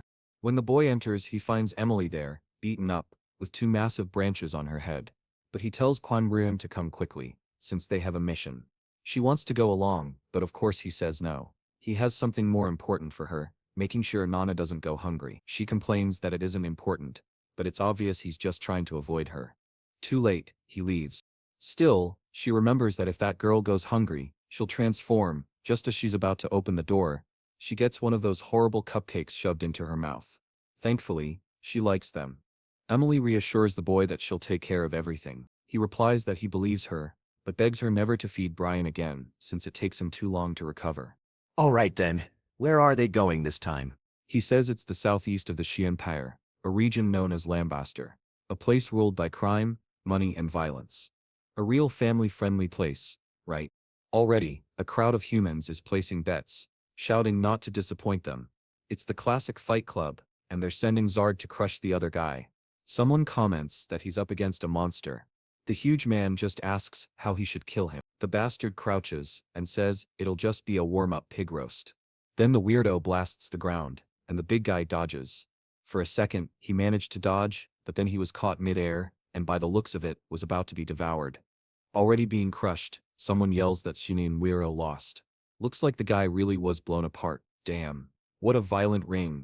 The city is full of drunks and thugs. Even Quiran thinks the place is filthy. He explains that the region of Loam is neutral, because of an agreement between nations. But this place is different, completely outside of control. Reptirin asks what that means when suddenly some thug appears, telling her to come have fun with the three of them instead of sticking with the kid. He even calls her Miss, and she's confused. Are they really talking to her? The lunatic says it'll be hard for her to endure them, since they're too rough, and the boy better leave. Hearing this disgusting nonsense, the boy keeps calm and just beats the three of them down, leaving them on the ground. I thought he was going to kill them all. He throws a bag of money on the table, asking for the best room. The woman wants to know how old the kid is to be bringing women around, but he just tells her to shut up and hand over the key. Disoriented, she just gives a polite welcome. Upstairs, looking out the window, he notices some people arriving, which means it's time for him to leave. He heads downstairs and asks if she's Lisa. The girl says yes, welcomes him, and asks how she can help. He tells her he's interested in using the cage. She replies that she understands, but new clients aren't allowed. He gives her a sharp look, asking if she's sure, while thinking that he knows these bastards are selling drugs there. Then he asks what happened to all the clients who were in that place before. By any chance, was he the only newcomer? She gave him a sharp look, and he felt the killing intent, but suddenly she apologized, saying she was just doing her job. He laughed, finding this girl quite interesting, and wondered why she was being so cautious. Out of nowhere, Mira drew her weapon, but Sadek leapt toward him. Amused, he crouched down and deflected the attack with a coin. The woman was shocked that the killing intent she felt came from this child. He even commented that she was a difficult woman, and that she had wasted his golden coin. The poor girl apologized, but he wanted to know why he was attacked. She was clearly unstable, admitting she hadn't really wanted to attack him. He replied that he wasn't happy at all, and that she would have to take responsibility. The girl thought it was better to just show him the way out and handed him a license, saying that the VIP plaque was his best option. Only special clients had access to that, and basically he would be safer with it. Even though she didn't quite understand why he was so eager to visit the cage, she warned that he shouldn't go down there unless he had countless lives to spare. Still, since he was determined, she wished him luck. He, however, reminded her that he would never forget how she threatened him. Kieran wanted to know why he didn't just order that woman to bring the owner of the place. The message on the letter was for a woman known as Linz Nyla Hoff, another dark, gothic villainess type that he liked. He explained that this woman was extremely secretive, the true owner of the place, and that it was very difficult to find any trace of her. Kieran asked why the rules they received were so vague, but he only replied that they would soon find out. He had visited this city several times in his past life, at least before the place collapsed due to a civil war. She wanted to know what actually happened there, and he said she would soon discover how things really worked inside the true cage. Then the scene shifted to a group of humans smoking, gossiping about whether it was true that a kid had beaten them up. It was the same guy who had tried to flirt with Kieran, admitting that the strange kid had beaten everyone down out of nowhere. The long-haired man found it odd, wondering why a child would be so interested in the cage. The blonde man said he had no idea. They just did what they could to survive and now were passing the information along. Another man asked if the boy was perhaps the son of a noble family. The poor beaten-up one said he wasn't sure, but it seemed so, and he begged for help from Lord Gunter. The man couldn't even appear in public anymore, since everyone was laughing at him. Gunter stood up saying things were getting interesting, and that he would personally check out this boy. The scene then cut back to the cage, where people were being kneed in the face, while the crowd roared in celebration. A muscular girl was the fighter of the moment. From afar, Kieran commented that she now understood why the city was such a mess. He agreed, explaining that the place was so lively because people loved betting on fights. That was exactly why they were there. Since reaching Linz Nyla Hoff directly was almost impossible, they would have to lure her to them. Kieran didn't fully understand until someone called out to the boy, warning that this wasn't a place for children. Sean smiled, saying the perfect opportunity had arrived, and began beating down the men with punches to the stomach. Another thug rushed in asking what was happening, but our boy grabbed him by the dreadlocks and slammed him in the face. Luckily for Otari, he was bald and couldn't have his hair pulled.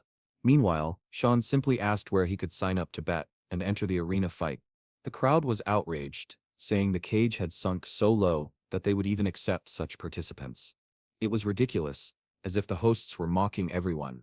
Of course, they reacted this way, because Sean was now in the middle of the arena. Someone even shouted that they hadn't expected such a special event.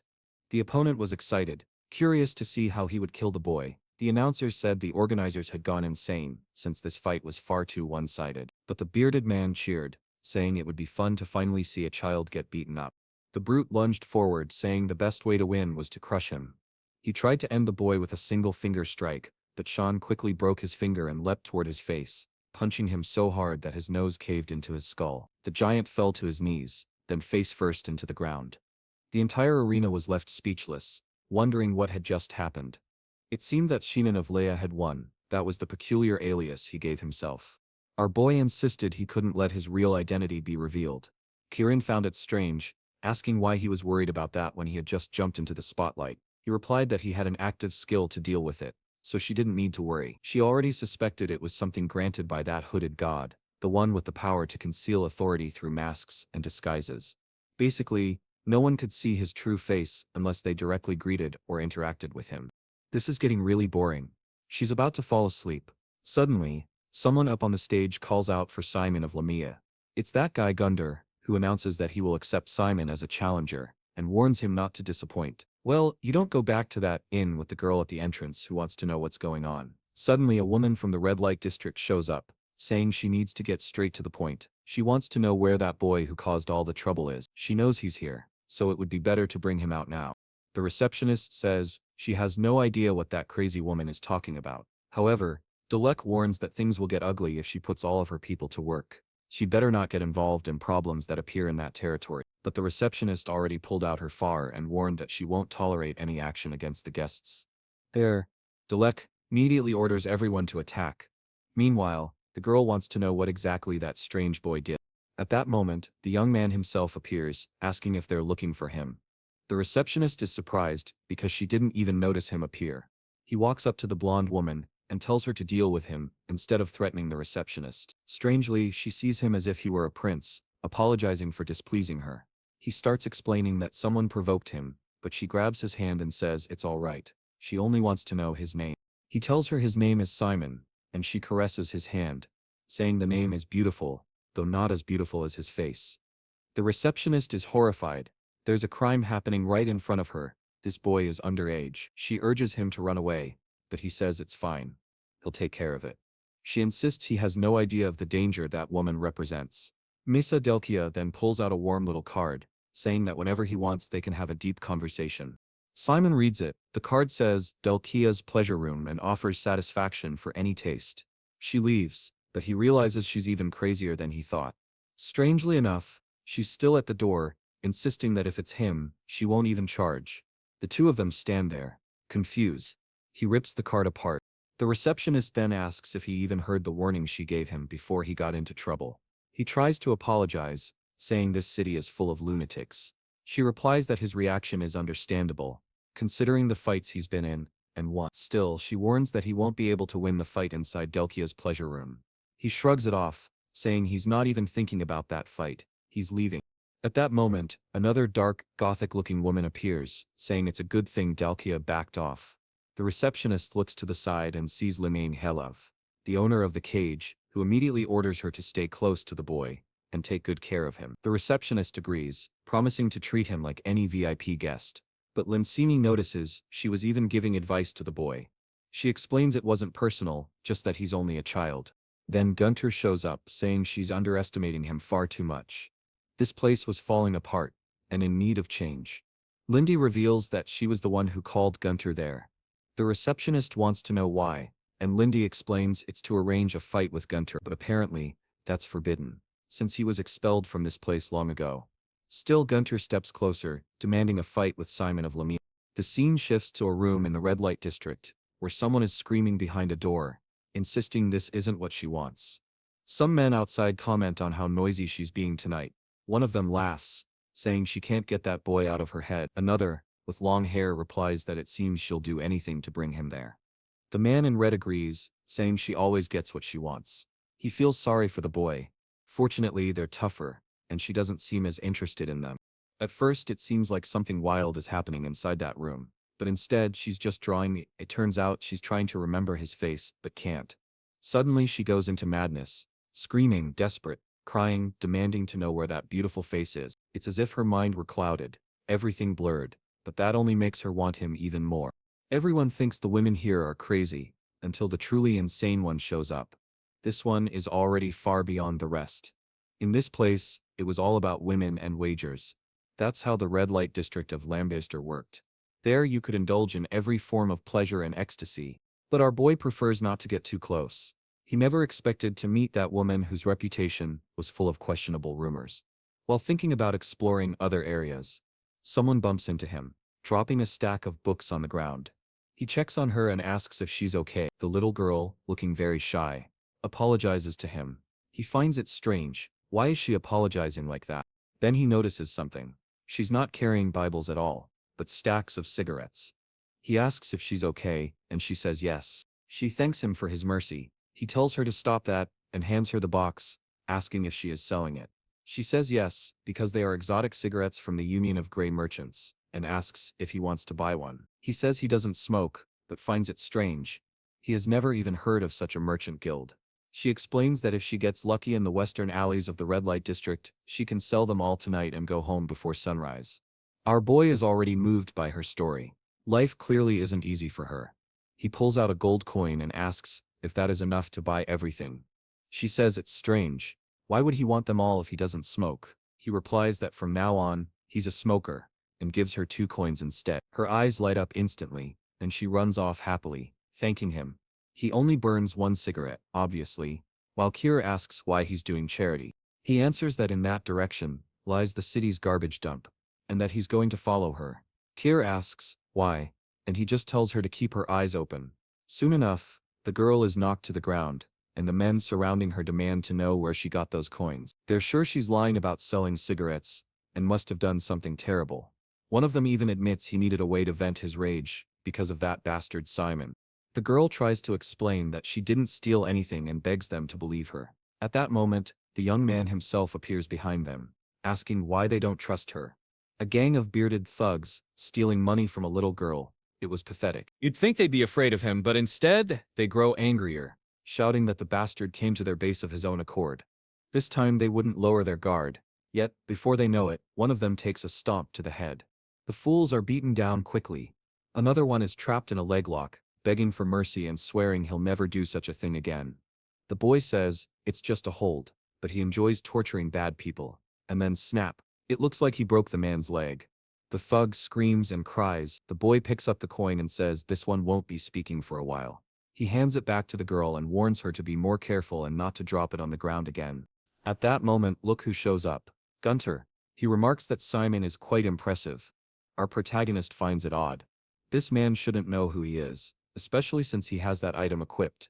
But Gunter says he already knows he must be Simon of Lamaya. He introduces himself as Gunter Lichtas, the one who runs this district, and claims it's a pleasure to meet him. He adds that it's a good thing Simon showed up. He had some questions for those men, but they fainted. Gunter looks at them and dismisses them as useless trash. One of the thugs tries to speak, but Gunter blows his head apart, saying Sinin just helped him get rid of that man. The girl trembles, while Simon protests that killing wasn't necessary. Gunter apologizes, but admits he's excited. He has just come back from a meeting with the mistress of the cage. The reason, he wants to fight the boy. At once, Simon realizes this man must know Linzini Halov. The fight begins. Simon strikes first, but Gunter manages to defend with one knee. It's strange how could a boy who barely weighed 50 kilos hit so hard, but if he wanted to fight, then so be it.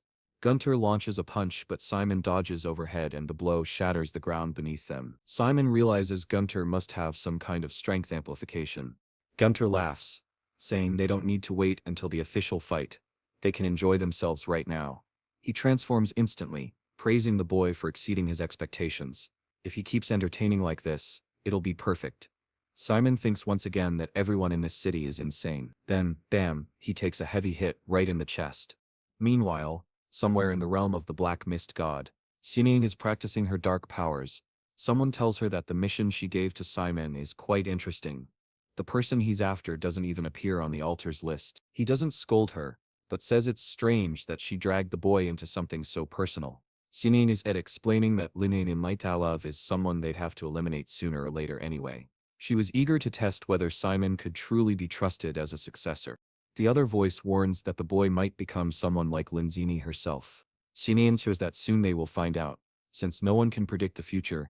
Back in the city, the fight rages on. Gunter is thrilled, saying he's even happier now that he came looking for Sinin. It's time to continue, because he wants to see the boy put on a real show. Explosions echo through the city as the two exchange brutal blows.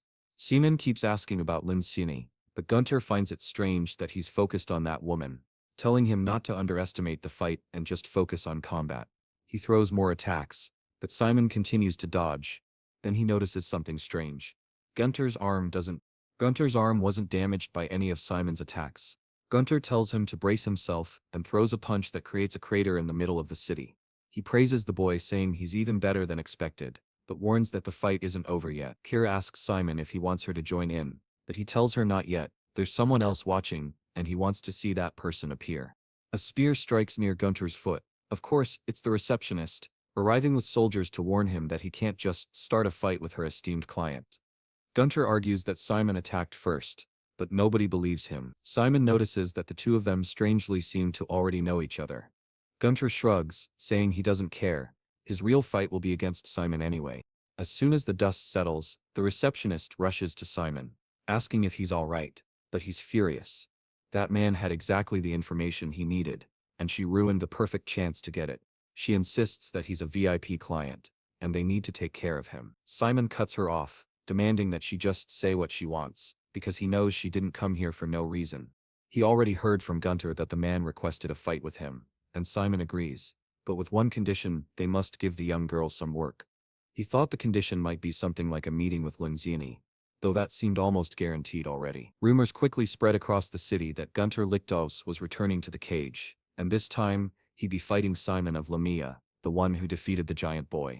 The city is soon buzzing with gossip. During the week before the fight, Simon occasionally drops by the cage, beating up unlucky challengers. The place doesn't have many rules. First, no weapons. Second, if a fighter loses the will to fight, you must back off. And third, you must not kill your opponent. But on the night of the main event, the announcer reveals that today's fight has no rules at all. The mistress of the cage herself gave them permission to do whatever they want. Sinem finds it strange. The announcer confirms it, yet Simon realizes nobody told him about this. Gunter, however, is already warming up his fists, saying he has been waiting for this fight all week. Simon complains that this is unfair, but the judge has already vanished. The fight is about to begin. Linzini observes from above, her black lips curled in amusement, saying she's curious to see the powers of Simon of Lamia. Gunter asks if no one told him this was a no-rules fight. When Simon says no, Gunter laughs and tells him to grab any weapon he likes. Simon sighs, saying he'll just have to manage without one. Then he starts summoning crimson energy. He already has a plan. Gunter thanks him, saying it's better this way. He wanted Sinin to use as much magic as possible, since he was worried he might accidentally kill the boy. Simon frowns, reminding him this isn't supposed to be a fight to the death, but Gunter only smirks, licking his lips, and says Simon knows nothing about him. Once he discovered how good it felt to kill a human, he could never stop. Sinin's expression hardens. Now he understands what kind of man he's facing. Gunter promises to rip out his eyes and charges with his first punch. The stakes have changed. If Gunter is that kind of person, then Simon has no choice. In an instant, he draws Kiri. With one swift motion, he slashes at Gunter's arm. The crowd gasps. The cut is clean, and Gunter's arm is severed. He screams in agony, collapsing, unable to comprehend what just happened. The man writhes on the ground, shouting that he will never forgive Simon, but Simon coldly tells him to stay quiet, or he'll truly die here. Gunter falls silent. The entire arena realizes he has been completely broken. A fat, mustached man in the audience stares in shock. Recognizing the black mist, he is sure of it. That was a demonic sword. Simon, however, is confused. Why was he kept in the dark about the rules of this fight? Maybe it had something to do with that sword. The scene shifts. The sweet little girl walks up, bringing him a drink and praising him, saying he's incredible. He's glad to see she already found work. She explains that the receptionist gave her a temporary job as an assistant. That's when Simon learns her name. Lou. He pats her on the head and tells her to work hard. At that moment, the receptionist arrives and apologizes. Simon immediately demands to know why she hid the rules of today's fight. She explains that she didn't hide anything. Only the mistress and Gunter knew about it. Simon lets it slide, but says, in that case, she should take him to meet the mistress. Unsurprisingly, she refuses, explaining that her mistress prefers to remain anonymous. Simon realizes it won't be so easy to meet her, and gives up for now, telling her instead to take care of the little girl. Then the fat man from before approaches, calling out to Simon. He introduces himself as Morris, of the Union of Grey Merchants. He says he wants to speak with Simon, because he noticed something, a demonic sword, and he is very interested in buying it from him. Sinin's expression instantly changes. He tells the man he has no idea what he's talking about, but Morris insists he shouldn't try to hide it. He knows exactly what he saw, and Simon is the only one who could have wielded it. He used to work for the Union of Ulbel's merchants, until the leader of that place was assassinated 2 years ago. Since then he has been working for the Union of Grey Merchants, which operates here in Leicester. His specialty is swords and other rare weapons, and today, he is certain he saw the mist of the demonic sword. He believes it is a weapon that had been waiting for its owner for years. He tells Simon to name his price, and he will buy it. But Simon suddenly lifts him by the collar, saying that if he's the only one who knows, then he's the only one who needs to be silenced. At that moment, assassins rise from the ground, surrounding Simon, warning that if he doesn't release Master Moores, he will die. But Simon, already filled with rage, finds it almost comical that they think they can take him down with just those men. He recognizes them immediately, the shadow assassins of Sparnia. Clearly, the fat man had spent a fortune hiring them. A shame they would never kill him before he snapped a man's neck.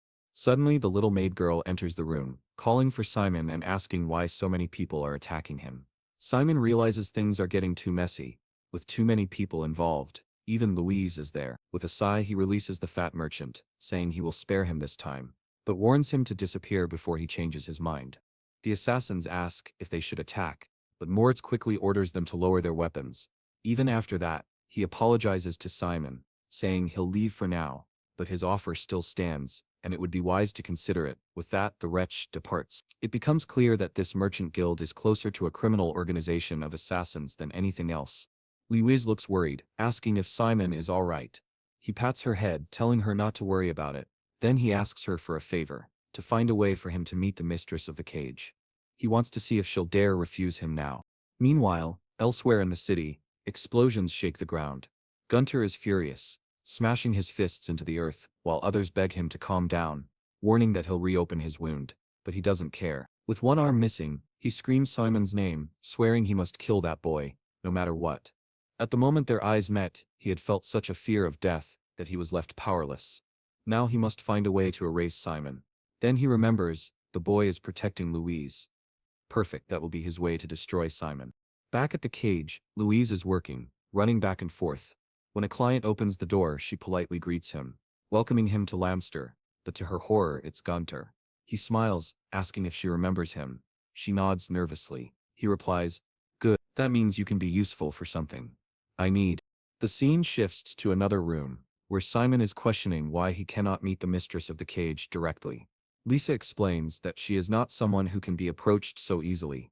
Curious, Simon asks why she defends Lenincini so strongly. Lisa finds it strange that he even knows her name, insisting that he clearly isn't an ordinary person. She warns him that Lenincini is also watching him, and it was she who allowed Simon to fight Gunter in the first place.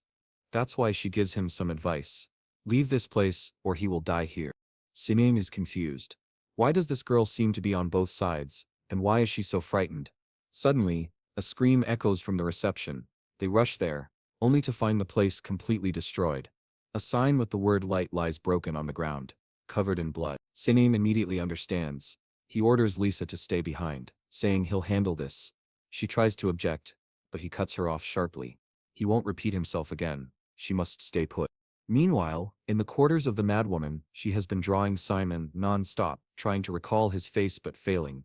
When someone remarks that a beautiful lady's room shouldn't be in such disarray, she demands to know how he entered without permission. It's none other than the strange merchant, Moores. He says he's there for obvious reasons. He has an offer to make. She orders the pig to leave, but he calmly insists he has information about the boy she's infatuated with. She snaps that her love life is none of his concern. Moores ignores her, going straight to the point. He claims to possess the most potent paralyzing potion in the entire kingdom of Garen. With it she could finally claim the boy. She narrows her eyes, demanding to know what he wants in return. The fat man replies that all he wants is a small item from the boy. She can keep the body for herself. She asks if he's certain that's all. He confirms, saying he looks forward to their cooperation. The fool seems to believe his plan will succeed, though he clearly isn't interested in her at all. Later, Gunter sits heavily on a crate, saying he has been waiting for Simon. The protagonist demands to know where the girl is. Gunter tosses something at him, calling it a gift. To Simon's horror, it's a severed ear. Gunter laughs, saying the rest of her is under the crate, and if Simon wants her, he'd better act quickly. He wanted to die, but suddenly his arm began to regenerate, and he said that this was exactly what he wanted, urging Cyan to come at him. The scene shifts to Lindsay, who asks if Lisa really believes that the boy will kill Gunter. Lisa replies that yes, she does. Lindsay asks if she is worried. Lisa answers that it has been a long time since she lost any bond she once had with that man. She only wants to understand why Lindsay seems so obsessed with the boy. The boss then responds that she will explain. Her sister tries to remember Simon's face. Immediately, Elisa is shocked and tries to search her memories, but strangely, she cannot recall him. At that moment, Lindsay explains that this is a special ability from the authority of Arrow, something that makes people forget his face. Lisa asks if she is speaking of the god of darkness, and Lindsay confirms. It seems her past had caught up to her. Lisa believes that this puts her in danger, but Lindsay says no. On the contrary, she is excited, since it had been a long time since she had such an important guest. Therefore, Lisa Lictus must treat him very well. Back with Gunter, he charges at Cyan, asking where his courage has gone. His attack sweeps through the area, forcing the boy backward. Gunter mocks him, demanding to see that ability he once used in the arena. If he did not put in more effort, he really would die there. Each time Cyan was pushed back, he discovered piles of bones on the ground. Gunter explains that these skeletons were proof of how useless people were. Lister was full of garbage, and he had taken it upon himself to purify it. He and Elisa had grown up in this hell, struggling to survive. He bit anyone who tried to harm them, until he met a certain man. A human with an eye patch begged for mercy. It seemed to be Exiol. Gunter recalls that on that day, Exiol appeared and killed the manager who tormented them. He had abandoned the Academy of Lynn for his own amusement, and along the way, cleaned out the trash. From then on, Gunter could never forget that angelic face. He decided to admire Exxon, and from that moment, his life changed. He began dreaming of a day when he would eliminate all the garbage from Luster and gradually expand his influence, until he became the manager of the scrapyard. At first he earned money inside the cage, but after killing some people he was expelled. That caused Lisa to cut ties with him, but he did not care. His only goal was to cleanse that place, and he would not stop until it was complete. Cyan interrupts, telling him to stop with the stories. He warns that he is still standing, and if Gunter wants to kill him, he will have to try harder. Gunter agrees and activates his creation ability. His arm begins to transform, filled with scraps of metal. He declares that now things will get interesting. Cyan recognizes that he is using some kind of artifact, but wonders how he obtained such an item. Gunter reveals a cube, explaining that it is known as the gravity chamber. It creates a mana space, where the gravitational force is multiplied more than 20 times. He praises the boy for resisting so well, but insists that it is time to end things. As the attack prepares to strike the cube, Kira asks if he needs help, but Shinae, bloodied, shakes his head. He says that this filth must be cleansed by his own hands. In the next instant, he vanishes from inside the cube and appears before Gunter, striking him with an uppercut to the stomach. The fool does not even realize what happened. It should have been impossible for Shinae to move. He is launched upward like a rocket. Cyan is already behind him, warning him to prepare, because he will be completely crushed, with only his ear left behind. He kicks him brutally in the ribs, Rock Lee style, then pummels him in midair before smashing him into the ground. Defeated and impaled, Gunter smiles nonetheless, declaring that he always knew he was destined to die. It does not matter. He has no regrets. A child born in Lamster was destined to become trash, just like him and Lisa. That was the rule of the city created by the mistress. He only pleads that Shinae not allow the same fate to happen to her, because he is sure that at least she could still be saved. It seems to be over, but Shinae is left deeply confused. He approaches the crate where Luz was supposed to be. When he opens it, someone calls out to him. It is Lisa, who immediately notices Gunter's defeat. She had already suspected something like this would happen, but she only asks the soldier to ensure the boy's safety. When she sees Simon beside her, she asks what happened. He turns and shows Luz reassuring her that the girl is safe. She was not hurt, only sleeping. He stands up, declaring that he is leaving. Elisa asks where he is going, but he simply replies that he is going to cleanse all of Lam. This city was divided into 4 districts. At the center, the cage; on the left, the scrapyard; on the right, the commercial district; and below, the entertainment district. There was absolutely no form of real security in the city. At best, there existed only a fragile balance of power between the different factions, keeping order just enough to maintain. The rules of this system are maintained by each of the regional managers. Cyan asks how he can be so sure of that. In the past, Eshel responded that it was because that city was rotten, and he had seen firsthand how everything there worked. When Eshel said that, it bothered him, but the truth was that the man was right. He asked how he planned to conquer such a corrupted place.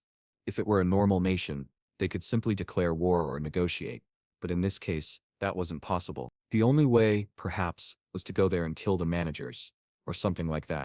However, Eshel replied that they didn't even need to go that far. That place would destroy itself, even if they did nothing. All they had to do was wait for the right moment and seize control. Meanwhile, our boy is holding a very suspicious cup of tea, saying that the smell is obvious. She wasn't even trying to hide the fact that it was drugged. Dakota clings to his arm, confirming once again that this city was rotten from beginning to end. Today he intends to rip its roots out of the ground. And O blushes, saying she's happy that he accepted the invitation, and that tonight will be fun. He agrees, saying it will indeed be fun, especially with such a special tea. At that moment, she trembles, realizing that he might have noticed something. However, he assures her that their night will indeed be long, then downs the cup in one gulp. Immediately after, he drops the glass and collapses, though it's unclear whether he fainted or pretended to. Belle is delighted, saying that now the boy belongs to her. The scene shifts to the commercial district, where Moore's butler informs him that a message has arrived from the entertainment district. The fat man is furious, regretting that he handed the gravity cube over to Gunter, who lost like an idiot. Still, he reassures himself that it's fine because soon the demonic sword will be his. One of the shadow operatives warns that they should be suspicious, since everything is going far too smoothly. The fat man dismisses him, telling him to drop his bad premonitions, but the spy insists that his instincts have never been wrong. He suggests they go ahead first and scout the area. Moores agrees but warns them not to do anything unnecessary. Internally, however, he curses those fools from Sparner, believing they'll only ruin his plan. Maybe they were even planning to steal the demonic sword for themselves. Meanwhile, in the city, people are being scattered aside as Morris's carriage speeds through the streets. He throws the door open, announcing his arrival to Dell. She's lounging on the bed, teasing him, saying he could have taken a little longer. As she was just about to start enjoying herself, Morris tells her to do whatever she wants. He only cares about the boy's item, the body itself is irrelevant. Cyan asks him not to underestimate her so much, and says he'll be shocked when he sees this. She pulls a rope, the curtains fall away, and Morris stares in confusion. Behind them, another Dale is bound tightly, while countless humans are stuffed and preserved like grotesque dolls. Shocked, he demands to know who she really is. Obviously, it was Kieran. She declares that this is exactly what he wanted. The demonic sword. He stumbles back in fear, horrified to see that the sword had taken human form. Cyan remarks that the fat man already knows too much. The wretched man screams desperately, calling for his assassin squad, but his cries are cut short as a blade pierces his neck. The protagonist remarks that since he was so eager to see his men, he'll send him to meet them. He spreads his arms, summoning the swamp of mist, and the shadows begin to vanish. He confronts Moores, saying he already knows it was him who gave Gunter the artifact, and provided Delkia with the paralyzing drug. The man begs for forgiveness, swearing never to do it again, but Cyan coldly replies that he's certain the man will never repeat it because he'll no longer have the chance to do anything at all. The wretch pleads for help, but is dragged down into the mist, where he finds all the assassins he had once sent. Cyan then says that only Delkia is left. Kieran insists that she will handle this herself, and tells him he may leave. He only asks her not to go too far. She smirks, saying she absolutely will go too far. Consumed by jealousy, she demands to know how Delkia dared to touch her master. She knows full well that Delkia is awake, so pretending won't work. She warns her to prepare herself, because she's going to be shattered into 1,000 pieces. The blonde girl begs for forgiveness, admitting she never should have tried anything, but Kieran smashes her face mercilessly. Meanwhile, our boy simply shuts the door, knowing full well that Delkia's night will be long. At that moment, however, he senses a familiar mana. Looking around, he finds himself inside the domain of mist. A voice says his expression is amusing, and then someone introduces herself as Linson Halof, one of the managers of Lamb. She begins to materialize, and Cyan realizes she is part of the mist itself. The woman comments that Shinea apparently hadn't told him about her, which now explains why he has been killing the other managers. Cyan immediately activates his power, thanking her for appearing, since it means he won't have to search for her anymore. He says he can call her Linz or traitorous fellow manager. But Linz calmly responds that he has misunderstood everything. He won't be fighting her. He sensed something approaching from the side, and barely managed to defend himself from the attack. Lin told him to say hello. It was clear that the two of them already knew each other very well. It turned out that Lisa, who had always seemed like such a good person, was on the side of that cursed woman and declared that Simon Deleme would be eliminated. She rushed forward for another attack, but he blocked it, telling Lisa to leave because his business was with Lindsay. She had no relation to this matter and didn't need to die. The problem was that she completely ignored his words. His only option was to knock her out. Activating the bloodlust wave technique, he struck her, sending the girl flying. The issue was that she quickly stood back up. He realized she had trained normally. Most enemies would not withstand that attack. Lindsay remarked that she knew the boy could have killed Lisa, so why had he hesitated? He demanded to know how long she intended to keep hiding in the mist. Lindsay then said she wanted to witness the abilities of the child trained by Sirika, especially since Lisa was the child she herself had trained. The young man realized that this strange woman knew Sirika. What was their relationship? Lindsay only told him he should focus on something else. At that moment, Lisa summoned a rain of needles and launched them at him. He dodged with backflips, but she immediately came down with another overhead attack. He had to grab her arm to stop it. Lisa shouted that even though she had cut ties with Cantor, he would still pay the price for killing the last member of her family. While defending himself, the young man noticed in her eyes that the Shadow's personality had been activated. Lindsay had likely implanted resentment in her using some kind of memory fragment. But Lisa had made the mistake of closing the distance between them. He threw her to the ground, and as she came at him again, he delivered a hand strike to knock her unconscious. Quietly, he muttered that now only 2 remained, so it was time for Lindsay to appear. She told him to stop playing games. He should already know that she herself was this domain of mist. The boy admitted he was surprised she belonged to the mist, especially as a traitor and a thief. She asked what he meant. He revealed that he knew very well that her ring was the Ring of Adambari, an artifact that allows its wielder to absorb anything, whether mana or authority. She had been using it to pretend to be a member of the mist. He didn't know how she had acquired it, but he was certain she was a fraud. Losing her composure, Lindsay revealed the ring and demanded that he submit to its absolute power. The boy, however, smirked, realizing she had fallen right into his plan. Still, it seemed the mist she had stolen belonged to the god of mists.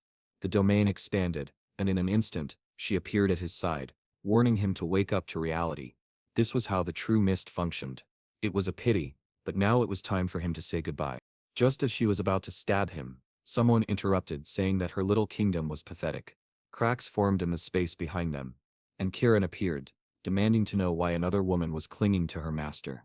Lindsay could not understand how this space had been cut. This was a replica of the god of mist's domain.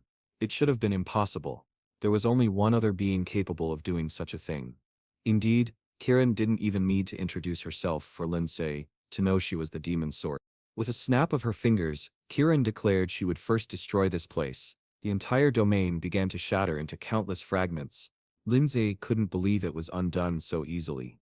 Meanwhile, Cyan asked why Kiran had taken so long. She snapped back, angry that he wasn't grateful she had just saved him. The two bickered like a quarreling couple, until Lindsay told them to shut up.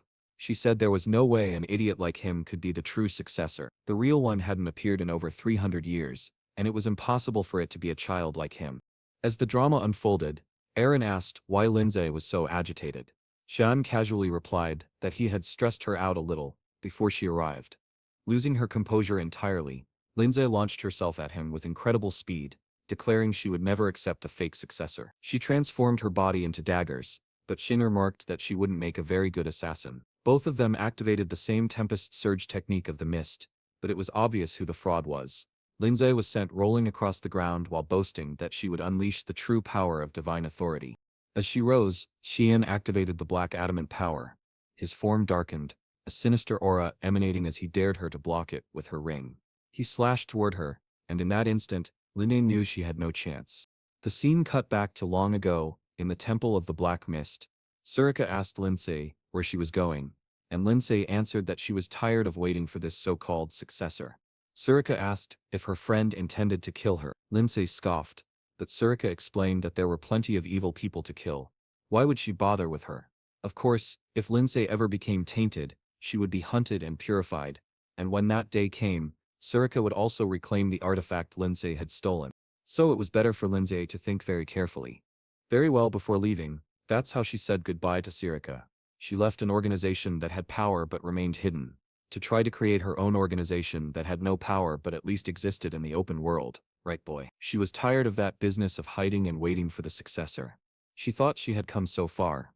However, Sean's attack tore into her stomach and arm. So beautiful, so strong, it was a shame she went head to head with our boy, who only told her to say her last words quickly. Ah, I hate when it ends. Sadly, boy. She says to tell Sirika that in the end, she was wrong, and she begs to be killed because the pain was too much. Sean simply burns her away. He knows no one can predict the moment they'll be defeated, and that applies to him as well. As the domain begins to unravel, he finds himself face to face with Kotel, who saves him some time. Lisa appears and says she tried to kill him, so there was no reason for him to keep her alive. He asks if she will tell anyone. She says no. He replies, then it's fine, but Lisa admits she doesn't know what she will do next.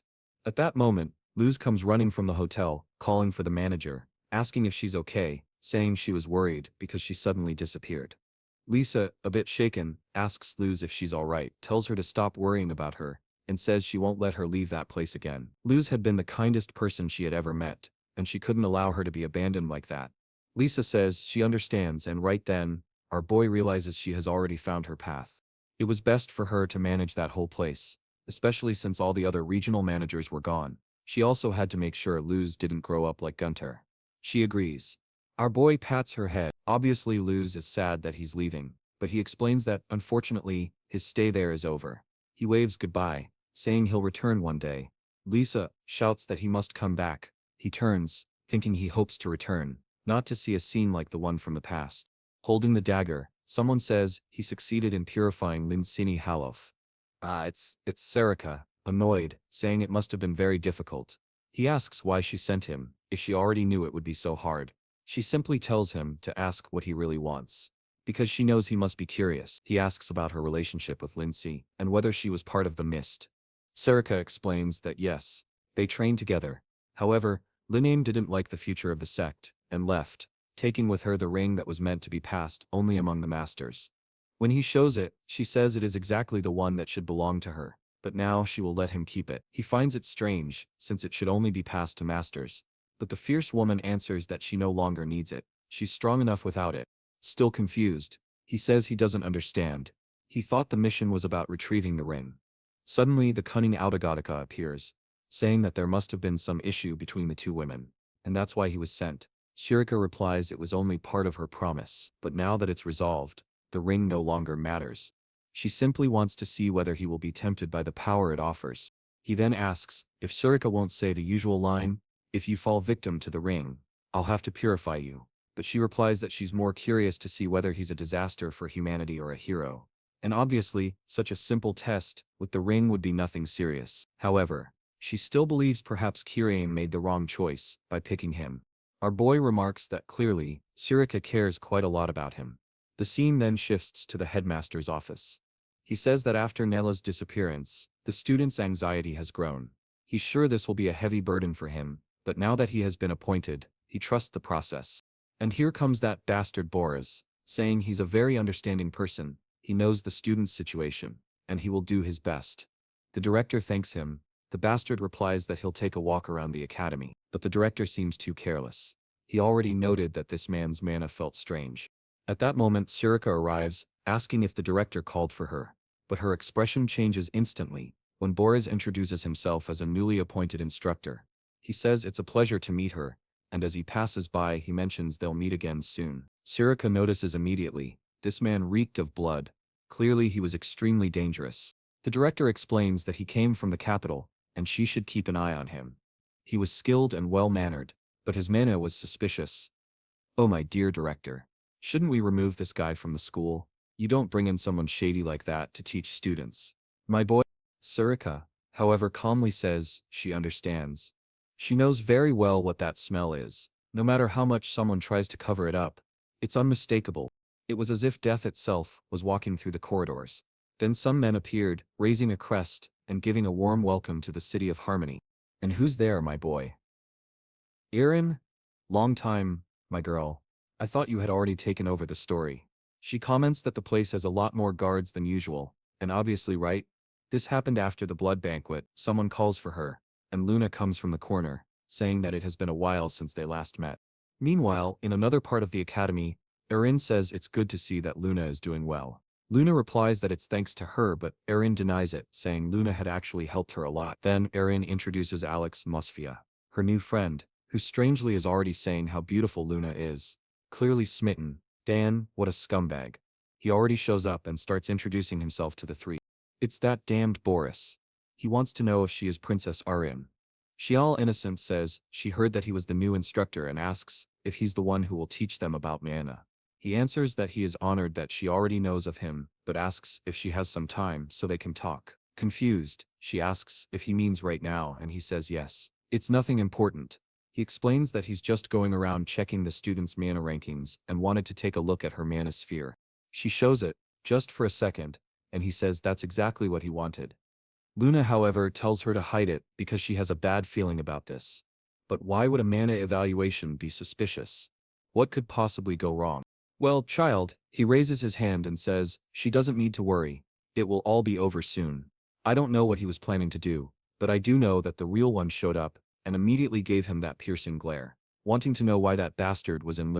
But the next chapter begins with a war at 102 years before the founding of everything. Soldiers are raising their shields, saying the creatures are approaching, and dear God, the beast is huge. What is that, boy? The poor soldier is completely smashed into the ground, turned into a pool of blood. Some men in the back shout for them to fall back into formation, saying that if they keep advancing, everything will collapse. Until one of them shouts that someone is coming. A man leaps down from above, slashing with red strikes and cutting through everything. The soldiers cheer, saying the rumors were true. They thought this person had gone to the Western front line. Oh, it was the young master, arriving to save everyone. A giant spider prepares an attack. He dodges the laser once again and says he is excited because he heard this creature was ranked high. But it turns out to be too slow. He activates the void sphere and deletes the monster instantly. Here comes that strange Boris, giving compliments, saying that the young master is incredible, and no wonder Eshel admires him so much. But the young master only wants to know what he is doing there, since he should be at the rear with Mel. Boris, with that twisted look, says he came because he heard the North needed reinforcements. But since Cyan is there, everything should be fine.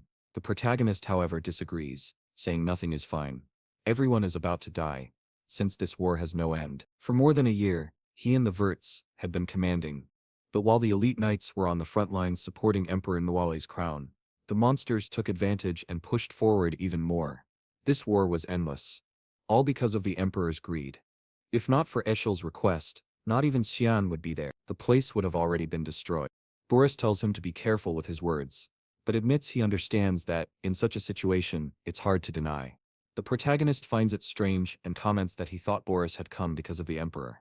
But Boris replies no, he is there because of the talents he possesses. It's just that his personality aligns a little more with Lord Eckel. Our boy tells him to show what his talent is. Suddenly, a mist of mana is pulled into Boris's hand. He says all he can do is gather traces of mana that others have used, compress it into a sphere like this, and store it. He looks directly at Cyan and comments that his mana is very unique. He can sense that the boy has great potential, and may be the one he has been searching for. At that moment, Cyan realizes perhaps it was during this time that the hunt for him began. Back in the present, Erin asks what happened, while our protagonist refuses to repeat the same mistake again. This time, he knows the worst idea possible would be to hand over different types of mana to that man. And here Boris doesn't even know Cyan yet. It's the first time he's meeting the boy in person. Erin wonders why Ken is acting this way, why he's pulling her arm, while Boris, with that twisted smile, says it must be a misunderstanding. He was only verifying the student's abilities as an instructor. But the young master immediately says he has never heard of such a process being necessary, and he realizes right away that this bastard was deliberately placed there as an instructor. Boris tells him not to feel pressured. It was nothing serious, and he wouldn't even feel uncomfortable. He accepts the apologies, but says it would be better for him to leave before everyone there becomes even more uncomfortable. The guy may be sly, but he isn't stupid. He realized that the boy was so hostile that there was no way to argue, so he simply said it was fine. He bowed, saying he was leaving, and that he would come another time. As soon as he left, Luna wanted to know why the name Boris didn't sound unfamiliar. Then Alex Miss told our boy to let go of Aaron's arm out of nowhere. He apologized, and she said it was fine. She knew he had his reasons. She was certain that he was always on her side. Then she teased him, saying, "That's right, go ahead and blush." She grabbed his arm but quickly turned red herself for saying that, Embarrassed, she let go, grabbed Alex Mois instead, and walked away. Luna immediately asked Shinean if he knew that instructor. He said, more or less. She found it strange, because even with all the information she had never heard of this man. Cyan simply told her it would be better if she didn't investigate or research anything about that person at all. Arin stayed there, realizing how extremely bothered Xian had been. Maybe there was something she had overlooked, which only made her even more curious. Later Xian touched the ring, and suddenly sweets began raining in his room. A reward for his daughter behaving well, and the fact that everyone was still alive. Brian said, of course, everything worked out, and it was good to know that Xian was doing well too. Meanwhile, Emily complained that her life was difficult, since Brian never let her cook anymore. Xian asked if she wasn't the one who liked it when others cooked for her. She admitted it was true, but now she felt like her role had been taken away. Then, Xian said it was fine but that it was time for him and Brian to go train. Brian wanted to avoid it, but Shinean insisted. The scene shifted to the academy's training grounds, where they noticed someone was already practicing. It seemed to be Arismos, though they weren't sure. Brian was impressed that the girl was holding such a massive sword but swinging it with ease. Xian explained it was only natural, since she would one day be named the greatest swordswoman on the continent. He then picked up a wooden sword saying it was time to see how much she had improved. Caught off guard, she asked what kind of nonsense that was. She was there for a peaceful night, but he told her otherwise, insisting she should come at him. She hesitated, pointing out that she had a real sword while he was holding wood, and he might get hurt. But before she could finish her sentence, he struck at her face. She barely managed to duck and block, surprised, then praised him. Still, she couldn't believe the force behind his wooden attack. She deflected it, but he warned her that he wouldn't be going easy on her. She tried her best to land a hit, and he praised her movements. Unfortunately, she still needed to improve a lot, since this was clearly her limit at the moment. Arismos was confused, because she was the only one attacking while Xian mostly defended. She got frustrated, launching a vertical slash, but he tapped her forehead lightly with his wooden blade, knocking her down. He lectured her, saying that letting her emotions take over only left openings in her attacks. She admitted she wasn't his match, and envied the life of strong people like him. Yet, when he praised her skill, she blushed. He reassured her that if she kept improving at this pace, no one would be able to defeat her with a sword. She was still embarrassed, saying it made no sense to lose so badly, and still be complimented. Xian, rubbing his chin, said there wasn't much he could do at her current level. He then told Brian to help her train. Caught off guard, Brian quickly agreed and told Arismos that from now on they would practice every day. He handed her a sword, then turned to ask Xian where he was going, but Xian just said he had something else to do, waved goodbye, and left. Brian stayed there awkwardly, excited for their training, while realizing Arismos was taking it very seriously. He had just discovered another little troublemaker. Later, walking through the academy's corridors, Xian felt a strange familiar sensation. He spotted Arin sneaking around as usual, her curiosity leading her into trouble. He asked her what she was looking at, and she said it was Instructor Boris's research lab. Xian already knew she wanted to enter. She teased him, asking since when he knew her so well. She claimed she was only looking, but he told her to speak honestly. Why did she want to go in? She admitted she was extremely curious. She had never heard of this person, nor of the Garen Association. Yet, somehow, this man was an 8th Circle mage. How could someone be so powerful, yet completely unknown? Was he going to do anything? Xian frowned, already realizing that this troublemaker had just gotten out of one problem and was ready to cause another. She asked if he wouldn't lend a hand, and he said he wasn't interested in getting involved. She stared at him, noting that he seemed to already know this person very well. It was almost as if the boy already disliked him. Poor Xian, getting dragged into a problem he never wanted. He should have avoided it, but now he was there, staring at the lab, sensing nothing unusual.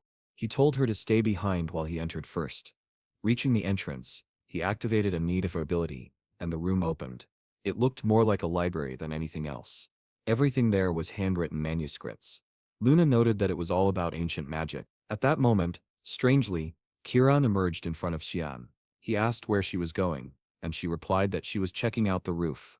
He decided to continue what he was doing, slightly confused, wondering why the girl had gone to the roof. Luna then urged him to take a look at a text she had found. It seemed very old, however, Xian immediately recognized it. It was actually Boris's armor, known as Hirch Kriya. Oh, what a difficult name. Kiran, perched on the roof, commented that the smell was disturbing no matter how many times she sensed it. Xian knew he needed to appear quickly. She specifically mentioned it was Herc'Krie's armor. At that moment, feathers appeared. Someone said it had been a long time since they last saw her. She asked how she had been after waking up from 3 centuries of slumber.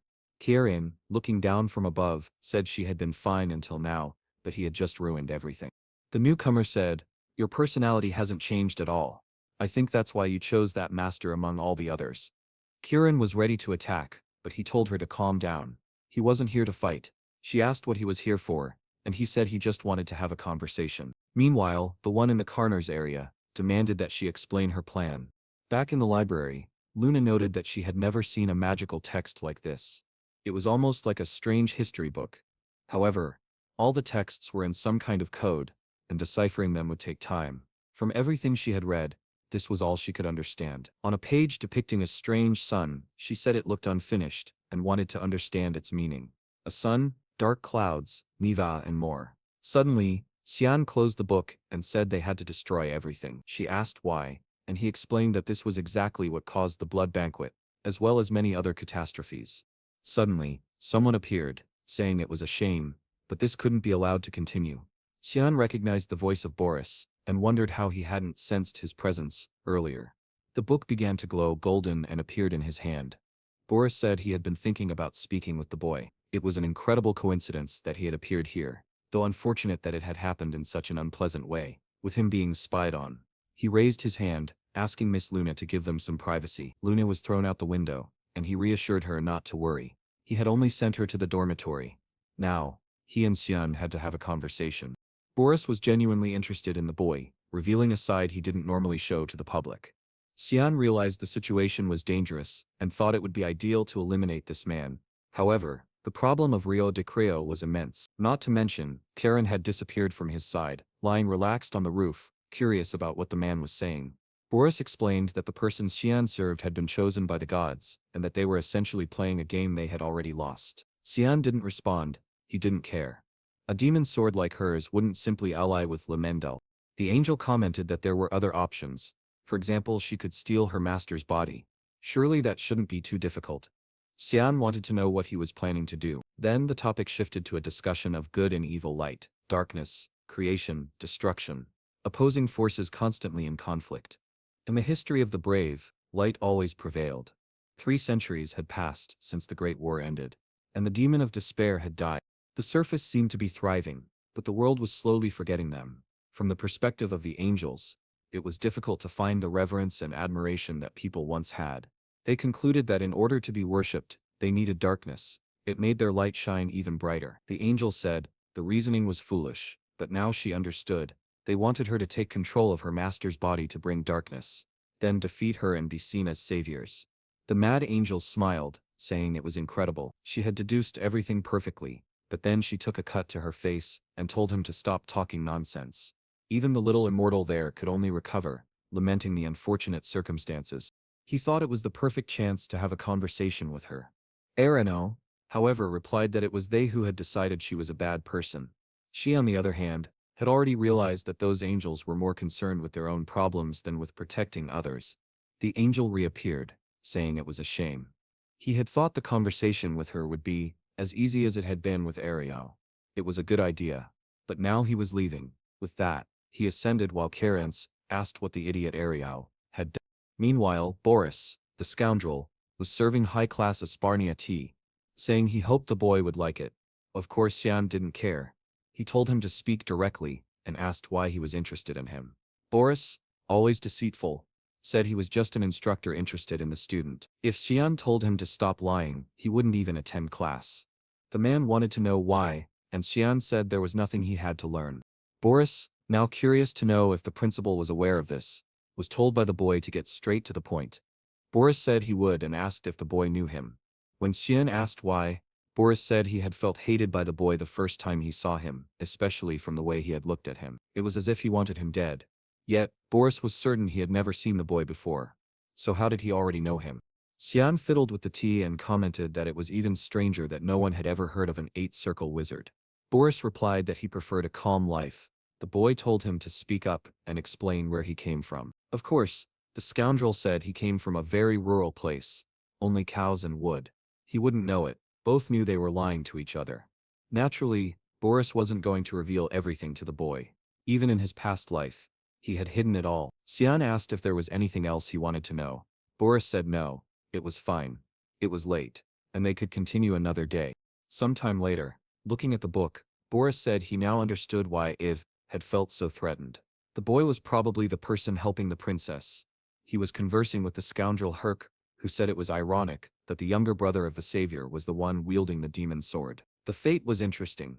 It seemed Cyan was also the darkness they had been searching for so long. If he was correct, that boy was the perfect chance to make Eshel shine brighter than ever. Just as had been prophesied in the black Neva that hides the sun, Boris closed the book and announced that the resurrection of the savior would begin soon.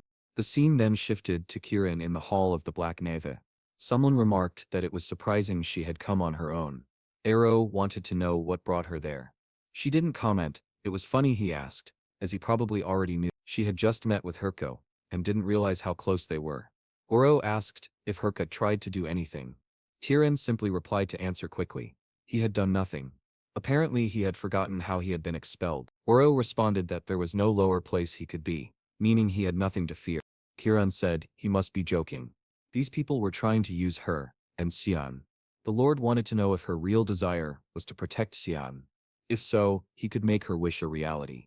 She just had to bring the decree, and the entire Nivo would support her, and the boy. She took it but said she had already realized he was giving it so she wouldn't have to act on her own. What had happened to Lemendel?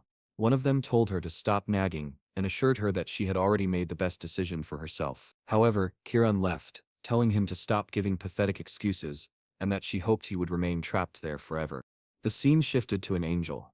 A man in front of her said he intended to bless her for acting as a representation of Lumendel's light. What she needed to know was whether she truly intended to become the ray of light that would save the world from darkness, and if she swore to fight on the front lines and die in battle. Alice complied. She assumed the will of the god of light of Mendel. It had even slipped her mind that the boy had a highly capable sister. She swore the oath but wondered if this was really the right path. Recently, the Empire had been recruiting talented individuals for the Knights of Light and sending them all to the front lines. That was why, during the disaster of the Blood Banquet, there had been no royal guard to help. However, helping the Knights of Light had always been her dream. What she didn't understand was what she was supposed to protect on the front lines. Someone congratulated her. Looking to the side, she recognized Cecilia, who said she had finally achieved her great dream. She replied that it was nothing. She had only become a novice knight, but Cecilia said she no longer needed to be so polite. Now they could speak as equals. Strangely, the girl had already thrown herself onto